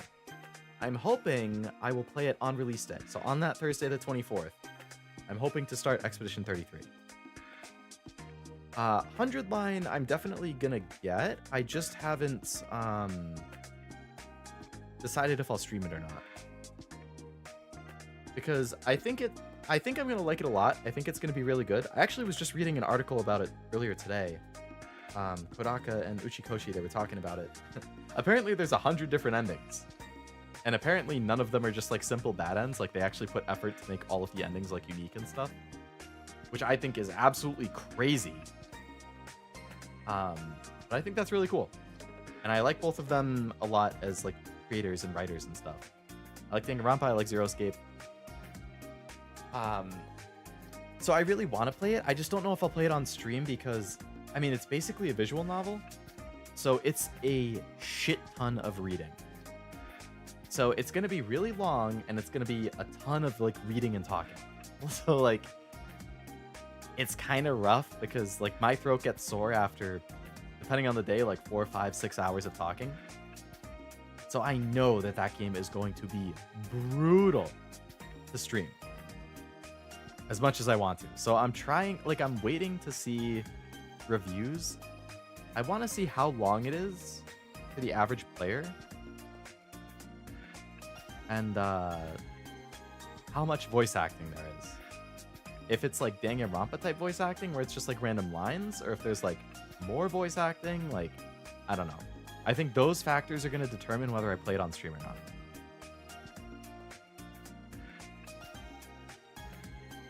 Or there's also the potential of like, if it's a lot and I really want to play it on stream, I could always potentially do it as like a member stream and just not really read stuff out loud much. Like, I don't know. Who knows? But I am excited for that a lot. But yes, also to your point, Jack, I did get the Dead or Alive game too, Venus Vacation Pool. So I do want to mess around with that because that seems fun. I just have to decide with that, like, if it should be a member stream or not, because like I don't want to gatekeep too much behind membership streams, but like there are certain things that are better for members because they're either really niche or like for stuff that's more ecchi, it's safer as a member stream because you don't have to be quite as anal about stuff. Like, so Venus Vacation Prism is pretty ecchi because you take pictures of the characters and, you know, certain poses and stuff. And I know there's like scenes that you get with them if you max out like relationship levels. I don't know what the scenes are, but I know there's scenes of some sort. And they couldn't bring it to the West for whatever reason. They chose not to. So, you know, stuff like Shenron Kagura, like, I definitely have games that err on the side of ecchi that I want to play that I think might be better behind a member stream just because of that factor. But like, you know, I know there's people who would be interested in watching and they either can't afford member streams or, you know, they can but they don't want to be a member, both of which are fine.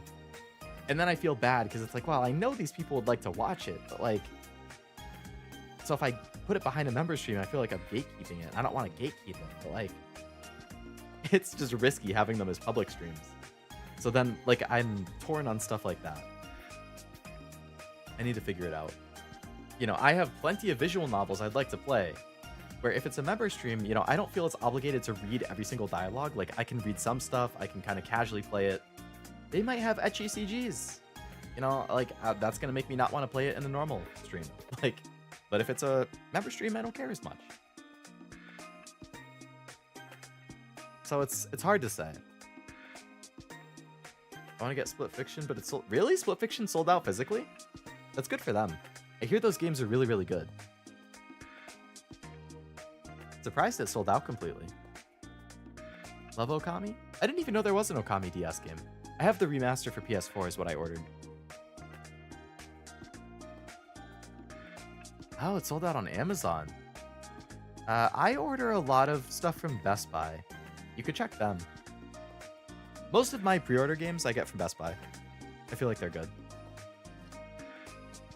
Said it has 100 endings and it's really long. Yeah. Supposedly. Lost Judgment's so good, very intense, and very awesome. I'm really interested because I like detective stuff and I hear it's like a dark detective story. So that seems super up my alley. Get yourself an 80-ounce water bottle to prepare. Like, for some of the Persona and Metaphor streams, my throat was killing me by the end. Because some of those streams have a shit ton of reading. Like, I would go through a water bottle. Like, I would have 3, like, full drinks like this. This is a 20-ounce vitamin water. Like, I would go through, like, 3 drinks this size. And my throat would still be killing me at the end. I mean, I'm an introvert. I don't talk a whole lot, so that makes it hard too. But, yeah. I would like to play it. I don't know. We'll figure it out. Yakuza series, Resident Evil, key visual novels. Hey, Resident Evil is really high on my list to stream too, Noel. I'm not saying that's going to be the next thing I play, but like, I did buy the entire Resident Evil series on PS4 and PS5. I sent a picture of it to Cashew, actually, because I know he likes Resident Evil a lot. I am planning on playing that entire series on stream at some point. Just like Yakuza. Ideally, I want to play the whole series from beginning to end. Those games are a lot shorter than Yakuza too, which is nice. I can get through them a lot faster. Yakuza seems fun based on what I've seen in Leo's streams. They're really fun. I'm loving Yakuza 0. Like, genuinely, I think that's probably one of my favorite games I've played, like, in a while. Now, I don't know if I would say of all time. I need to finish it, but like, when I think of all the games I've played on stream, I feel like it's definitely top 10, if not top 5, in terms of how much fun I've had with it. Like, it's so fun. The story is so good. The side content is super fun. The gameplay is fun. Like, everything about that game has been really fun to me. Gatekeep Gaslight Girl Boss. True. You could always do a member-only stream, and then is it possible to make it a not-member stream? I think you can. Well, okay, I know that you can make a normal stream a member stream later. I'm not 100% sure if you can do member to normal. I assume you can. But that's also true, Jack. You could also do, or I could also just do like an edited down version that takes out some of the sussy stuff and makes it public then. Keep the stream as is for members, and then if people become member at some point, you can watch the stream in full.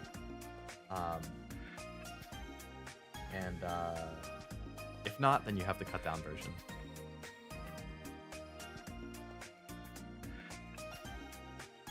One underrated game I like is Monster Boy and the Cursed Kingdom. I don't think I've heard of that. I'll have to look that up. OP is great. I recommend just seeing it to get flashbacks to the 4Kids era. Super nostalgic then, huh? Yeah, I'll have to look that up. Damn, got banned on Cashew streams? What happened? Crazy with power indeed. Excited for Resident Evil down the line. I know early Resident Evil like the back of my hand. I hear so many good things about that series. I've never beaten a Resident Evil.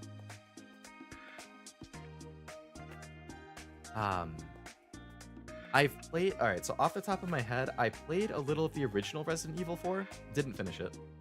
I was like 12. I probably shouldn't have been playing it in the first place. I played Resident Evil 5 almost to completion on the PS3. I got to the final boss, and then I just never did it. I don't know why. I couldn't tell you. I made it all the way to the final boss, and then I just didn't finish it. Village, I played probably like 5-ish hours of in VR, not standard. I played it in VR. But I stopped playing it because it's kind of a hassle to stream VR games. Because I can't see the chat while I stream, so I have to keep like taking the headset off to look at it. But I streamed Village in VR. The other thing is that it made me pretty motion sick after like an hour and a half each time because of the VR. So like, it was really cool, but it would always make me motion sick. And then I streamed some of the Resident Evil 4 remake, also in VR. Which I thought was... It was better in some ways and worse than others compared to the Village VR. It didn't make me as motion sick because the movement wasn't as bad. But I only streamed it once. So I've played multiple, but I've never finished one. I've never played 0, 1, 2, 3, 6, or 7. Or Revelations.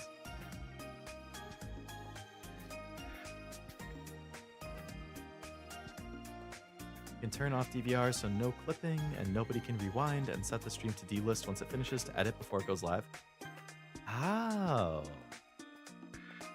I did know that you could set it to delist. I forgot about the no DVR thing. But true.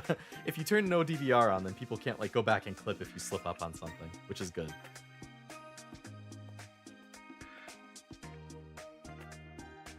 That's something to consider, true. Or it could do it like you did, where it's like, you stream it publicly and then you just make it members only after. There's a lot of options that could go. I don't know. I'll have to figure it out.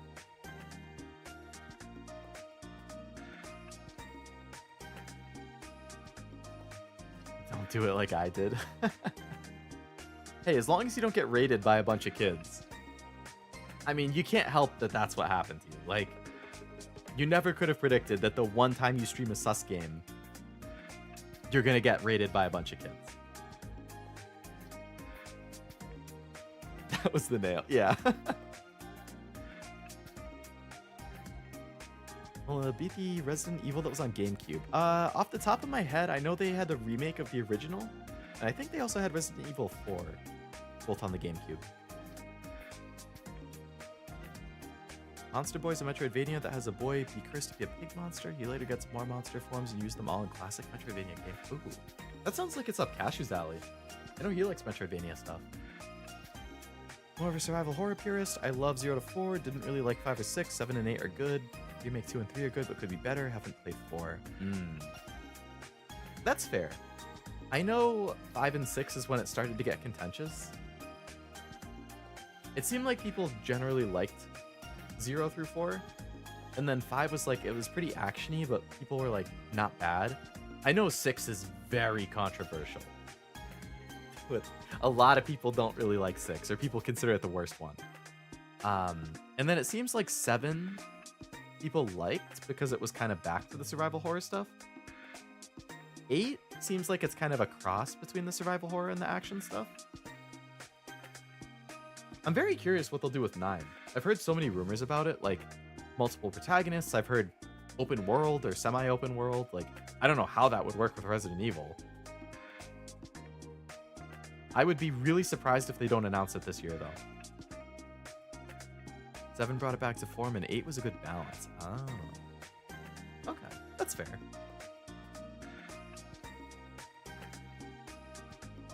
Heard people were scared by 7, 7, 8, 9. One of the classic jokes right there.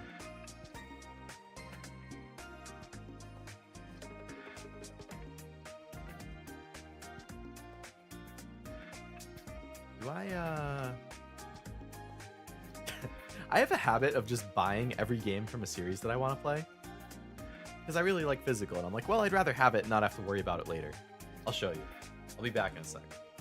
I'll show you exactly the type of thing I do when it comes to me and games that I want to stream, or play in general.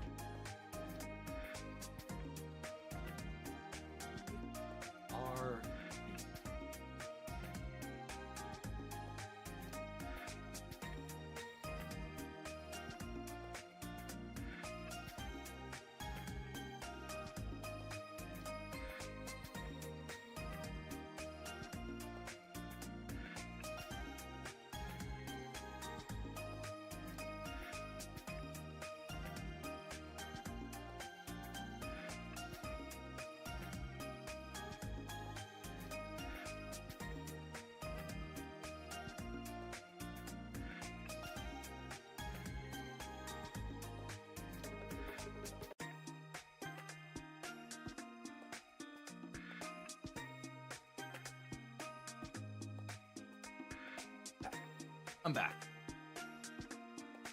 from my grand expedition.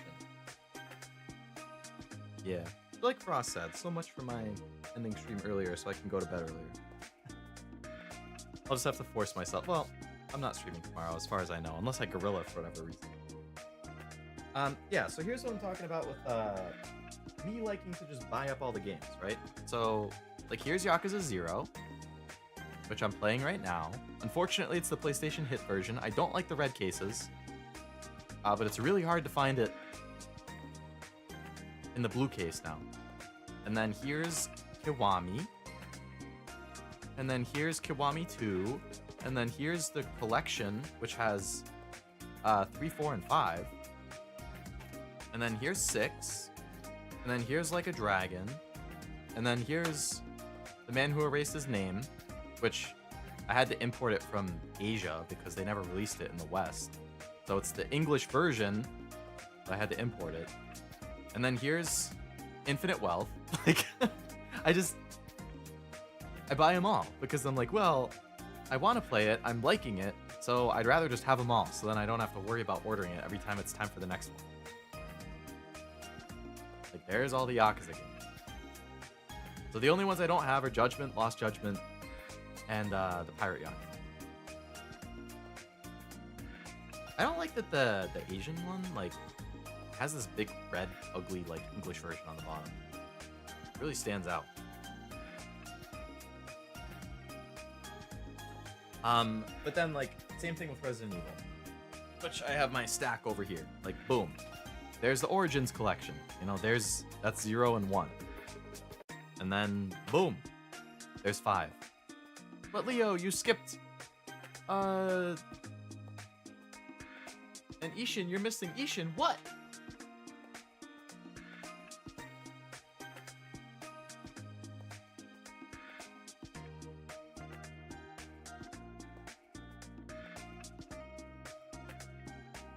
How dare you imply something like that, Kevin? It's right here. I just forgot to grab it. I missed it when I was grabbing my stack. But I do have that one too. But where's Resident Evil 2, 3, and 4? We'll get there. And then here's 6. I had to buy this one pre-owned. And then there's Revelations. And then there's Revelations 2. Remember when I said we'll get there? Here's Resident Evil 2, but it's on PS5, so I have it in a separate place. And it's the remake. And then there's the 3 remake. And then there's the 4 remake. And then here's 7, the gold edition with all the DLC.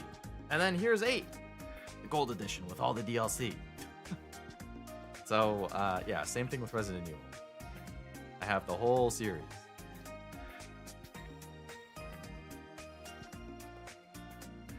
So this is, typical Leo type stuff.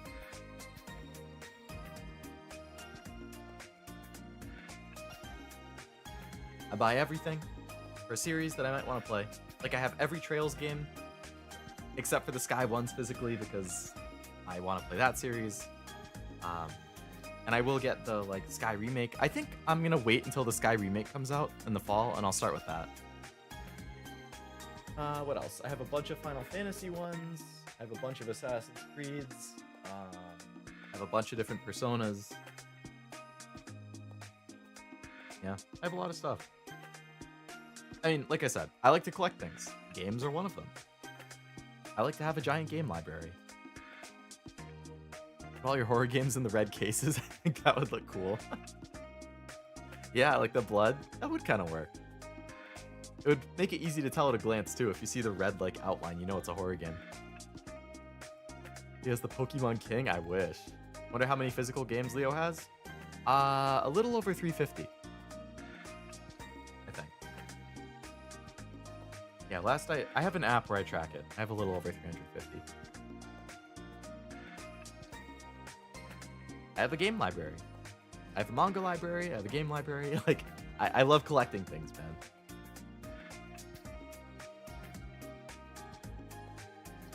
Once I get my own place and I have everything organized nicely, I'll do like a room tour. I'll show all my figures, or I'll show all my manga, I'll show all my games, whatever. I think I'm done gaming for tonight. Crazy that you're still going. I have no self-control with the yapping, Frost. But sounds good. Thanks for the stream. Oh, AI limit, right. I actually meant to ask you, because I saw that come up in my like recommended when I was browsing physical games and stuff. And I looked it up and it had pretty decent reviews. But then I saw that you were playing it before I started stream. I was curious what you're thinking of it. New anime Souls-like, pretty fun. How Souls-like? Are we talking Stellar Blade Souls-like? Like Souls influenced? Or are we talking like Souls game Souls-like? You know, like a Dark Souls Souls-like? If it's the former, if it's like a Stellar Blade influence, I might be able to play it. If it's like a Dark Souls, Demon Souls, Elden Ring kind of Souls-like, I don't think I would like it. You don't think I would like it? Alright. Totally fair. I'll watch some gameplay and see. But I would take your word for it since I know you like a lot of Souls stuff. Oh, damn sweet. There it is. Ishin's good as long as you don't plan to 100% it. Yeah, I don't think I'm going to 100% any Yakuza game. They all seem way too long. I think I'll probably treat them how I'm doing with Zero, where it's like, you know, if I run into sub-stories, if I run into, you know, activities that seem fun, I'll mess around with it. But, like, I'm not going for the 100% completion. That's way too much for the Yakuza games. Like I saw in Yakuza 0, to get 100% in that, you need, like, every single CP point. And that includes, like, doing a bunch of the Mahjong challenges. I'm like, man, there is no way in hell I am ever getting those Mahjong challenge CP points. Unless, like, Cashew played for me.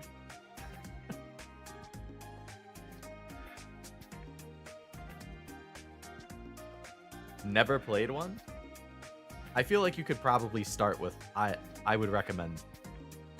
I mean, I don't like Souls games, but I've at least played like 3 or 4 of them. I would probably start with like an actual Souls game.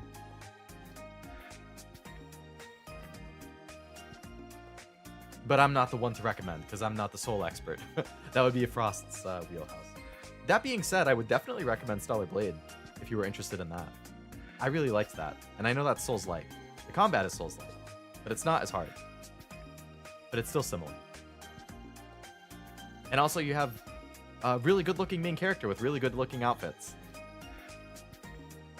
Yeah. And really good music.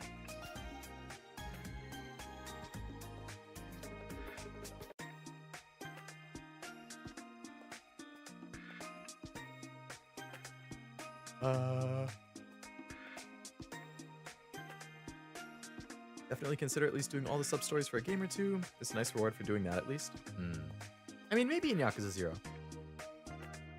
I think, like, going for all the CP stuff would be brutal.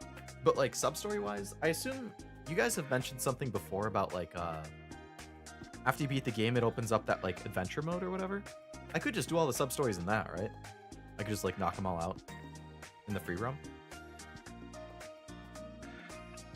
Whatever ones I missed in the main story.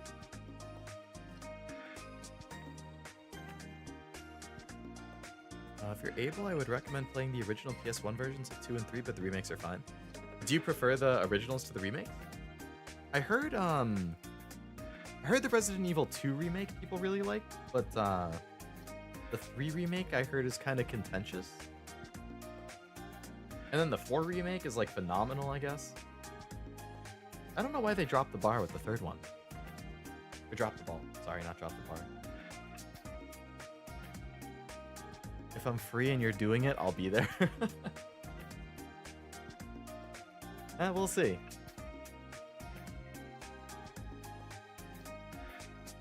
The difference from Souls is there's no stamina bar, and it has a Hollow Knight style resource where your MP is refilled by hitting enemies. Oh, interesting.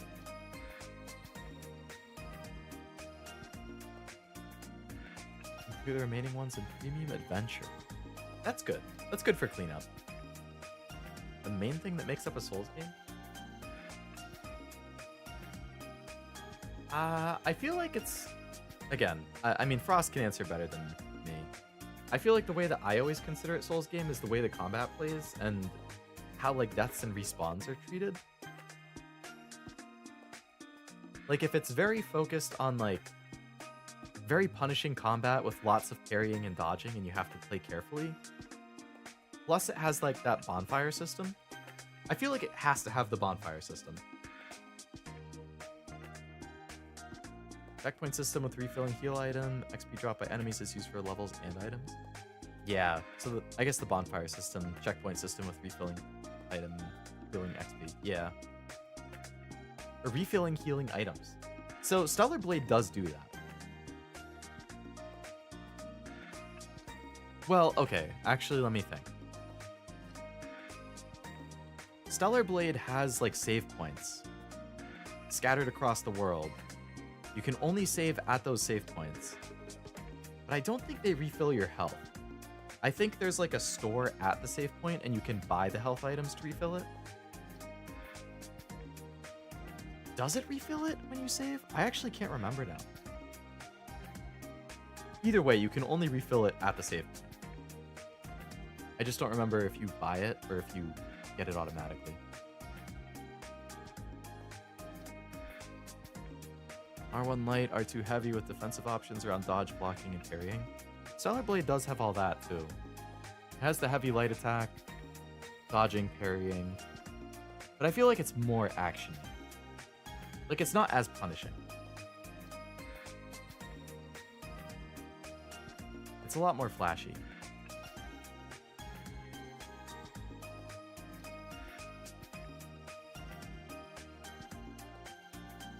It's a super boss for doing all sub-stories. Turns out they're canon since one shows up in the main story. Really?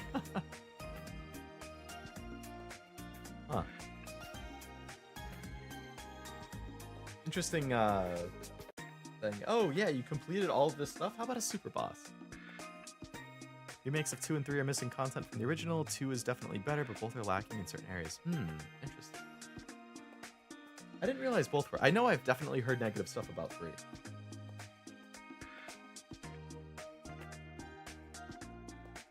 If you like Vista the North Star, there's a Yakuza. Really? There's a Yakuza game with those two? I know there's a zombie one too. Unfortunately, it's not on PS4 or 5. I think it's only on PS3 right now. And I do prefer having a game physical. I will play it on PC. And I do have a PS3, so like in theory I could get it on PS3. I just know what Cashew went through to get Metal Gear Solid 4 to work. And it sounds like a nightmare. So if it's available on 4 or 5, I would prioritize that, and then maybe PC after that. But there are some PS3 games I really want to play too. Like I have Drakengard 3 on PS3. I'd like to play that. I just have to set it up. Main thing keeping me from Souls is the aesthetic. I prefer bright colors and environment for the most part, which is why I gravitate to Nintendo. I feel like every Souls game I've played is very dark.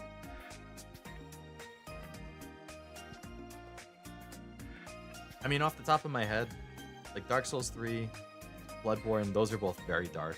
At least the areas I played. Elden Ring, I feel like had more variety, but it's still not like bright. Same thing with Stellar Blade. Like, it has a desert area, which is bright lighting-wise, but, like, there's a lot of underground dark areas. There's a lot of, like, dark corridors that you're going through. Dead Souls might eventually be remade, just gotta hope for it. I mean, it seems like they're doing basically a Yakuza game every year nowadays.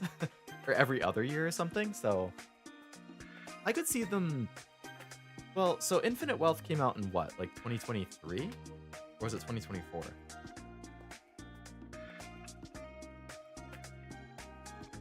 Do they have the year on here?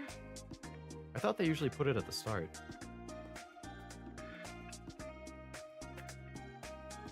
So I know the... January 24, okay. So they had Infinite Wealth January 24, and then they had Pirate Yakuza February 25. Like, is it unrealistic to expect that they would have another mainline game next year? Or would they pad it out with another, like, remake or spin-off and then mainline game in 27?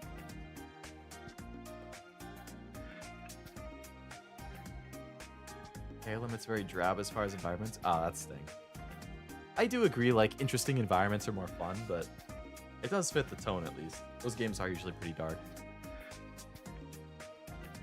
Love the chat, but I'm heading to bed for a few more hours. Have a good night. See you Thursday. Sounds good, Master. Thanks for hanging out.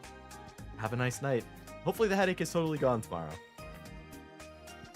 Most people give Remake 2 a pass, but if you're intimately familiar with the original, you realize the remake is half the game the original. Really? That much? Huh. I'll have to grill Cashew on that. Because I know he's a big Resident Evil fan. R3 is a good game if you didn't pay full price launch price. Oh, if you didn't pay full launch price and didn't play the original. I guess that's good news for me in theory. Because I never played the original.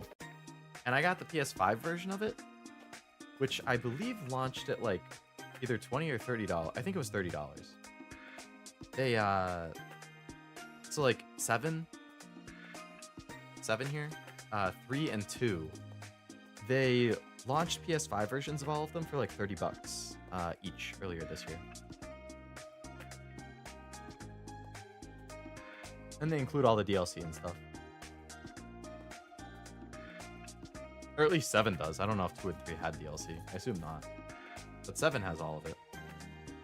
End footage. End of Zoe, Not a Hero, whatever the heck that stuff is.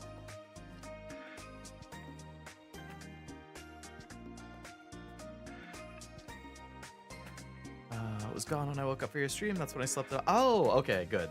Well, I'm glad it's totally gone then. Hopefully you have a nice fruitful sleep.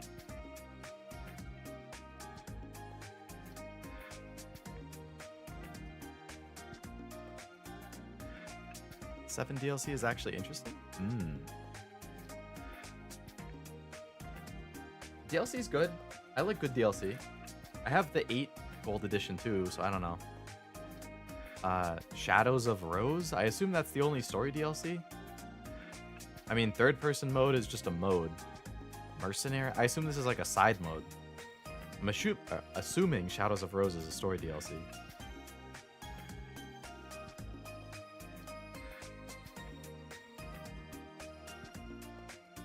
Shadow of Rose is okay. Damn, this is another thing where like everybody's played Resident Evil other than me. I feel like I'm playing catch up on so many games. Mainline Like a Dragon games are taking longer now. They are very long. They said about 90 hours for just playing normally and doing objectives for... Damn, really? 90? That's like Persona-like. I do feel like a lot of like JRPGs and Japanese action games in general are like a lot longer than a lot of Western games though. Like JRPGs are known for being ridiculously long. Like, I feel like that's just normal. Yakuza games are really long. Like, a lot of Final Fantasy games... Well, Final Fantasy is JRPG. Like, those are all really long. Resident Evil, I guess, is not really long. But those are just, like, survival horror action. Those are all, like, under 20 hours each, I think.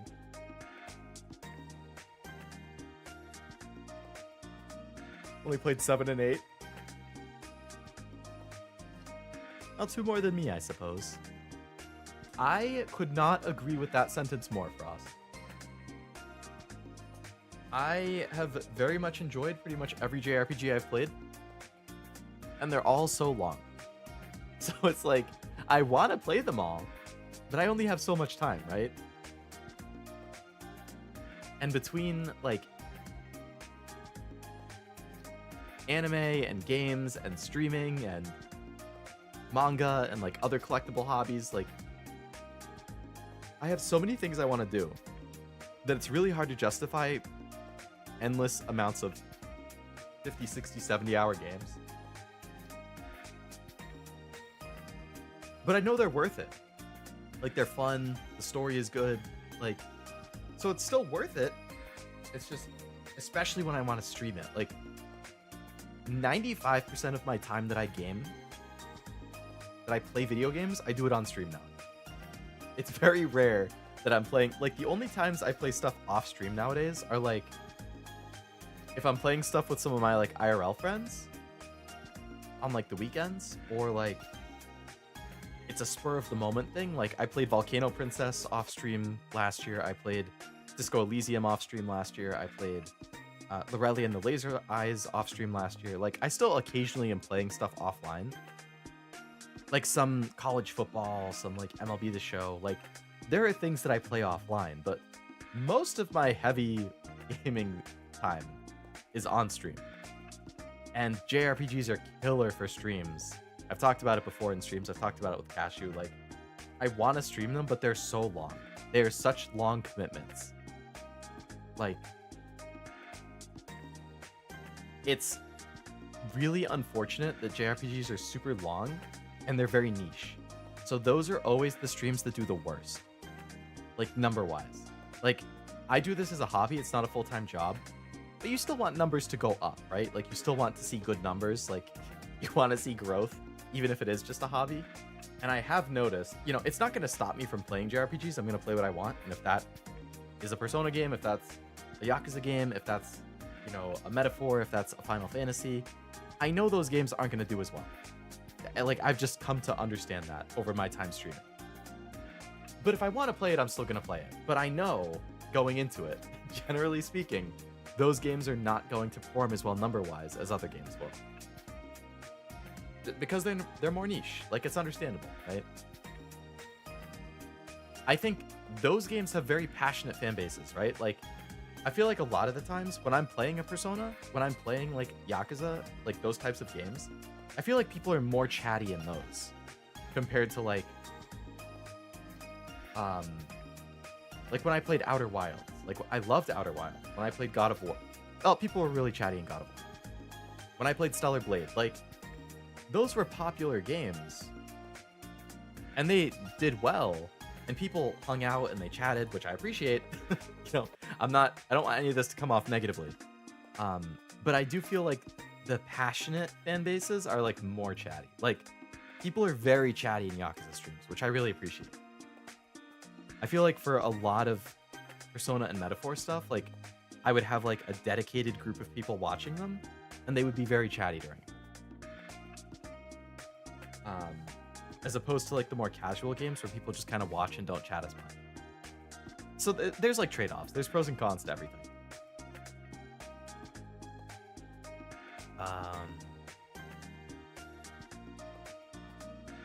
Persona 5 Royale was like 100 plus. Yeah, I actually was looking. I got the platinum in Persona 5 Royale at 97 hours. I was checking recently. But I did follow a 100% schedule guide, and I did it offline.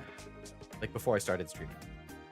So, I think if I played it blind, it would have been well over 100 for sure. Like, Persona 3 Reload, which I did do a 100% schedule guide again, but I did it on stream, that was 120 hours for me to finish that. And then I played the DLC expansion, so it went up to like 150 something hours. That's really long. Metaphor, I think, also took me around 100 hours, like 105 or something.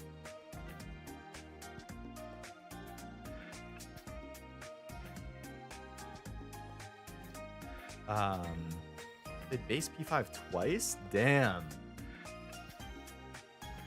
Playing a game that long twice is dedication. I really liked Royale, but it was the first time I played a Persona game. Like, I really liked the new characters in the story that I know were Royale content.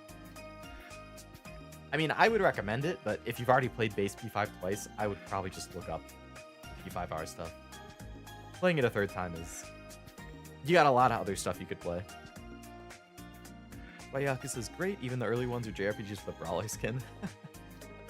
Yeah, a little, like, less stat allocation, I guess, but still plenty of side quests, still long stories. Zenless is most of my gaming right now. Drawing practice takes up most of my free time. Drawing practice is a good way to do it. And Zenless still has plenty of stuff to keep up with.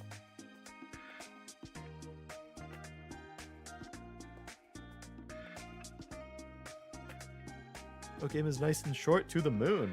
It is nice and short. It's like 4 or 5 hours. So happy people enjoy Heaven Burns Red as much as me. I'm on part 33 now, and it's still all I think about every day. Heaven Burns Red is crazy to me because I think similar to JRPGs, gacha games are another one that, generally speaking, from what I've noticed, don't tend to do as well number-wise.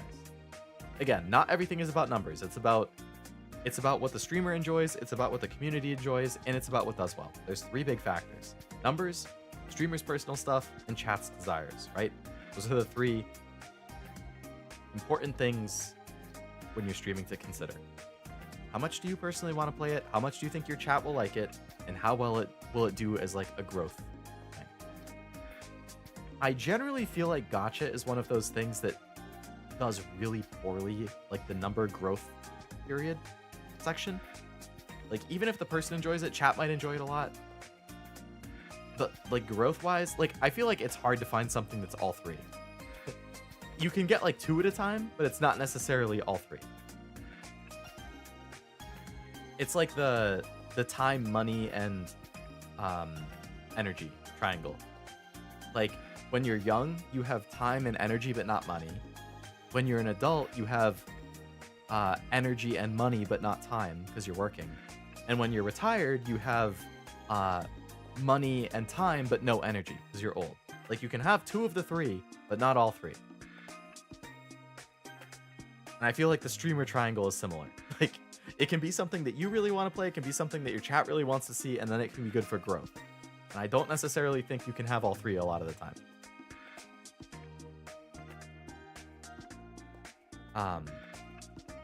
But yeah, I feel like gacha, generally speaking, isn't really as good for that, like, growth number side of the triangle. But the exception that I always notice is Cashew, your Heaven Burns Red streams. I think you've seen really good growth from Heaven Burns Red. You've gotten a lot of people who really like your Heaven Burns Red's content. Like, they will watch you specifically for that. Those streams always do really well whenever I check. I don't watch them that often because I want to play, so, like, I can't really join because I'm like, oh, I don't want to get spoiled. But, like, I feel like I always see those do well, which is really good. I'm really happy about it because I know that you love it and I know your chat likes it. So, like, that's all 3 of the that's a circle. It gets all 3. It's like the holy grail of streams. But, like, you know, if you were to stream like an FGO or a Blue Archive or like, I feel like Nikkei does pretty decent. But like FGO, Blue Archive is your lane. Like, I feel like those don't do super great. I don't know about the Hoyo stuff because I've never really streamed those or see people streaming them. I don't know. I feel like they fall in the same niche category as like JRPGs though. If you want views, you need to play League, GTA, Minecraft, and Rivals. Yeah.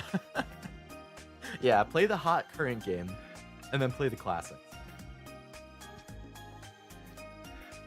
I have never played League. I never plan on it. I've said for a long time, the only way I will ever play League is like if one of my Oshis asks me to play it with them. Then I'll play League. Unfortunately for me, GTA I've never really been super into. Minecraft I like a lot. But I feel like that's usually just something I play on my own time. Rivals I've only played like once or twice.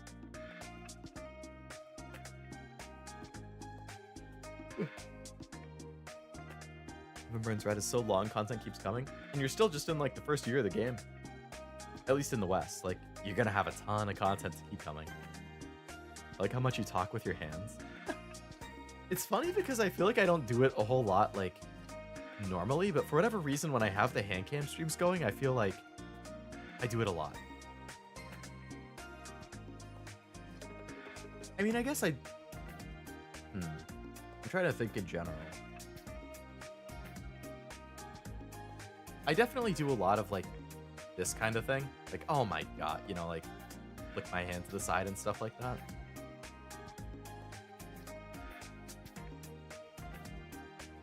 I do a lot of like tapping. I don't know.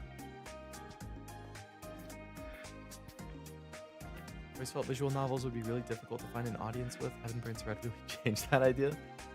Yeah, I mean, given that Heaven Burns Red does so well and it's basically a visual novel with like occasional fights, maybe it will go well. I mean, I know the Danganronpa Weeb streams were pretty popular.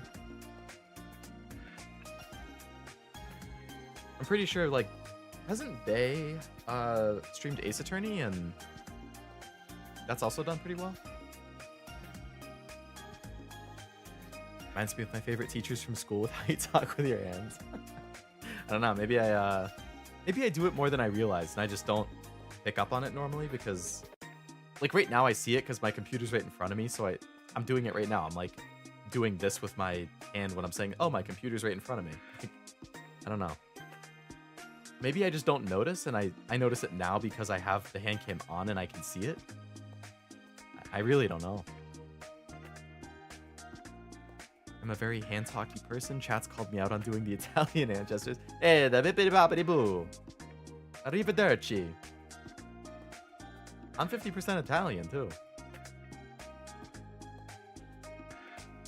Heaven Burns Red Community agrees it's a visual novel disguised as a gacha. Honestly, that's kind of what FGO is. Like, the new story chapters will take, like, 25 to 30 hours to read through, and it's like 1 hour of gameplay maximum. Like, it's so much more reading than it is gameplay. I mean, I love it. I love FGO's story. I think it's one of the best stories of all time that I've ever experienced in any medium. But it's basically a visual novel. Like, I mean, Blue Archive basically is too. Now that I feel like a lot of gacha kind of are. Definitely to different extents, not the Hoyo stuff. Heaven Burns Red seems very visual novel.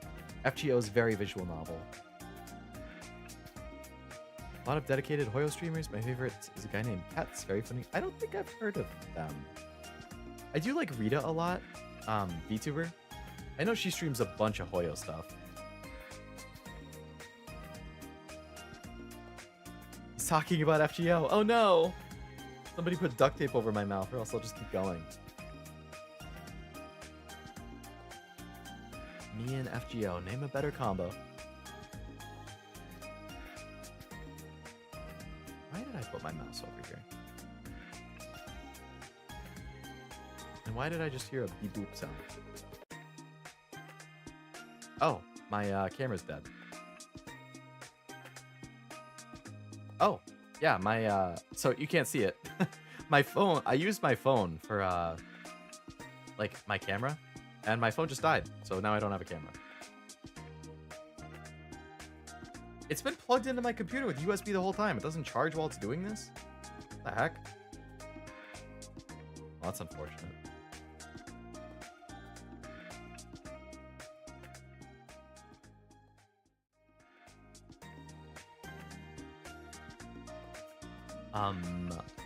I need to plug that in to charge, because right now I have 0 battery. You know what I just realized? As I sit here at 12:21 a.m. When the fuck did it become 12:21 a.m.? Oh my god. I've just been talking for 2 hours. That's crazy. Dangerous to get me started. I just plugged my phone in. I just realized I never had dinner. Because I got home from work at like almost 6. And then I basically got changed and I talked to my mom and then I got ready for stream.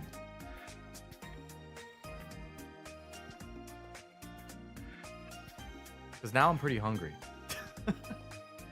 But it's 12:21 and I really shouldn't eat anything at 12:21 a.m. Because then, boy, is my stomach not going to be happy in the morning. But damn, would I crush some spicy chips right now. I actually have heartburn right now. And I'm thinking about spicy chips. This is what I say when I mean I have no self-control. Kiss isn't very big, but I love his vids. Hey! I mean, that's what counts. As long as you like the content. Speaking of videos, I'm hoping to maybe put my first video out for my anime channel. I kind of have just, like, I announced that in my anniversary stream, the Leo's Anime Corner channel. And I haven't done anything with it since then, because I've just been so busy that like I can barely keep up with my streams, much less also do anime videos. But I really want to have one. I have a specific idea. It's like a series that I used to do that I want to bring back.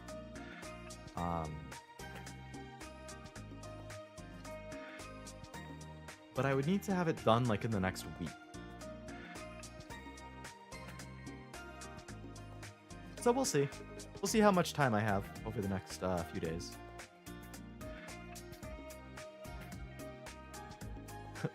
When you get kept yapping, yeah. Gonna have to add plus talk with Leo, yeah. Pokemon card opening plus just chatting. Plus just yapping. Oops. It'd be like that. Let's check how my fantasy baseball team's doing. Oh, damn. I got 70 points tonight. Damn, my pitcher got 37 points. Full Reagans. Thank you.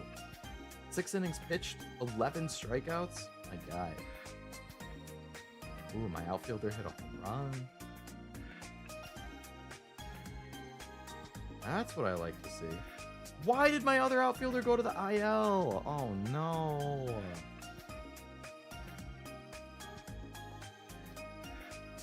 What happened, bud? A right hamstring strain? Man, who's my best hitter? Well, better that he stays healthy, I suppose. Anyway, what's going on here? Need to get those Avatar The Last Airbender reactions? Yeah. That's one of those things that I haven't decided on either. Like, I could either do those as videos on the anime channel and just make it like a series that I release videos in, or I could do it as member watch-alongs, kind of like Nivi's doing for Jurassic Park tomorrow, and just watch, like, assuming they're 20-minute episodes, I could watch, like, I don't know, 6 episodes at a time.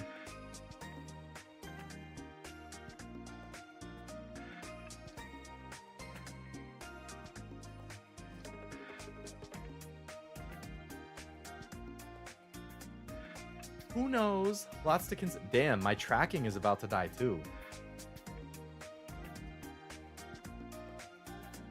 I'm trying to swipe down on my phone to check the battery and it's... Oh, wow. So my phone that I use for tracking, for the face cam, is also at 1%. Both of my phones are literally at 1% right now.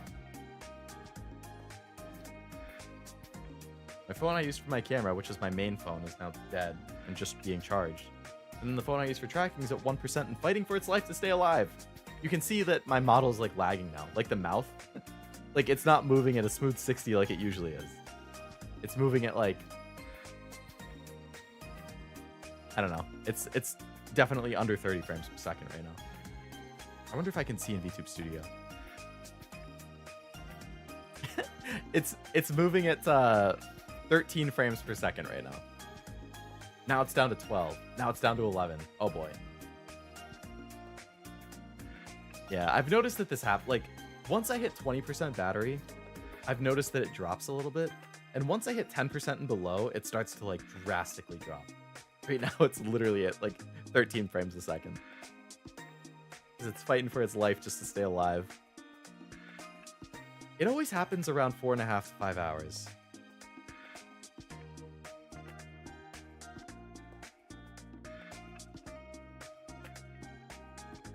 Favorite dinosaur? I liked Stegosaurus a lot when I was a kid. I can't really think of anything outside of the classics, though. Got a new mattress this past week, and I forgot how much more rested you feel when you have a good one. A good mattress and a good sleep. Yeah, they make a big difference. That's for sure.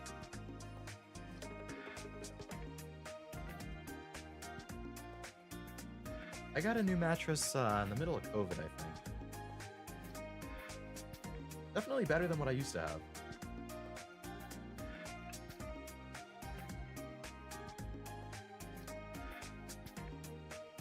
Softer, comfier.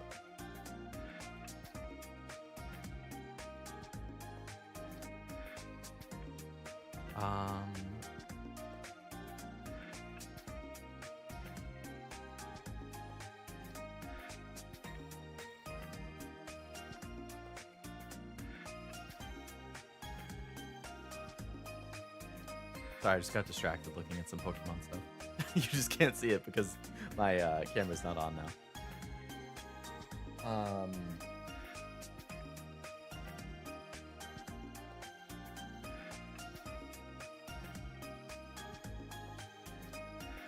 All right. I feel like I should probably call the stream, given that it is now 12:30 a.m., about 2 hours later than I planned on ending. But I had a lot of fun yapping, and I had a lot of fun opening the cards. Even though we didn't get any special illustration rares, I did still get a good number of cards that I was wanting and interested in. So that's what counts. Let me. Wow, why is the schedule all the way over here? What the hell?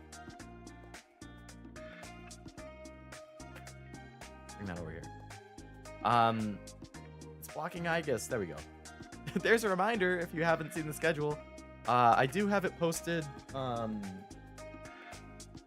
in the Discord server as well as on my YouTube homepage and my YouTube community tab. If you're looking for it, if you're not in the Discord and you want to join, invite links in the description. But the plan is Pokemon Soul Silver on Thursday, usual time, and then Yakuza 0 on Sunday afternoon again. Hopefully make good progress in both of them. Always fun just chatting after the stream. It's a nice way to unwind. Thank you very much for your hard work. Thank you for hanging out. And thank you as well, Noel. Fun hanging out. Thanks for the stream. Have a good night. Can't wait for Yakuza Sunday. Hell yeah. Thank you as well, Kevin. Find it funny that everyone said thanks for the stream hours ago like it was about to end. It was. I don't even remember why it didn't. I think somebody said something about money, or like it was either something about scalping or the Switch 2, and then it turned into the rant, and then it turned into just chatting, which is chill. We went from the rant to at least nice chill chatting. So scalping in general. Gotcha. Inflation. We can't end on the bad topics again. No say it ain't so. But yeah, I'll call it there. Hopefully I see you on Thursday and or Sunday for Pokemon and or Yakuza.